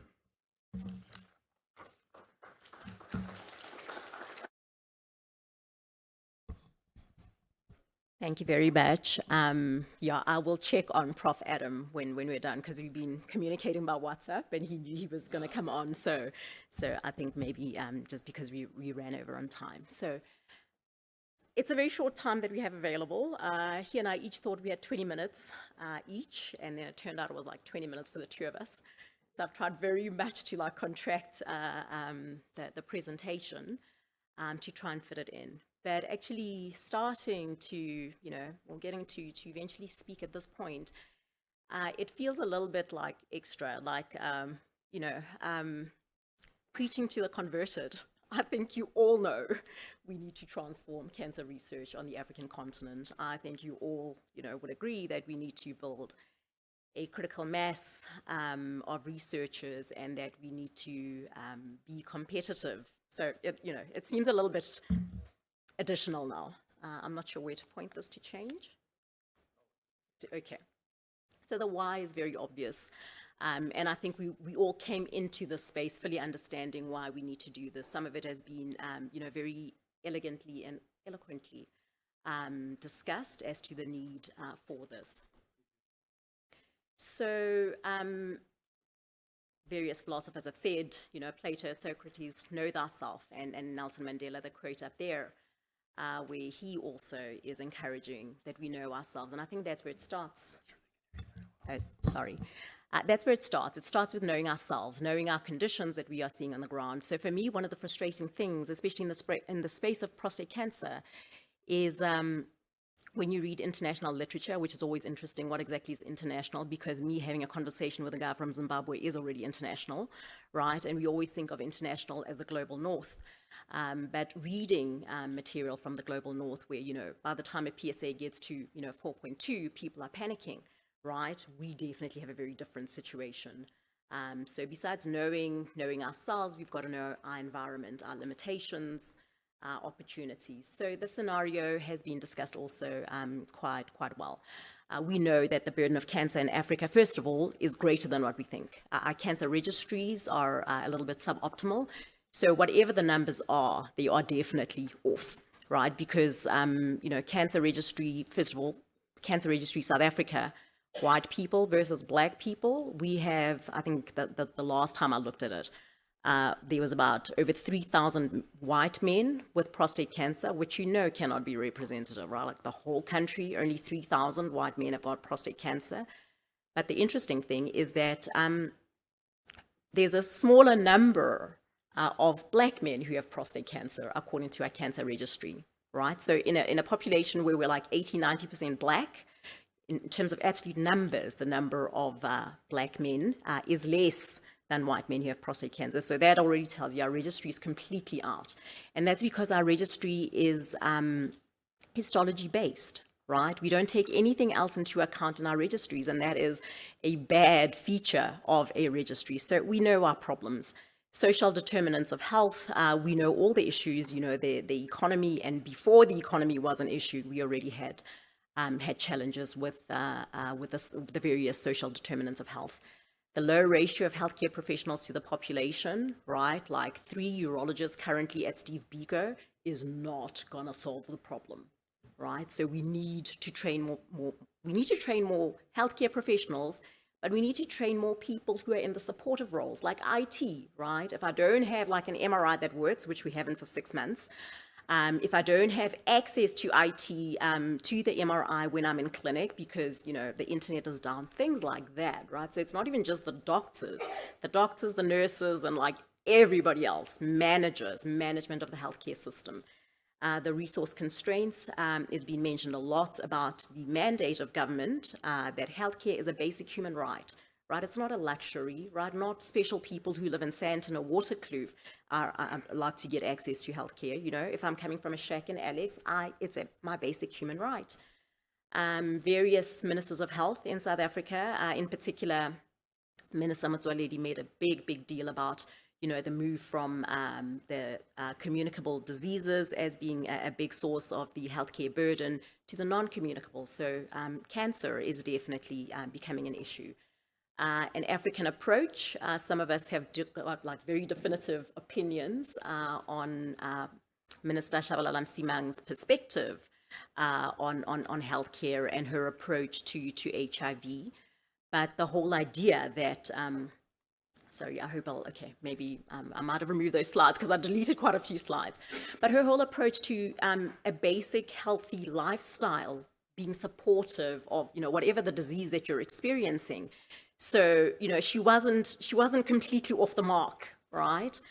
But a typical day in the life of a urologist in Steve Biko. So by the 20th of January of this year, we'd had 3 patients who presented with spinal cord compression, okay? And I'm sure some of like the international faculty are like, what, spinal cord compression from prostate cancer. 2 were from prostate cancer and 1 was from renal cell carcinoma, right? And then in last year, we'd had 1 patient who was from hepatocellular carcinoma, and just talking to one of the secretaries at Kalafong Hospital, which is one of the training hospitals on the platform, she was saying that her sister had been diagnosed with breast cancer, but she started having leg weakness. And when they attended to the leg weakness, they eventually came to the diagnosis of breast cancer. So we must know ourselves, we must observe our circumstances, and we must know that, like for me, a PSA of 4.2, I don't even blink. I'm like, yeah, okay. Right? Because the things we see are just so much worse, which is not to say that we should ignore the patients who are coming with PSAs of 2, you know, 4.2, but our problems are bigger than that. And we really should focus on the problems that we have. And so just to really put things into perspective, because I was preparing this presentation, last week we still had a patient who came in with lower limb neurological fallout, who had not been able to walk for 4 weeks. So the whole thing about access, how do you get to a public hospital using public transport if you are not able to walk, right? And his PSA was 2,000, and he was not known with prostate cancer. So some of these patients who come in with spinal cord compression do have prostate cancer and they are known with it, and others don't. So that the first time that we're diagnosing this is when a patient comes in and they are unable to walk. So there is a spectrum of disease presentation. There is a spectrum of, lifestyle. There's a spectrum of everything. There isn't anything that we don't have in our country, right? We've got like from the very best to the very worst. And who is at the center of bringing all of this together? You know, the very low socioeconomic conditions, the very basic healthcare systems, if we even have got access to them, because we're being told that, you know, people in the villages don't even have access to primary healthcare. So how do we bring it all together? And who's at the center of this? And it's us. It's the healthcare professionals. It's the scientists. We are the ones who must figure out what is going on, and we must, influence policy. We need to get into those spaces. It doesn't help that I sit at Steve Biko and every day I see these patients with spinal cord compression and I'm not finding avenues to have a voice to influence the decision makers. Tuberous sclerosis, I won't go into all of the detail just due to time, but tuberous sclerosis is a condition which was eventually figured out around about 1880. But various people had been looking at it, von Recklinghausen, Bourneville, various, I'm assuming Europeans, had been observing patients coming to them with, this skin lesions and this CNS, seizures and hemiplegias and whatever, and just observing what is in front of you and trying to find a way to put it together. Now we have identified, the gene that is involved. There's been DNA studies on this. There's been advancements in the care and the treatment of this. But it started off with just an observation of, okay, I'm seeing this, every couple of days there's a guy who walks in and he's got this.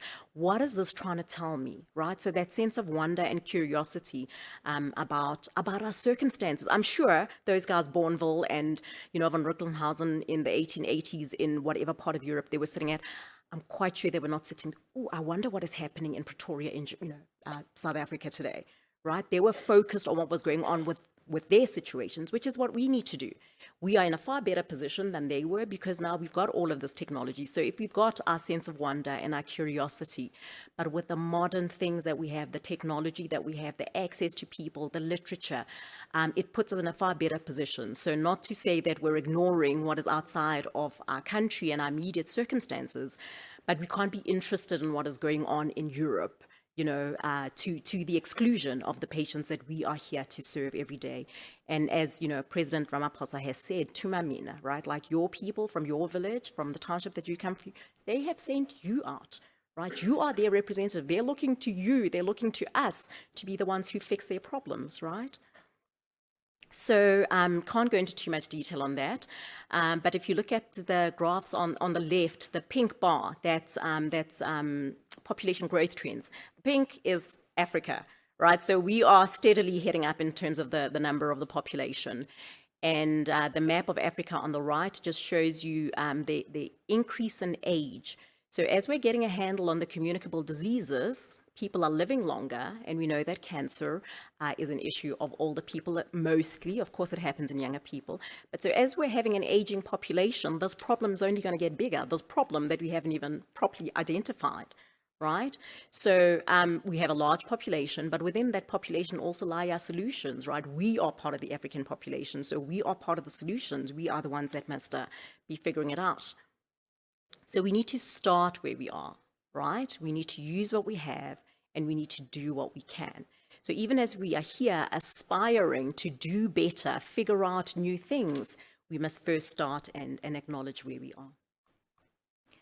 And I love this saying. I say it all the time. It's like outside the Department of Urology, as you walk into Steve Biko, it's like, if you want to go fast, go alone. If you want to go far, go together. We're not going to get a handle on this on our own.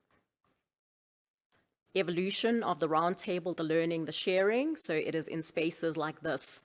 And, you know, COVID was terrible, but it certainly kicked in the whole, technology in terms of communicating and being in spaces together without, because I hate the long flights, right? So I'm glad I don't have to do that, to be able to have access to fabulous brains, and, you know, I can travel for fun rather than traveling for work. I like that very much.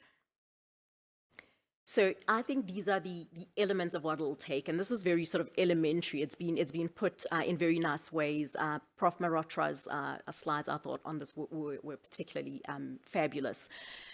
But we need to work on our mindset. We need to work on the strategies and tactics and the systems. These are the things that we all need to work on. And the thing is, we don't all need to work on everything, but there's a portion on there which belongs to each one of us. And if we then are working together, with each of us working within our passion, because I know there are people who like statistics, right? I hate statistics, right? But so if I'm, partnering up with somebody who gets a kick out of that, then we move forward as a team, right? So unfortunately, can't go into the details of that, but I think we all know that it's going to take a team with various skill sets, various interests, and that's what it's going to take. But we've already got the foundation of the things that we all bring to the table already. So in closing, I think this is in closing, transformation. This meeting for me is transformational, right? So besides the transforming of the cancer research space, for us to be able to get together like this, and what I particularly like about PACRI is that we bring different disciplines together, right? So I like that I'm not hearing about prostate cancer, then renal cancer, then testicular cancer, then I love the space, and hearing what other people are doing stimulates other thoughts and other options. So I really like this multidisciplinary space. Critical mass, we're the beginning of the critical mass, right? And, if we each just pay it forward, carry it forward. Internationally competitive, yes, we need to be competitive, but I think the better word there is collaborative. Because if we're collaborating, then we will become competitive, right? And who are we competing against? We're not competing against each other. We're competing against the disease. We're trying to actually defeat the disease. So together, we certainly can do that. And of course, in Africa. Success is the progressive realization of a worthy goal or ideal. So Prof. Bates, you will recognize those pictures. That is from when you first came out in 2020. Prof. Lamini had been introduced to us in 2019, and then he said, you were going to come over, and there was like this whole, idea. And so those were slides that you presented at that time. And so for me today represents the progression from that very early first meeting that we had. And I'm glad that we've actually got, the international faculty here. That is so stunning because, when we had the online meeting mostly last year, Pretoria is a lovely city. And unfortunately, you're here now, not in September, but in September when the jacarandas are in bloom, spring in Pretoria is a fantastic time. So thank you all for coming. And thank you for the collaborative efforts that are further going to come out of this space. With 35 seconds left. Thank you. Okay, thank you very much. Now, Dr. Ahmed, on the collection methods for bladder cancer. Chips to chops, please. We're running a little behind, but apologies for not being there when you were ready. Okay, thank you so much. Thank you to the organizers for inviting me. I'm going to be speaking about, I think, a very interesting innovation in a pathway in cancer, and congratulations once again to the Bakrie, Institute and the people who are doing such fantastic work. I don't think I can improve on the quality of the speech that Dr. Mutabe gave, but I'm just going to be speaking about the innovations in specimen collection. So the topic is, quite simple to say, chips and chops. For those of you who don't know, in South Africa, French fries are called chips. Actually, I was told that they're actually not even invented in France. But anyway, we're not going to be speaking about the chips that we normally eat or the chops that we normally eat. But I'm going to be speaking about the evolution in terms of how we manage bladder cancer. So the picture on your right is a bladder tumor that's seen at cystoscopy. The picture on your left is a cartoon of a resectoscope that goes inside the bladder. And then the left bottom is a picture of what we normally do. So on behalf of all my predecessors, we have to apologize to all oncologists, to all surgeons, because we're the only surgeons who are actively cutting into active tumor. And I think along the years, this has taken a drastic change. So actually the topic is from CHIPS, which is the transurethral resection bladder tumor chip on your left, to CHOPS, which is en bloc specimen. And I'm going to just speak about the evolution and how that's evolved. We still, as yet, have not found the correct, or should I say, the perfect technique, but I think we're getting close. There's a whole host of different techniques that have evolved. And over the last 25 years, I'm just going to speak about some of them that really stuck out. The first was a Korean innovation where the authors felt it would be easier if we put pressure using the sheath of the resectoscope and then use the loop to cut a bigger specimen. The problem is that this, of course, could not be reproduced if the tumor size was bigger than 3 centimeters. And secondly, going up to the tumor a lot more increases your risk of bleeding and makes cauterization of the base a lot harder. The second was something that I think is not really a resection method, but quite innovative in cases where access becomes a problem, especially in bladder cancers in children or in very small or young patients. And here what they advocated was using a standard biopsy gun, and they inserted this through the instrument port of the cystoscope. That's a picture of what the specimen looked like. So you will get a base layer of the muscularis layer, which of course is very important for us for staging as well as for the pathologist in terms of looking at prognosis and then our subsequent therapy. When it came to bigger lesions, this paper by Naselli et al. Is actually an atlas that looked at what we should be doing in cases where the tumor is big but cannot be retrieved from the bladder. And quite innovative, what they did was they resected the circumferential lesion around the bladder base, so decreasing the blood supply and encircling the active tumor, and then using a laparoscopic grasping forceps, not through the scope, but alongside the scope, brought out a much bigger size tumor. Pathologists, of course, are much happier because instead of giving them a chip, we're now giving them a chop. And it makes it easier for them to look at because it's easier to process and much easier to stage. In terms of the limitations, we know there are many limitations. So instead of turning the loop at perpendicular to the bladder tumor, these authors proposed using a flat loop. Issues with this is that you may not gauge the depth of the bladder lesion and you may even perforate. The second is that your vision is hampered. In our center, we described a novel technique using the transurethral snare technique and used a stone basket to retrieve the specimen. So that was what the snare looked like. So we used an endoscopic snare. We encased the bladder tumor and got out en bloc specimen using the same encasement. I'll try and play the video now.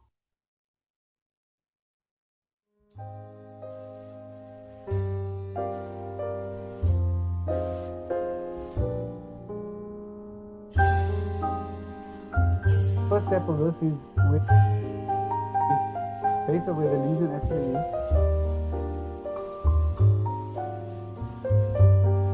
After encasement or entrapment of the base of the lesion, then cautery or fulguration is applied. What this does is it decreases the base or the blood supply to the tumor, decreases the resection time, makes your visibility much easier.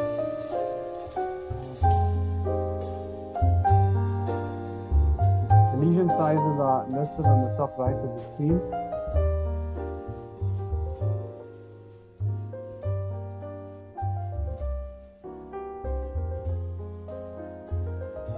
And once the specimen is entrapped, a stone basket is used to remove the specimen en bloc.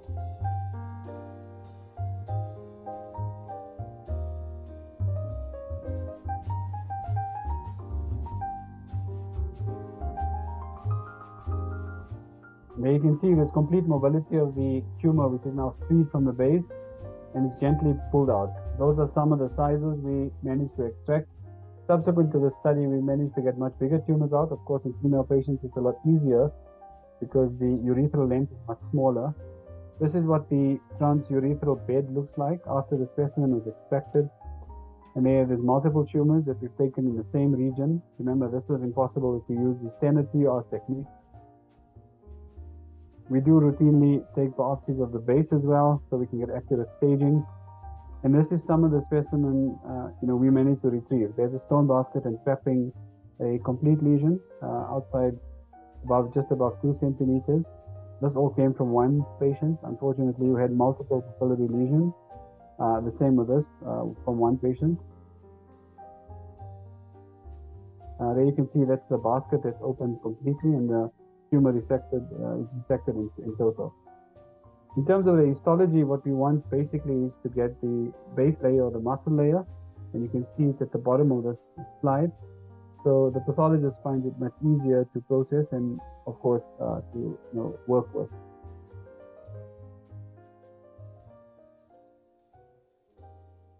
Okay, perfect. So this is a HydroBlue method where instead of using resection, what we're now using is hydrodissection. What we do now is formulate a map, and once we formulate a map, water is injected into the base to act as a cushion. Once that's done, the hydrodissection is then proceeded with. In terms of lasers, as urologists, we're quite fortunate. We have a whole host of lasers we could work with, and we're using them for stone disease. And now there's been a massive expansion in using them for en bloc resection of bladder tumor. The picture on your screen now shows you a laser fiber which is used to enucleate the base, or should I say the stalk of the bladder tumor. And the picture number D shows you a completely clean bladder base.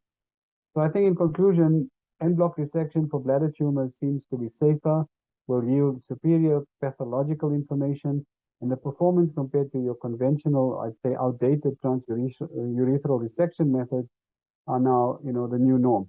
I also think, and this has also been proven, that the clinical decision making as well as delivery in non-muscle invasive bladder cancer will be easier in terms of our pathological analysis. It may also increase our accuracy. And the studies that we looked at in terms of this meta-analysis didn't show any increase in the recurrence rate. So I think the data there is quite early, but the benefit in the patient blood loss, visibility, surgical time, as well as endoscopic vision is far superior. So I think I thank you for your attention, and hopefully this will become standard in time to come. Probably we would only be speaking about chops and no longer chops. Thank you for your time. Thank you very much, Dr. Adam. I think this is actually quite interesting and should help us a lot to evaluate new therapies as they come along, because I think that's an area of great interest in bladder cancer. So we're running a little bit behind, so let's move along. Dr. Pathaki from Department of Surgery, University of KwaZulu-Natal. She is a scientist very interested in breast cancer and association with breast cancer and HIV. And she'll talk about the disparities of breast cancer outcomes in Africa. Good afternoon, colleagues. Thank you, Chair, for the introduction. Thank you very much to Prof. Dlamini and the organizing committee allowing me this opportunity. Unfortunately, I couldn't be there in person due to work-related matters, but I'm grateful for the opportunity. Breast cancer is the common malignancy among women globally, accounting for 24.5% of cases. It is also the leading cause of cancer-related deaths globally. Yes, and now coming back to Africa, breast cancer, it is still the commonest malignancies among women, as well as the leading cause of cancer-related mortality. Looking at the outcome of breast cancer in high-income countries, the overall survivals is reported to be more than 90%, which is way better than what is currently being reported in low to middle income countries. For instance, in sub-Saharan Africa, the overall survival has been reported to be 66.3%. And obviously, this survival rate differs according to the region. We have reports, 5-year survival reports of less than 20% in countries like Mali, and in Mauritius, having a better overall survival compared to other sub-Saharan countries. Now, what are the determinants of breast cancer outcomes? This varies from demographics, as well as the clinical stage at presentation, the HIV positive status of the patient, histopathological characteristics, as well as the breast cancer treatment. Now, looking at race, a Black race has been associated with poor overall survival as well as poor disease-free survivals. This picture depicts the differences among the differences in the survival among different races and still among different countries in sub-Saharan Africa. The question is, why are Black women more prone to poor overall breast cancer survival, despite the incidence of breast cancer being low among Black women? Obviously, the causes are multifactorial, and these include younger median age. Yes, the literature has shown that Black women tends to be diagnosed with breast cancer at a much younger age compared to other races. And yes, Black women have also been shown to present at an advanced stage of the disease at the time of diagnosis. Obviously, the causes behind this are multifactorial. And also among Black women, most of them have been shown to have an aggressive tumor biology, with more women having a hormone receptor negative breast cancer as opposed to the hormone receptor positive breast cancer seen among other races. Studies have also shown that Black women are at risk of experiencing treatment delays compared to other races, and they're more likely to experience delays in completion of prescribed multimodal therapy.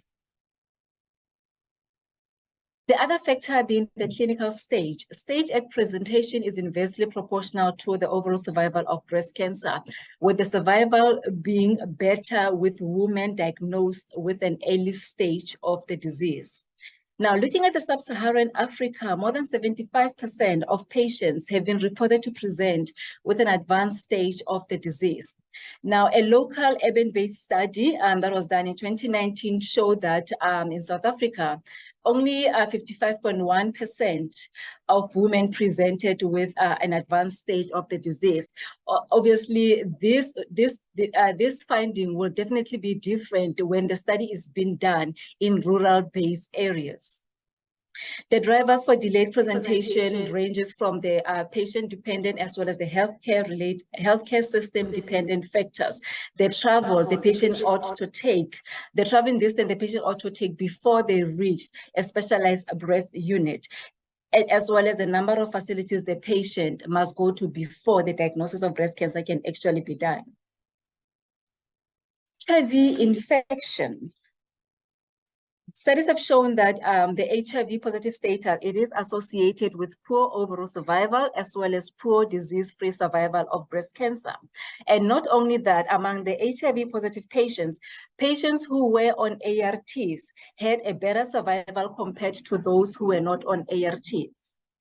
Other factor is the molecular subtype of breast cancer with HER2 and RIS subtype, as well as the basal-like subtypes being associated with poor overall survival and poor disease-free survival. With regards to the treatment delays, it is known that delay in treatment adversely affect the outcome of breast cancer, and the treatment may include surgery with now this time is just disturbing me, with a treatment delay of more than 8 weeks adversely affecting the outcome of breast cancer. In most sub-Saharan countries, we know that we don't have easy access or even availability of certain systemic therapy and targeted therapy that are available in high-income countries.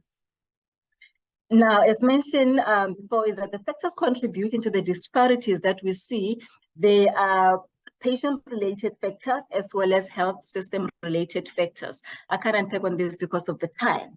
Now, the question is, what can be done with the knowledge, the information that we currently have? Improving breast cancer education as well as awareness, targeting the community and also the healthcare professionals at the regional, district, and also at primary healthcare facilities. Reaching out to women in rural areas. And of course, accessibility to formal screening programs in most countries in the sub-Saharan countries. Like in South Africa, we don't have a formal screening program in the public facilities. Decentralization of breast cancer care services without compromising the quality of the care given to the patient. And also the access, ensuring that our patient have got access to psycho-emotional as well as the social support. Multidisciplinary team approach with the patient being the center of the discussion and not necessarily the disease. Yes, most sub-Saharan African countries, they are providing or in the process of providing universal health coverage, and we hope that this will somehow bridge the social inequities that we currently experience. I was fortunate to be among the team that established the decentralization of breast services in Gauteng. That's the picture on the top right, the establishment of the Poloson Regional Breast Center. And the picture at the bottom is the establishment of the Regional Breast Unit at Pixley Hospital here in KZN. Now, one may ask, how is that possible? One can start wherever you are, and one can definitely start with what we have. The beauty about decentralization of the services, that we are taking the services to the patients. We are meeting patients halfway. I remember so well that one patient once said, yes, we need help, but help must not be far. Now, by taking the services to the patient, number one, we'll be encouraging the patient to present early at health facilities, and we'll also make sure that we strengthen the knowledge of breast cancer among colleagues at those facilities, making sure that when the patient does present in that health facility, the patient will be treated accordingly. And also this has got a benefit of sharing the load from the central breast services, ensuring that only complex cases are managed at the relevant health facility level. In conclusion, together we can achieve more, together we can go far as fighting against the disparities that we see in the breast cancer outcome. And in conclusion, in 2023, we shouldn't be seeing patients presenting with T4 lesions. I thank you. Thank you very much. References. Thank you for keeping on time and doing such great work. Our next speaker, we're getting now back a little bit into technical issues, which is great for me. Professor Victoria Belancho from Tulane University. She's currently the Associate Director of Research, Training, and Education at Tulane Cancer Center. And Professor Belancho will be talking about transposable elements in cancer.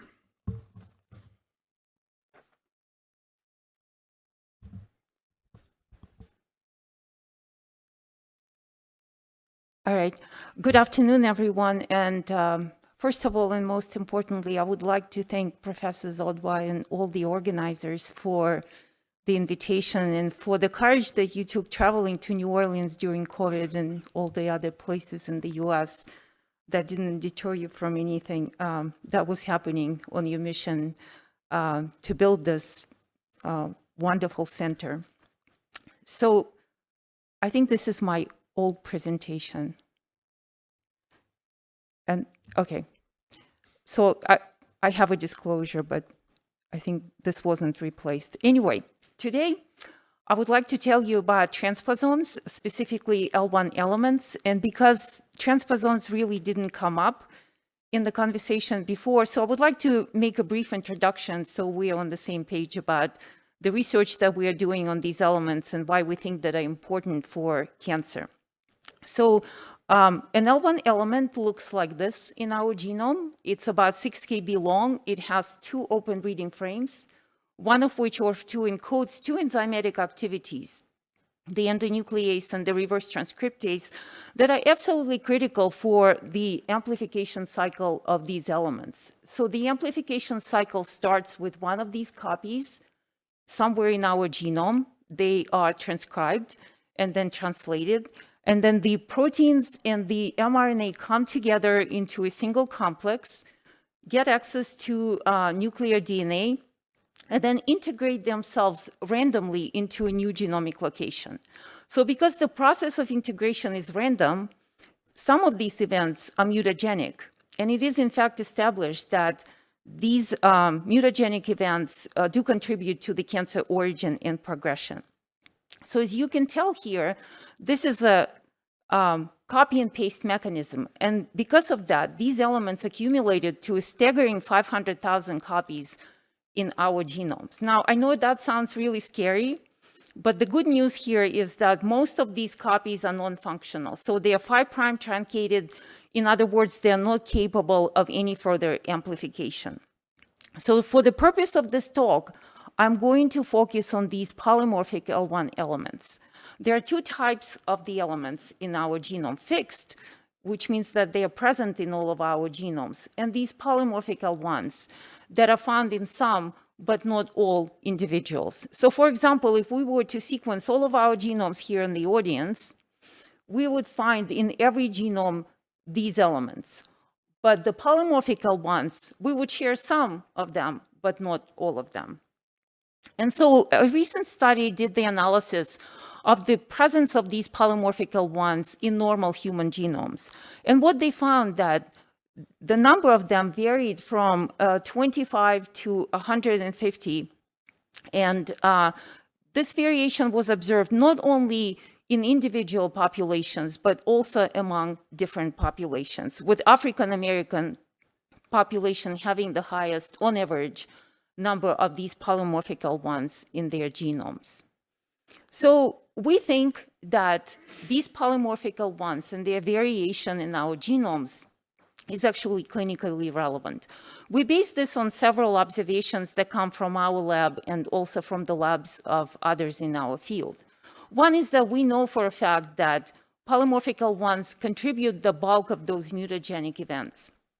In fact, it was established not too long ago that at least 1% of patients with colorectal cancer have a de novo somatic integration event into APC gene, clearly contributing to the disease origin. And of course, these are most likely underestimations. We and others also discovered that these elements, because they cause DNA damage, can contribute to other cellular responses, such as apoptosis, senescence, inflammation. And these are much harder to measure and specifically attribute to L1 activity. Furthermore, we recently reported that L1 mRNA expression is organ and sex specific in different organisms, and that suggests to us that there's a possibility of specific polymorphic L1s that could be expressed in one organ and therefore contribute to the disease, specifically cancer, in that particular organ. So we hypothesized that genomes of cancer patients either have more polymorphic L1s and or have a disease-specific subsets of polymorphic L1s. And if we are correct with this hypothesis, then this could be genetic markers that could be associated with increased risk of specific cancers. So what I wanted to point out specifically here is that in our field, there's a lot of work that has been done on identification and characterization of these de novo integration events. And a lot of really wonderful research and knowledge came out of that. But as I mentioned, Some of the other effects, such as inflammation, apoptosis, and senescence, are much harder to measure in vivo and much harder to attribute to L1 specifically. We thought that if instead of focusing on these events, we focus on the source of these events, such as polymorphic L1s, then we can capture any of these potential issues that could be associated with specific cancers. And so with that in mind, we can solve this problem or answer this question by using whole genome shorter read length sequencing.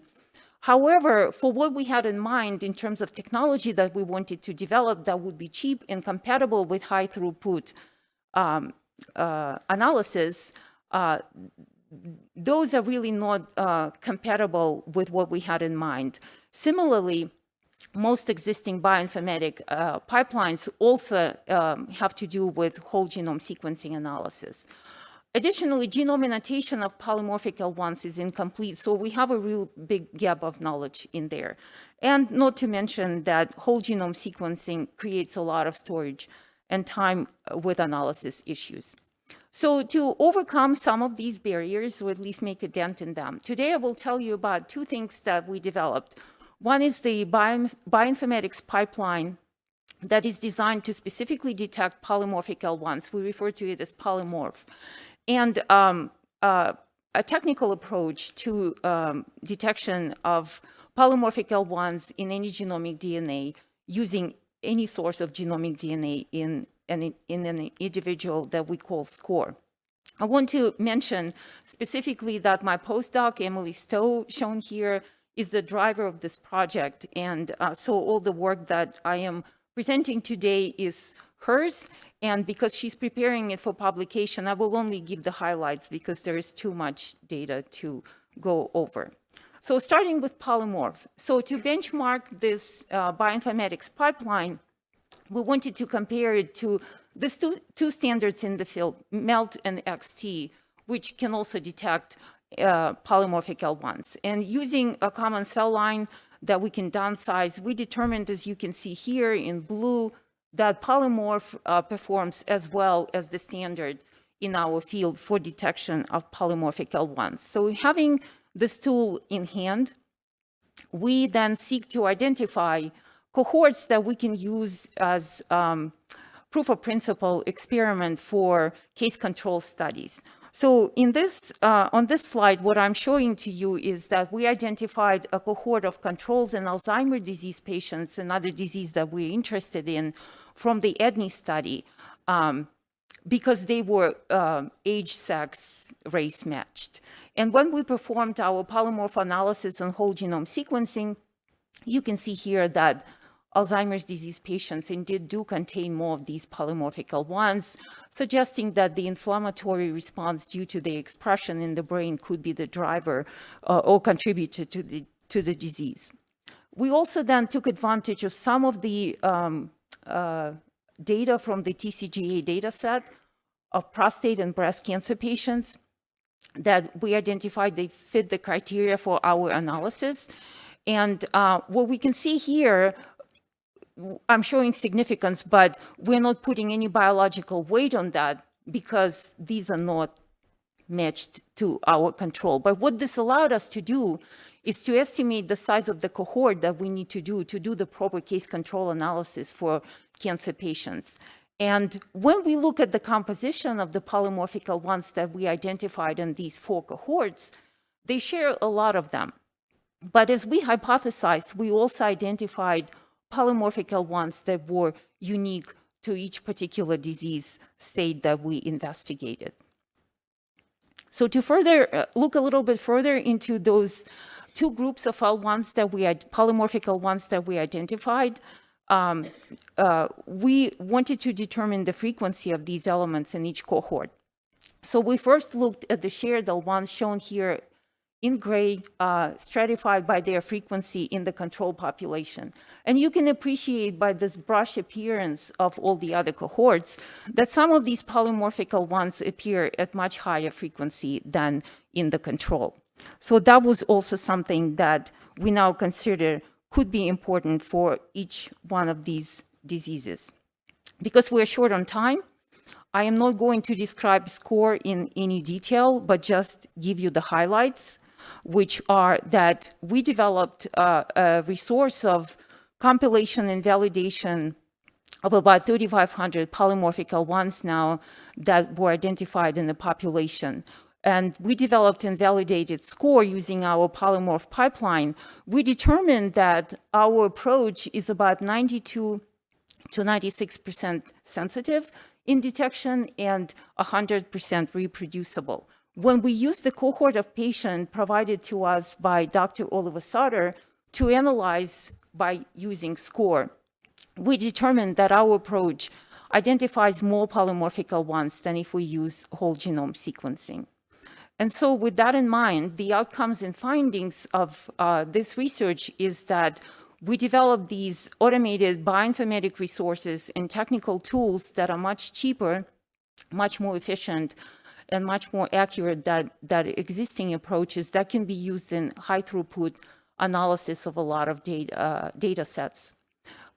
We think that our hypothesis that the number of polymorphic L1s per genome may be clinically relevant is true, and we identified 2 classes of polymorphic L1s that we will be focusing now. I want to point out the important element here. Although we are currently working on prostate cancer with Dr. Oliver Sutter and Dr. Elisa Ladad, this approach is applicable to all cancers. And this also allowed us to formulate new hypotheses that we are very thrilled to establish new collaborations and interactions here to see whether we can identify polymorphic L1s that can explain some of the racial and sex differences. And with that, I wanted to thank my lab, my incredible collaborators, and the funding that allowed us to perform this research. Thank you.